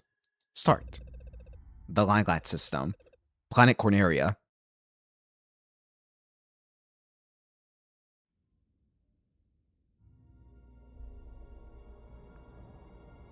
Look at that.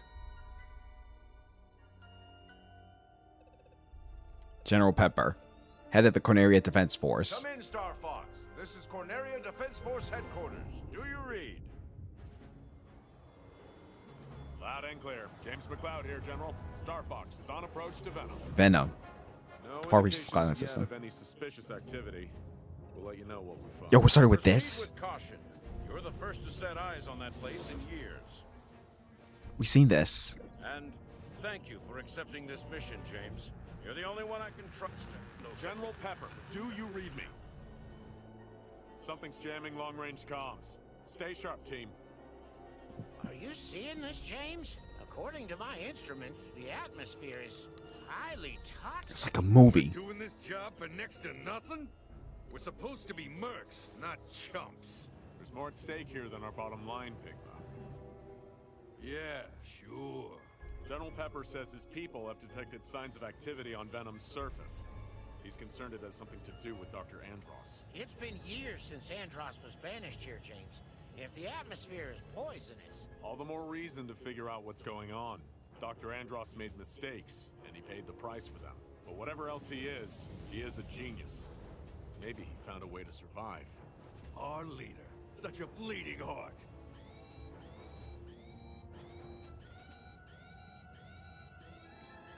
Trouble. Where'd they come from? Defensive formation! Pigma, where are you going? There goes that swine. It's like you told me. I'm getting into formation. You two-timing swine! Mm-hmm. What can I say? My new boss pays better. Corneria must suffer. Death to all who stand in the way of my vengeance. Was that Dr. Andross? Don't let them escape!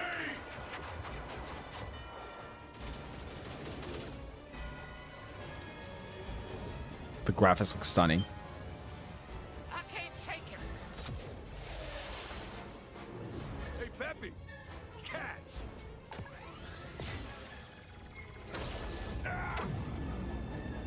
Well, James!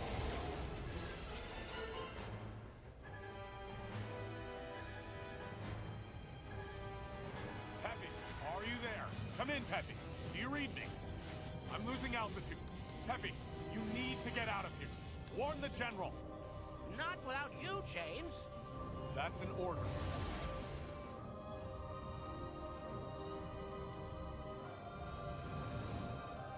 Peppy, keep an eye on Fox.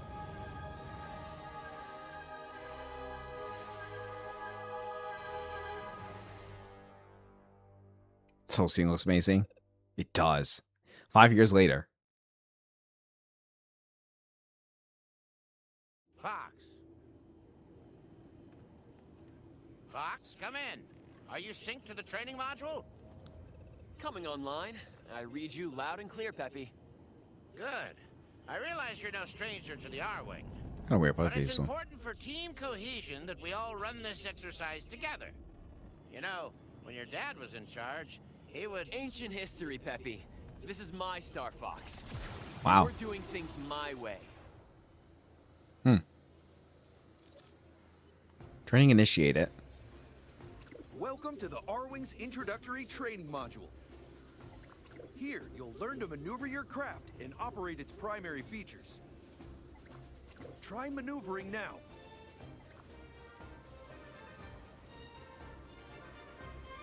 The R-Wing is equipped with customizable flight controls. Customize controls. Do you want to invert the Y-axis or otherwise customize controls? Yes, I would actually. Oh, it doesn't for me. Okay, button combos. When enabled, allows button combos from the original game.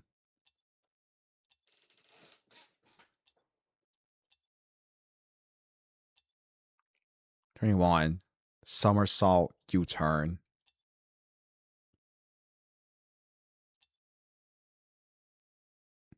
Okay, so with button combos on, we could either do the somersault with the up directional pad or the left stick, click down, and X. U-turn is down on the control pad or left stick plus B. Well, I think I'm going to turn the button combos off. Simplicity is bliss. Change view with the minus button. Tilt left, barrel roll to X, L, movement, somersault, U-turn, answer message. That comes from Rob. Pause is plus, tilt right, barrel roll times 2, shoot, charge shot, hold, bomb, boost, brake. A shoot, Y bomb, X boost, B brake. Okay. For the R-Wing, reverses which direction is up. I guess we want to do this.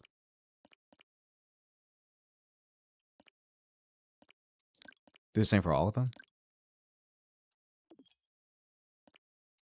And should be fine. Perfect. Collect all the rings. All right.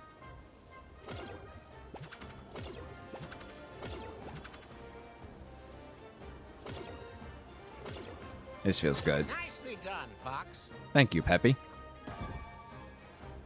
Tilting is a particularly useful technique. To move left or right more quickly, you can tilt into turns.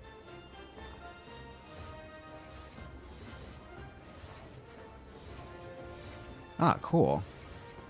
I think I prefer the Z, L, and R buttons. Try tilting to fly through the obstacles. Okay.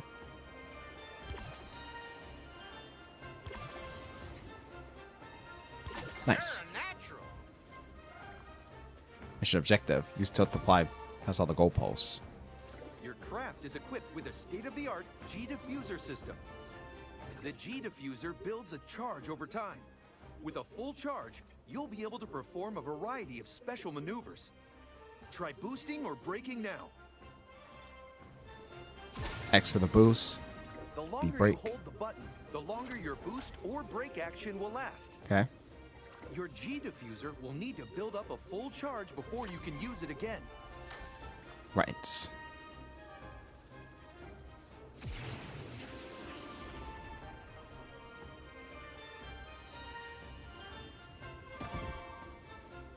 Time your boosts and brakes carefully to navigate the obstacles.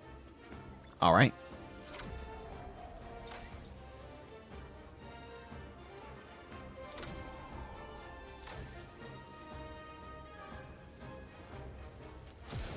Boost. There we go. Quick to sequence without hitting anything. A somersault is one of the special maneuvers available to you. Somersault. Oh, whoops. Go ahead and perform a somersault now.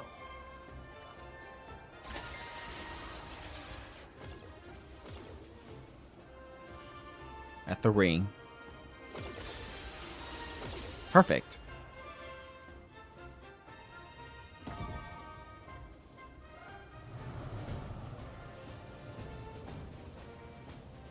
Wow. Hey, Slippy. This flies just like the real thing. Whoa! Look out! Slippy. Oh, Slippy. What? Oh, for pity's sake, Slippy. My fault. That one's on me. Clearly. Wing damage detected. When you lose a wing, your R-Wing's handling will be affected. Yeah, I can see that. Collecting a wing repair item will restore your wings. That must be it right there. There we are. Geez, Slippy.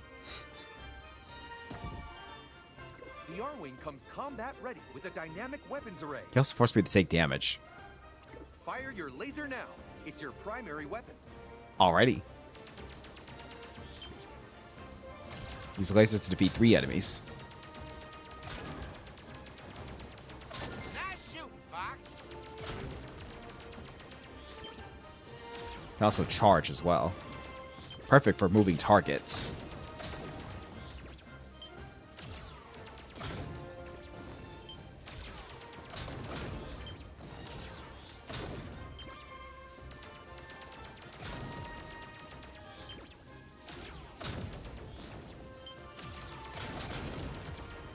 Nice. You can charge your laser before firing to produce a more powerful shot. Which I've done earlier. You won't be able to fire another charged shot while your first shot is airborne. Good to know. You can lock on to some enemies when your laser is fully charged. Use a charged shot to destroy a group of enemies. Cool.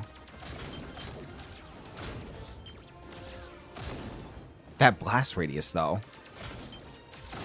Oh, didn't see that. There you go. Performing a barrel roll generates a shield that will repel enemy fire. Do a barrel roll. Try a barrel roll now. Bring it. That's what I like to see.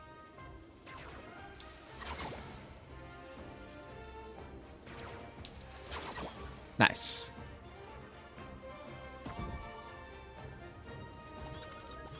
You can collect and store up to 9 bombs. Got it. Launch a bomb, then detonate it by pressing the same input again. Got it.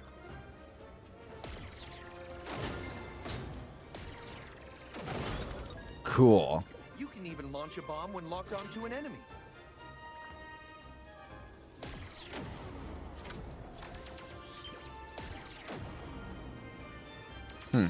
That didn't actually go as planned. I have to remember to... Oh!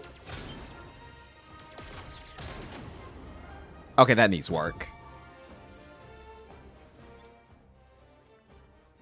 Mouse targeting gameplay. Your Joy-Con 2 controllers can be used to access mouse targeting. In this mode, you'll use a mouse control aiming reticle to both steer and shoot. Would you like to try mouse targeting now? No. Mouse targeting. You can disable mouse targeting activation in the gameplay options menu, which is accessible from both the main menu and the pause menu. Yeah, I'm not interested in mouse controls.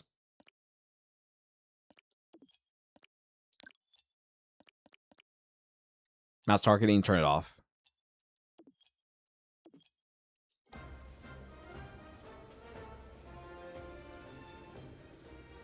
Let's put what you've learned to the test. Commencing live fire exercise. All right, bring it. Gotta practice with the bombs. A skilled pilot is always on the lookout for useful items. Yep. Whoa. Too slow, Fox. Maybe next time. Hi, Falco. That was reckless, Falco. Seriously. Might have looked that way to you, but I know what I'm doing, old-timer. You think I don't? Your R-Wing can utilize laser energy items to implement powerful upgrades. The first upgrade will activate twin lasers. A second upgrade will supercharge your twin lasers into powerful hyper lasers. But be warned, taking wing damage will cause you to lose any active laser upgrade. Gotcha. It's critical you keep an eye on your shield gauge. Here's a ring. Collecting a silver ring will refill some of your shield gauge.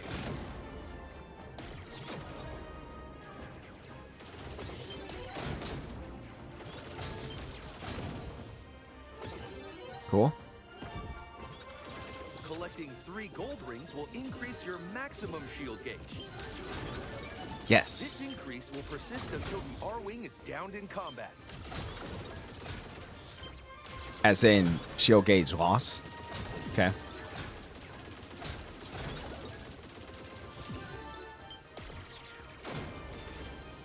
Ah, that's how that works. Cool. You can fly in any direction when all range mode is engaged.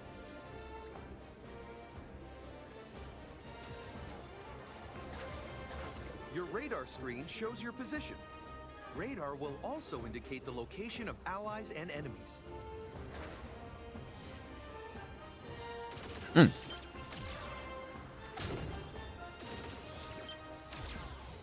When in all range mode, you can perform a U-turn.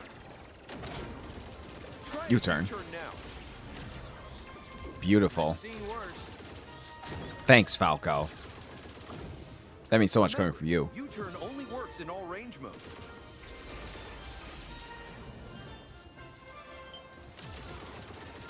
Your Rob 64 Ouch. unit can provide information and support via your comms array. Keep an eye out for incoming messages. Right. There is an incoming hail from Corneria awaiting your response. That might be important. How about we make this a bit more fun? Falco? Wait! We're not ready for that. Warning, simulation safety protocols disengaged. Your quarantine is now forward. What? Good luck. Falco! What the heck, dude? I'll show you how a real pilot does it. Yeah, good luck.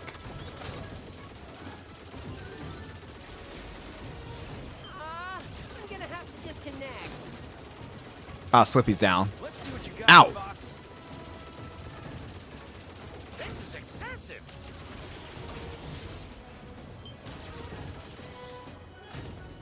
I'm taking too much damage. I guess I'm out. Peppy's out. Guess there's like an introduction to keep your allies safe.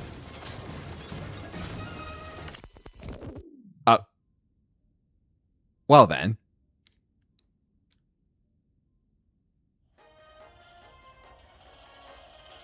Oh. Hey, who pulled the plug? Things were just getting good. Virtual reality. Sure. You almost managed to keep up with me. Ha! Our self-proclaimed leader thinks he's real funny. Is that the guy who's cocky? Guess we'll have to wait for the rematch. You're all missing the point of the exercise entirely. It's fine, Peppy. You worry too much. Somebody has to. Or didn't you hear the alert? Rob's got the commanding officer of the Corneria Defense Force on hold. You don't say. Old General Pepper himself hailing our humble band of mercenaries? This ought to be good. Let's see what he has to say for himself. Man, Bach sure is cocky.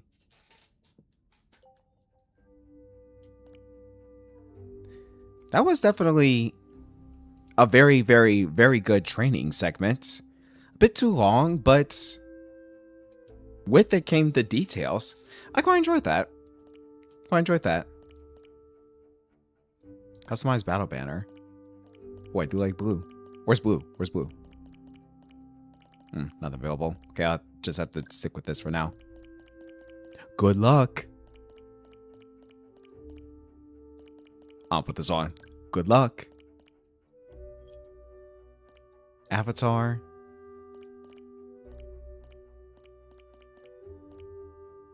Yo! Look at how many avatars we can select. Given that we can unlock them. Here I thought we were just going to be given the 8. Bruh! How many is this? How many is this? This is 4, 8, 12, 16, 20, 24, 25. Oh my god. I was not expecting... That was not on my bingo card. That was not on my bingo card. 25 different avatars. That's amazing. That is amazing. I really gotta test this one of these days, but I gotta... But, the avatar I'm gonna choose my boy Wolf. I'm gonna choose my boy Wolf. Get the USB camera to use these features. I probably should do that now, shouldn't I? Get the camera. Hold on. Luckily, I still have it.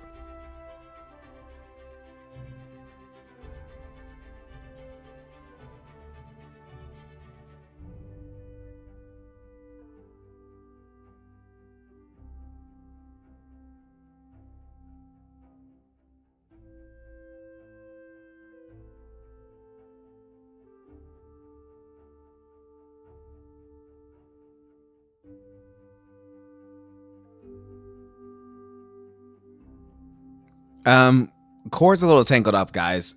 Give me a second.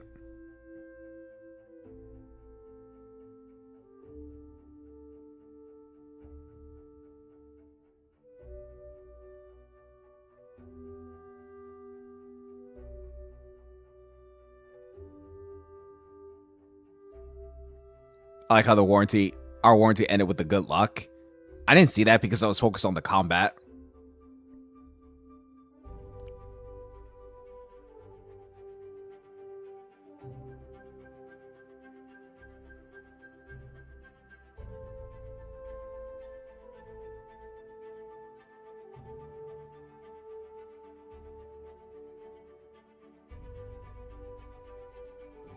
Again, was too focused on the combat thanks to Falco Tech.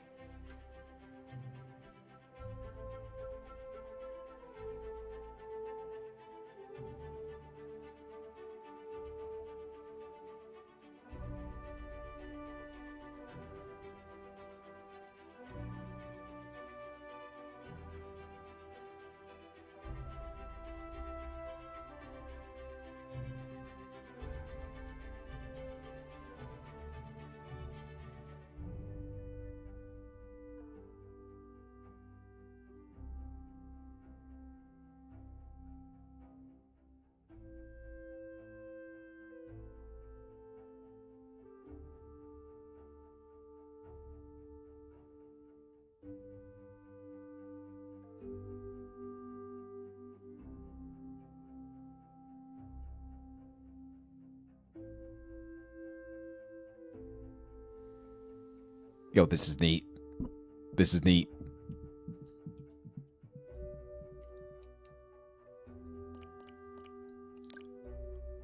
Look, I'm Wolf.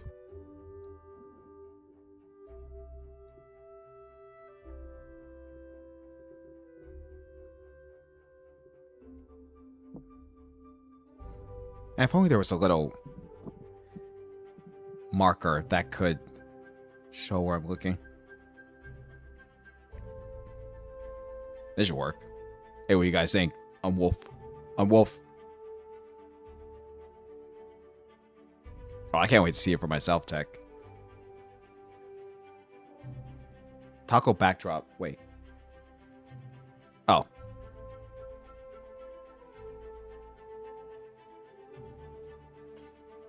That's sweet.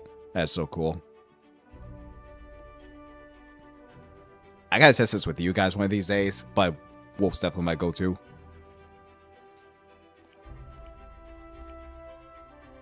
Battle mode, Hollow Viewer, training. It's Hollow Viewer. Oh, profiles.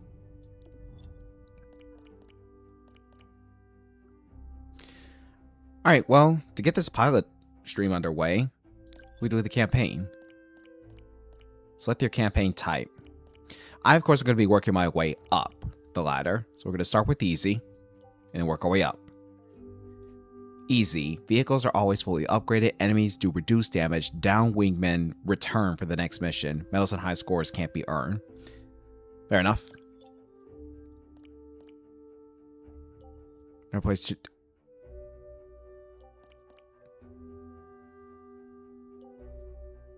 Wait a minute. Wait a minute. Yo, we could do the campaign together? We could do the campaign...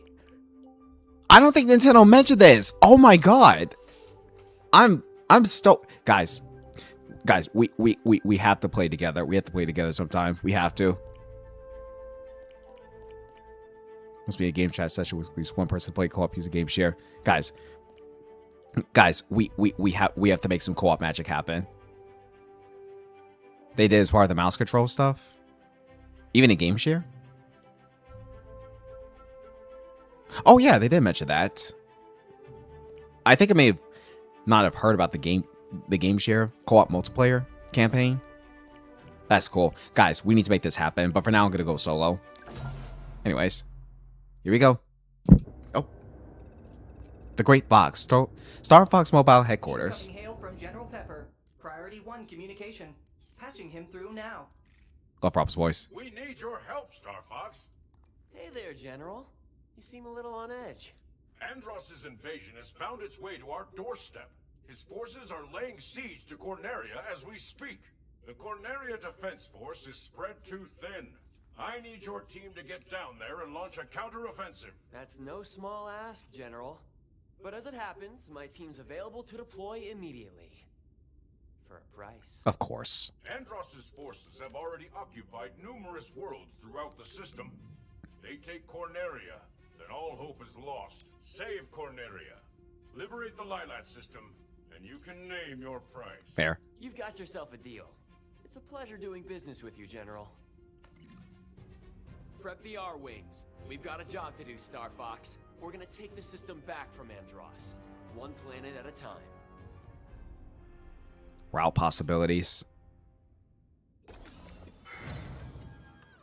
Don't even know where to begin.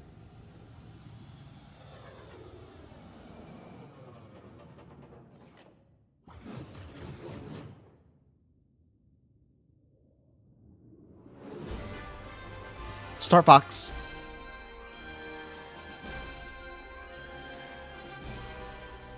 Love the theatrical music. Corneria. Jewel of the Lilat system. High quality, smooth frame rate. Let's go.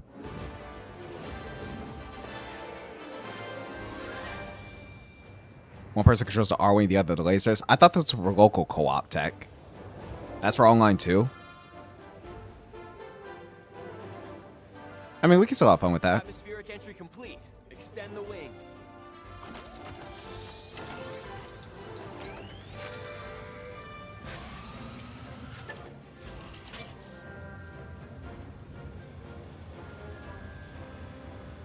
G-diffuser systems check. Sound off, team. Slippy here. So far, so good. This is Peppy. All systems go. Falco here. G-diffuser seems fine. Let's go already. Enemy targets up ahead. Let's rock and roll. These guys look so good. I think Slippy's my favorite. Autopilot disengage. Here we go. Let's do this.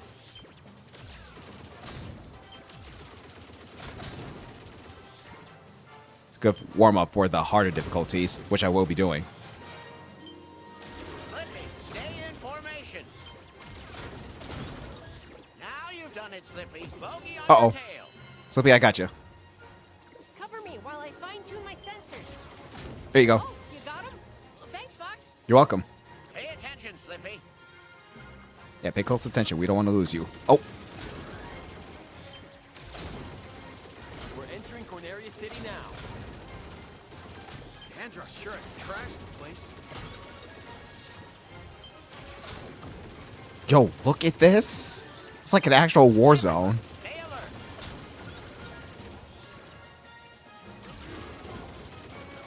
Oh, this looks so good. It's like we're in a movie. I've been anticipating this. Oh. Boost. Enemy on your tail, Fox. Use the brake. Yep.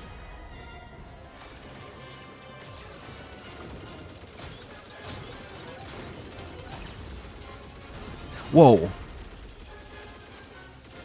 Checkpoint. Don't mind if I do. I'll line these guys up for you, Fox. What the? Something's wrong with my G diffuser. I got you, Falco. Fox, use your boosters to catch up. Any dick SIO you want. There you go. I got you. That's why you shouldn't rush a systems check. Do a barrel roll. Do a barrel roll. Whoa. Those archways make for a good obstacle course. Think you can thread the needle? Watch me.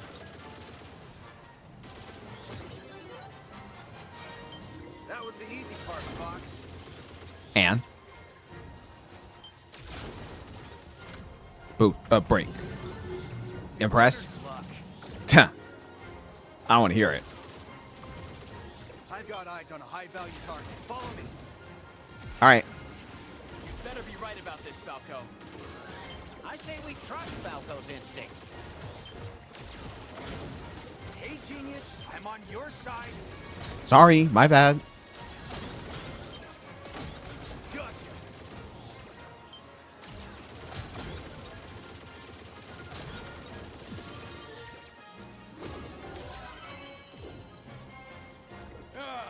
So someone wants to play.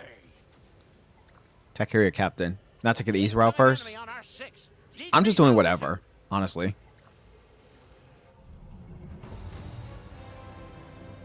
Slippy, where are my diagnostics? Enemy shield analysis coming your way now. All units attack! Shoot them out of the sky!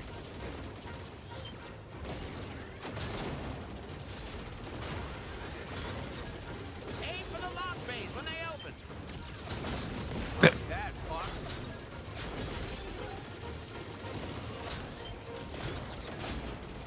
Target lock! Destroy them!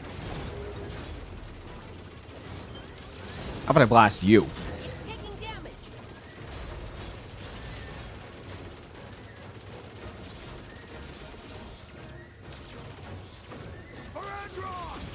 Whoa! Do I look like a bad guy? I didn't mean to shoot you, Falco. Relax. Who are you guys? Starfox. We're Starfox. Tell your boss we're coming for him. You're no match for Andross. And scene. Beautiful.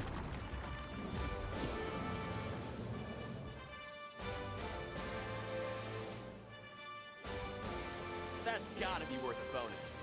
All aircraft report. It'll take more than an aerial assault supercarrier to slow us down. Wish your dad could have seen you today. You just about managed to keep up with me, Fox. Just about.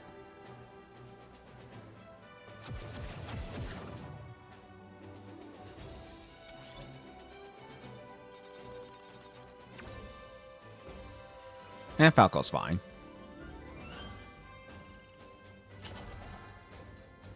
Cool, we earned a life. A new intelligence report is available in the HoloViewer. New challenges available, new Hollow Viewer data available, new battle banner options available. Cool. The Great Fox in orbit above Corneria. Corneria is saved. Andross's forces are in full retreat. As promised. My crew is worth what you're paying us, General. Some of your crew is worth it anyway. What's that supposed to mean? Because you shot down the attack carrier, we were able to obtain a wealth of enemy intelligence. Crucially, we've learned that our main fleet has been targeted for attack as it passes through Sector Y. Attempts to warn our people have gone unanswered. I'd like you to rendezvous with them ASAP. If you can take this opportunity to decimate the enemy forces, all the better. Get out there and back up the fleet, Starfox. Understood, General. I'll have Rob plot a course. I had planned to route us through the Meteo asteroid field, but it sounds like they need us in Sector Y. Wait a minute, Fox. Scans are showing unidentified energy emanating from within the asteroid field. Oh, path. Maybe we should investigate. Path shoes? A science field trip. Just what we need. Andross's army could be using Medio as a staging area for the invasion. But never mind that. You heard General Pepper. The fleet needs our support in Sector Y. 3 choose.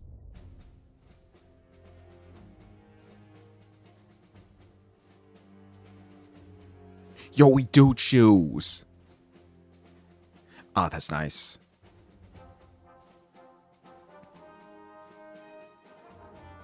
Looks like we could replay the mission.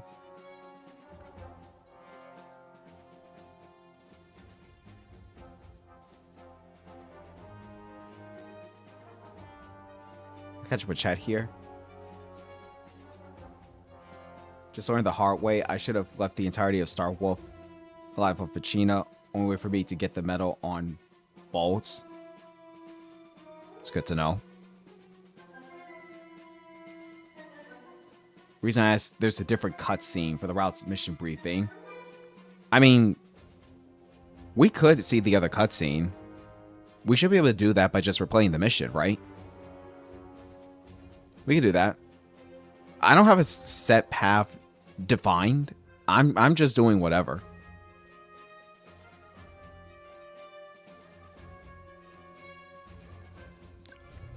Yeah, let's replay the mission. This time we're not going to take Falco's route. Check out the different cutscenes.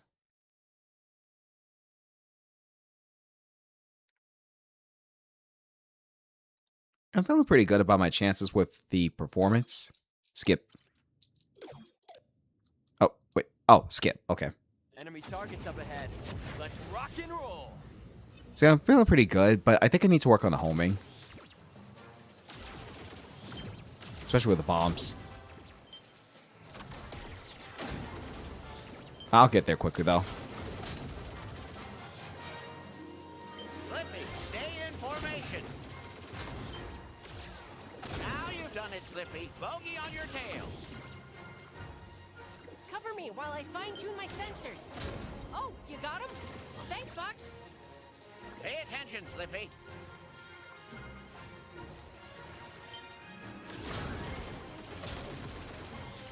We're entering Corneria City now. Andros sure has trashed the place.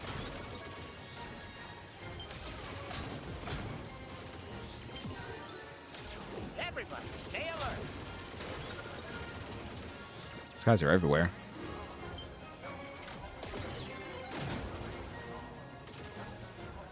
Bombs away. Whoops.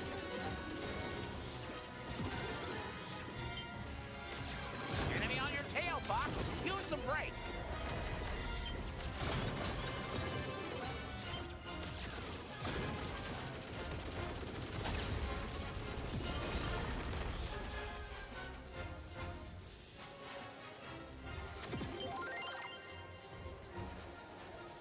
I'll line these guys up for you, Fox.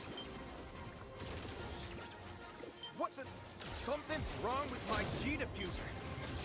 Fox, Oh. use your boosters to catch up. There you go. Guess I owe you one. Yeah, guess you do. That's why you shouldn't rush a systems check. Do a barrel roll.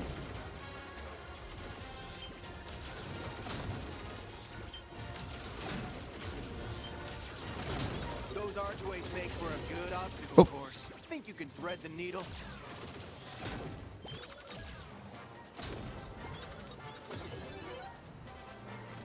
That was the easy part, Fox. Uh-huh.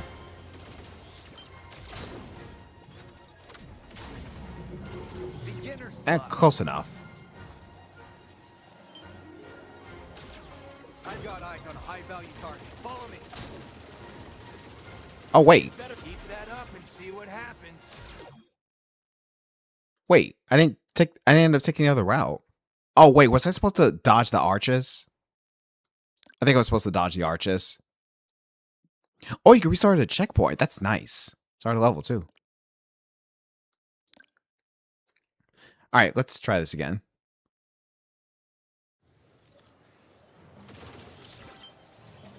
I'll line these guys up, Fox. What the? Something's wrong with my G diffuser. Fox, use your boosters. Yes, I owe you one. That's why you shouldn't rush a systems check.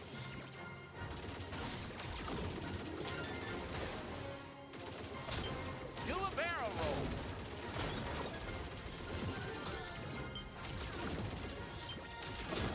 How dare you? Those archways make for a good obstacle course. Think you can thread the needle? Okay, this time skip the archways.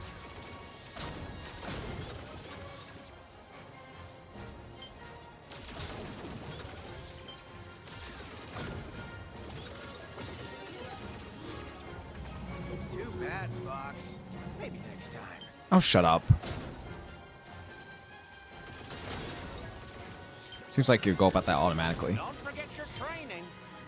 Scanners show something massive just ahead. Let's go.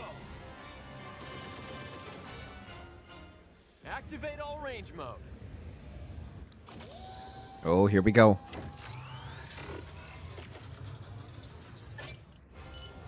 Whoa, a ground assault mech. Look at that, it's massive. What's this? A swarm of lowly flies. You want to talk? I'm going to enjoy crushing you. Slippy, where are my diagnostics? Enemy shield analysis coming your way now. Somersault. Corneria belongs to Andros.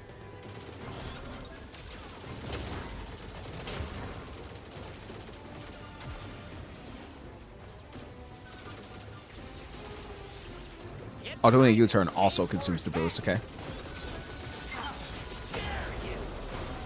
Well, that was easy. My Emperor, I failed you. Bye-bye.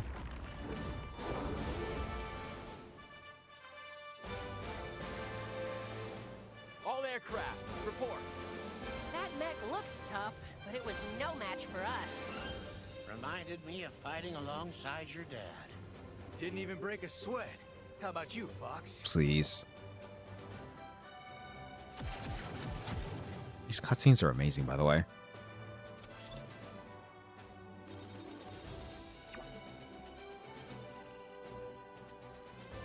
Sorry about that, Peppy.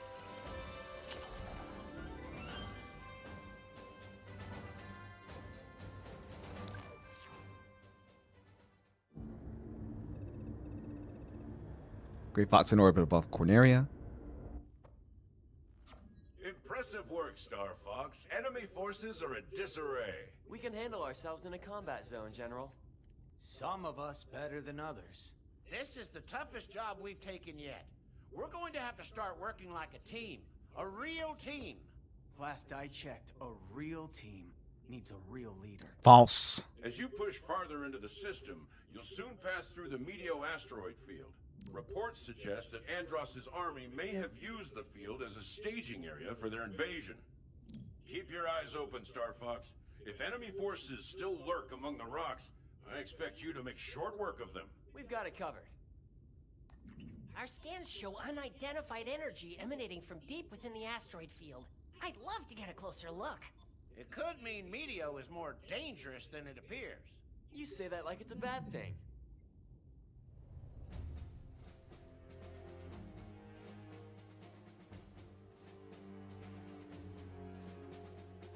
I see. So if we take the easy route, we're locked. Just like the first game. That's fine. I can deal with that. So I understand that in easy mode, you don't get medals. Well, that's fine. Because I'm using this as a training exercise anyway. Also, good call on this cutscenes tech. That just means more lore, more graphics, pleasing graphics, more cinema for us to watch ourselves together.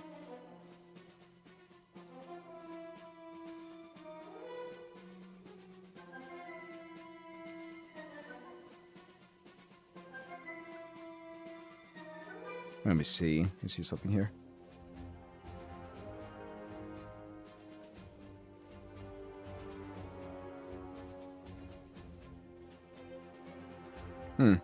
Well, I did age level that has an alternative route always has the second scene.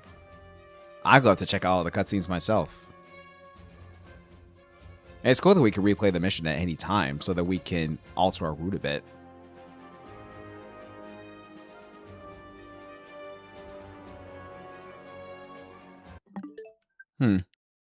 Infrastructure cars that I've been downloaded this. Where'd you been?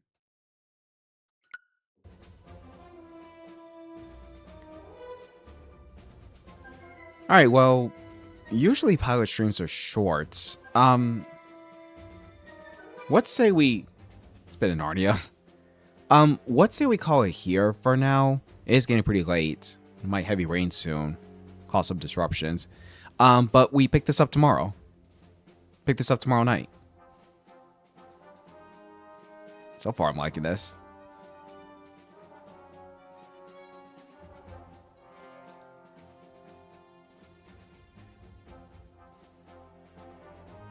Those unopposed? Alright, cool. So, yeah, we'll end things off here. And we'll pick up on more of this tomorrow. We'll do some more levels.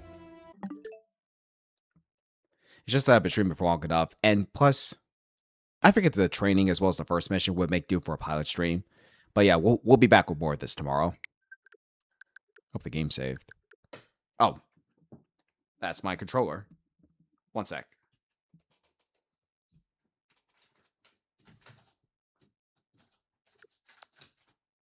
That's my second controller.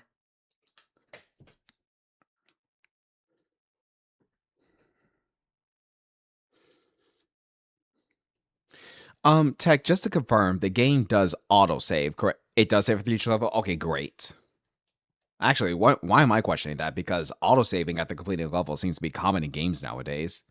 More than just an manual save. Which I do like. I do like.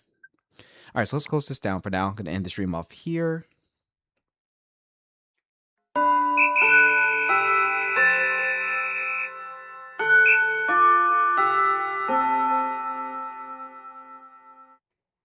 And let's get ready to end.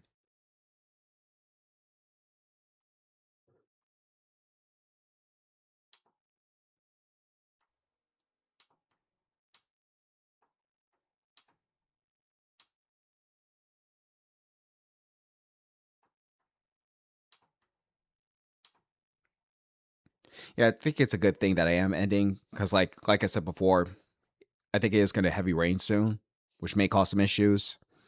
That and before bed, I'd like to do some reading, some personal reading for education purposes before I go to sleep. This is a workout.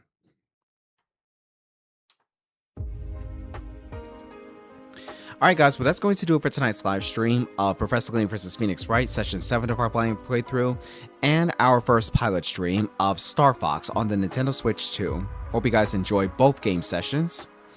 So next time we come back to Professor Layton vs. Phoenix Wright, we're going to go to the second half of the third case, because we already have our culprit. Didn't think that the bugger would do it, but here we are. So yeah, Ferris and I are going to tackle that either next Wednesday or Thursday. We'll keep you guys in the loop for that. As for Starfox, that's all for now, but we're going to have even more fun tomorrow because, as I mentioned, for the modifications to my game cycle, we are, of course, going to be coming back to this tomorrow, and I'm going to be streaming this every single Thursday just to make sure that we cover different games, different variety of games. During the times in which I am free off of work and have plenty of time to game, chat, and spend time with you guys. That being said, like I said before, that's all for now, but we're going to have more fun tomorrow and the Thursdays to come. Good thing I practiced with the demo. The shortcut is easy for me to do in Medio.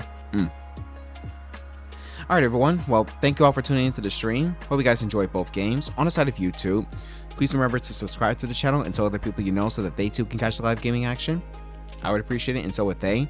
Also, I'm trying to hit a personal viewership goal of 3,000 hours watch time total. If you guys can help me out with that, I would really appreciate it. Thank you so much. You guys are incredibly awesome, and I hope to see you guys again in the next stream session. On the side of Twitch, thank you as always for boosting up YouTube with that method that I told you guys about before. It's really going to help me out a ton. You guys are incredible for that. Love you all. Going to plan something special for that when we hit that milestone. Always remember to follow the channel and sub to it as well for some emails to avoid those ads. Feel free to support me while I'm offline in any way possible, and let's get some shoutouts. Shoutouts to following people. Thank you, Only Kronks, for the follow, and also the raid of 20. Like I said before, we stand Kronks in this household. We love Kronk, Empress New Groove, one of the best characters. Love it. Love him. Thank you so much for the incredible support. Really does warm my heart that you would trust me in my community. Send love my way. Really do appreciate it. Hope to see you and the Raiders in future stream sessions to come. Try to make it back to you. I should probably drop him a follow. You know what? I'm going to drop him a follow real quick. His name should still be in the chat.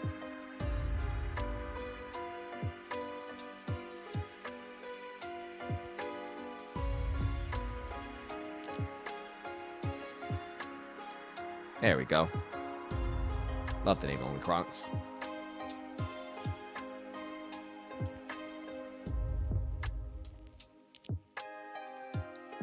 So yeah, thank you so much for the incredible love and support, Only Kronks. Really do appreciate it. Try to check out your content as best as I can. Special shout outs to the viewers for tuning into the stream. Hope you guys enjoyed both games that I provided you guys tonight. And a very special thank you to the moderators for keeping things in check. That's Techclose and Ferris Valiant. Lastly, a very, very, very, very special thank you. Most notable thank you to Ferris Valiant for playing Professor Layton vs. Phoenix Wright with me, tackling different puzzles as we went about our next case. Can't wait to do more next week in the future. Thank you, Ferris. You are incredible. And I do hope we can keep this up. Thank you for all the love tonight, guys. Thank you for all the incredible support. Thanks for coming out. You all are awesome. And I already can't wait to see you guys again in the next one. Can't wait. Next one's going to be tomorrow. Follow me in the videos to stay connected with me. You can also join the Discord server, aka the Game Zone. And let me know if you guys have any feedback as to what I could do to improve the streams and my Twitch channel. Alright, now before I sign off, let's see if I can find somebody to raid. And while I do, guys, like I said before, come back again tomorrow because by then we're going to be doing more Starfox. We're probably going to get the easy route done first before we focus on the other routes.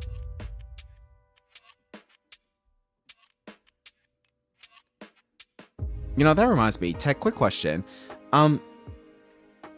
You can hit all the routes no matter what level of difficulty you're on, right? Or are the routes restricted to certain levels of difficulty?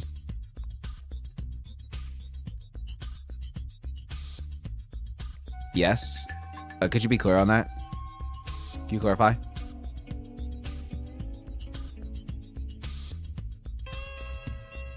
To any difficulty.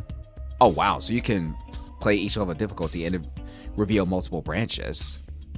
That's interesting. That's going to make things rather fun and interesting. Seems like we're going to be in for the long haul when it comes to the easy run. Same for the harder difficulties.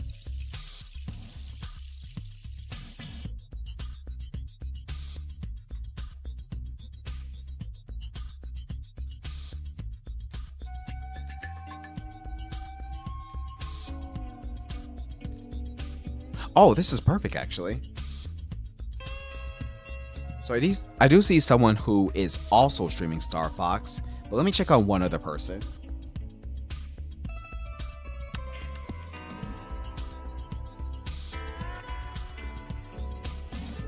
I stream Mario Kart. Nah. Alright, we're gonna rate a fellow Starfox player. That person for tonight is going to be Brent Zone. When we get to his channel, this is a sign of us ending the stream. We're not gonna deal with those. When we get to his channel, because he's our favorite Sonic Bear, let's show him some love. Let's give him some hearts. We love our favorite Sonic Bear. He's entertaining. He's funny. He's comical. He's a gamer. Check him out if you guys haven't. Let's raid Brent Zone.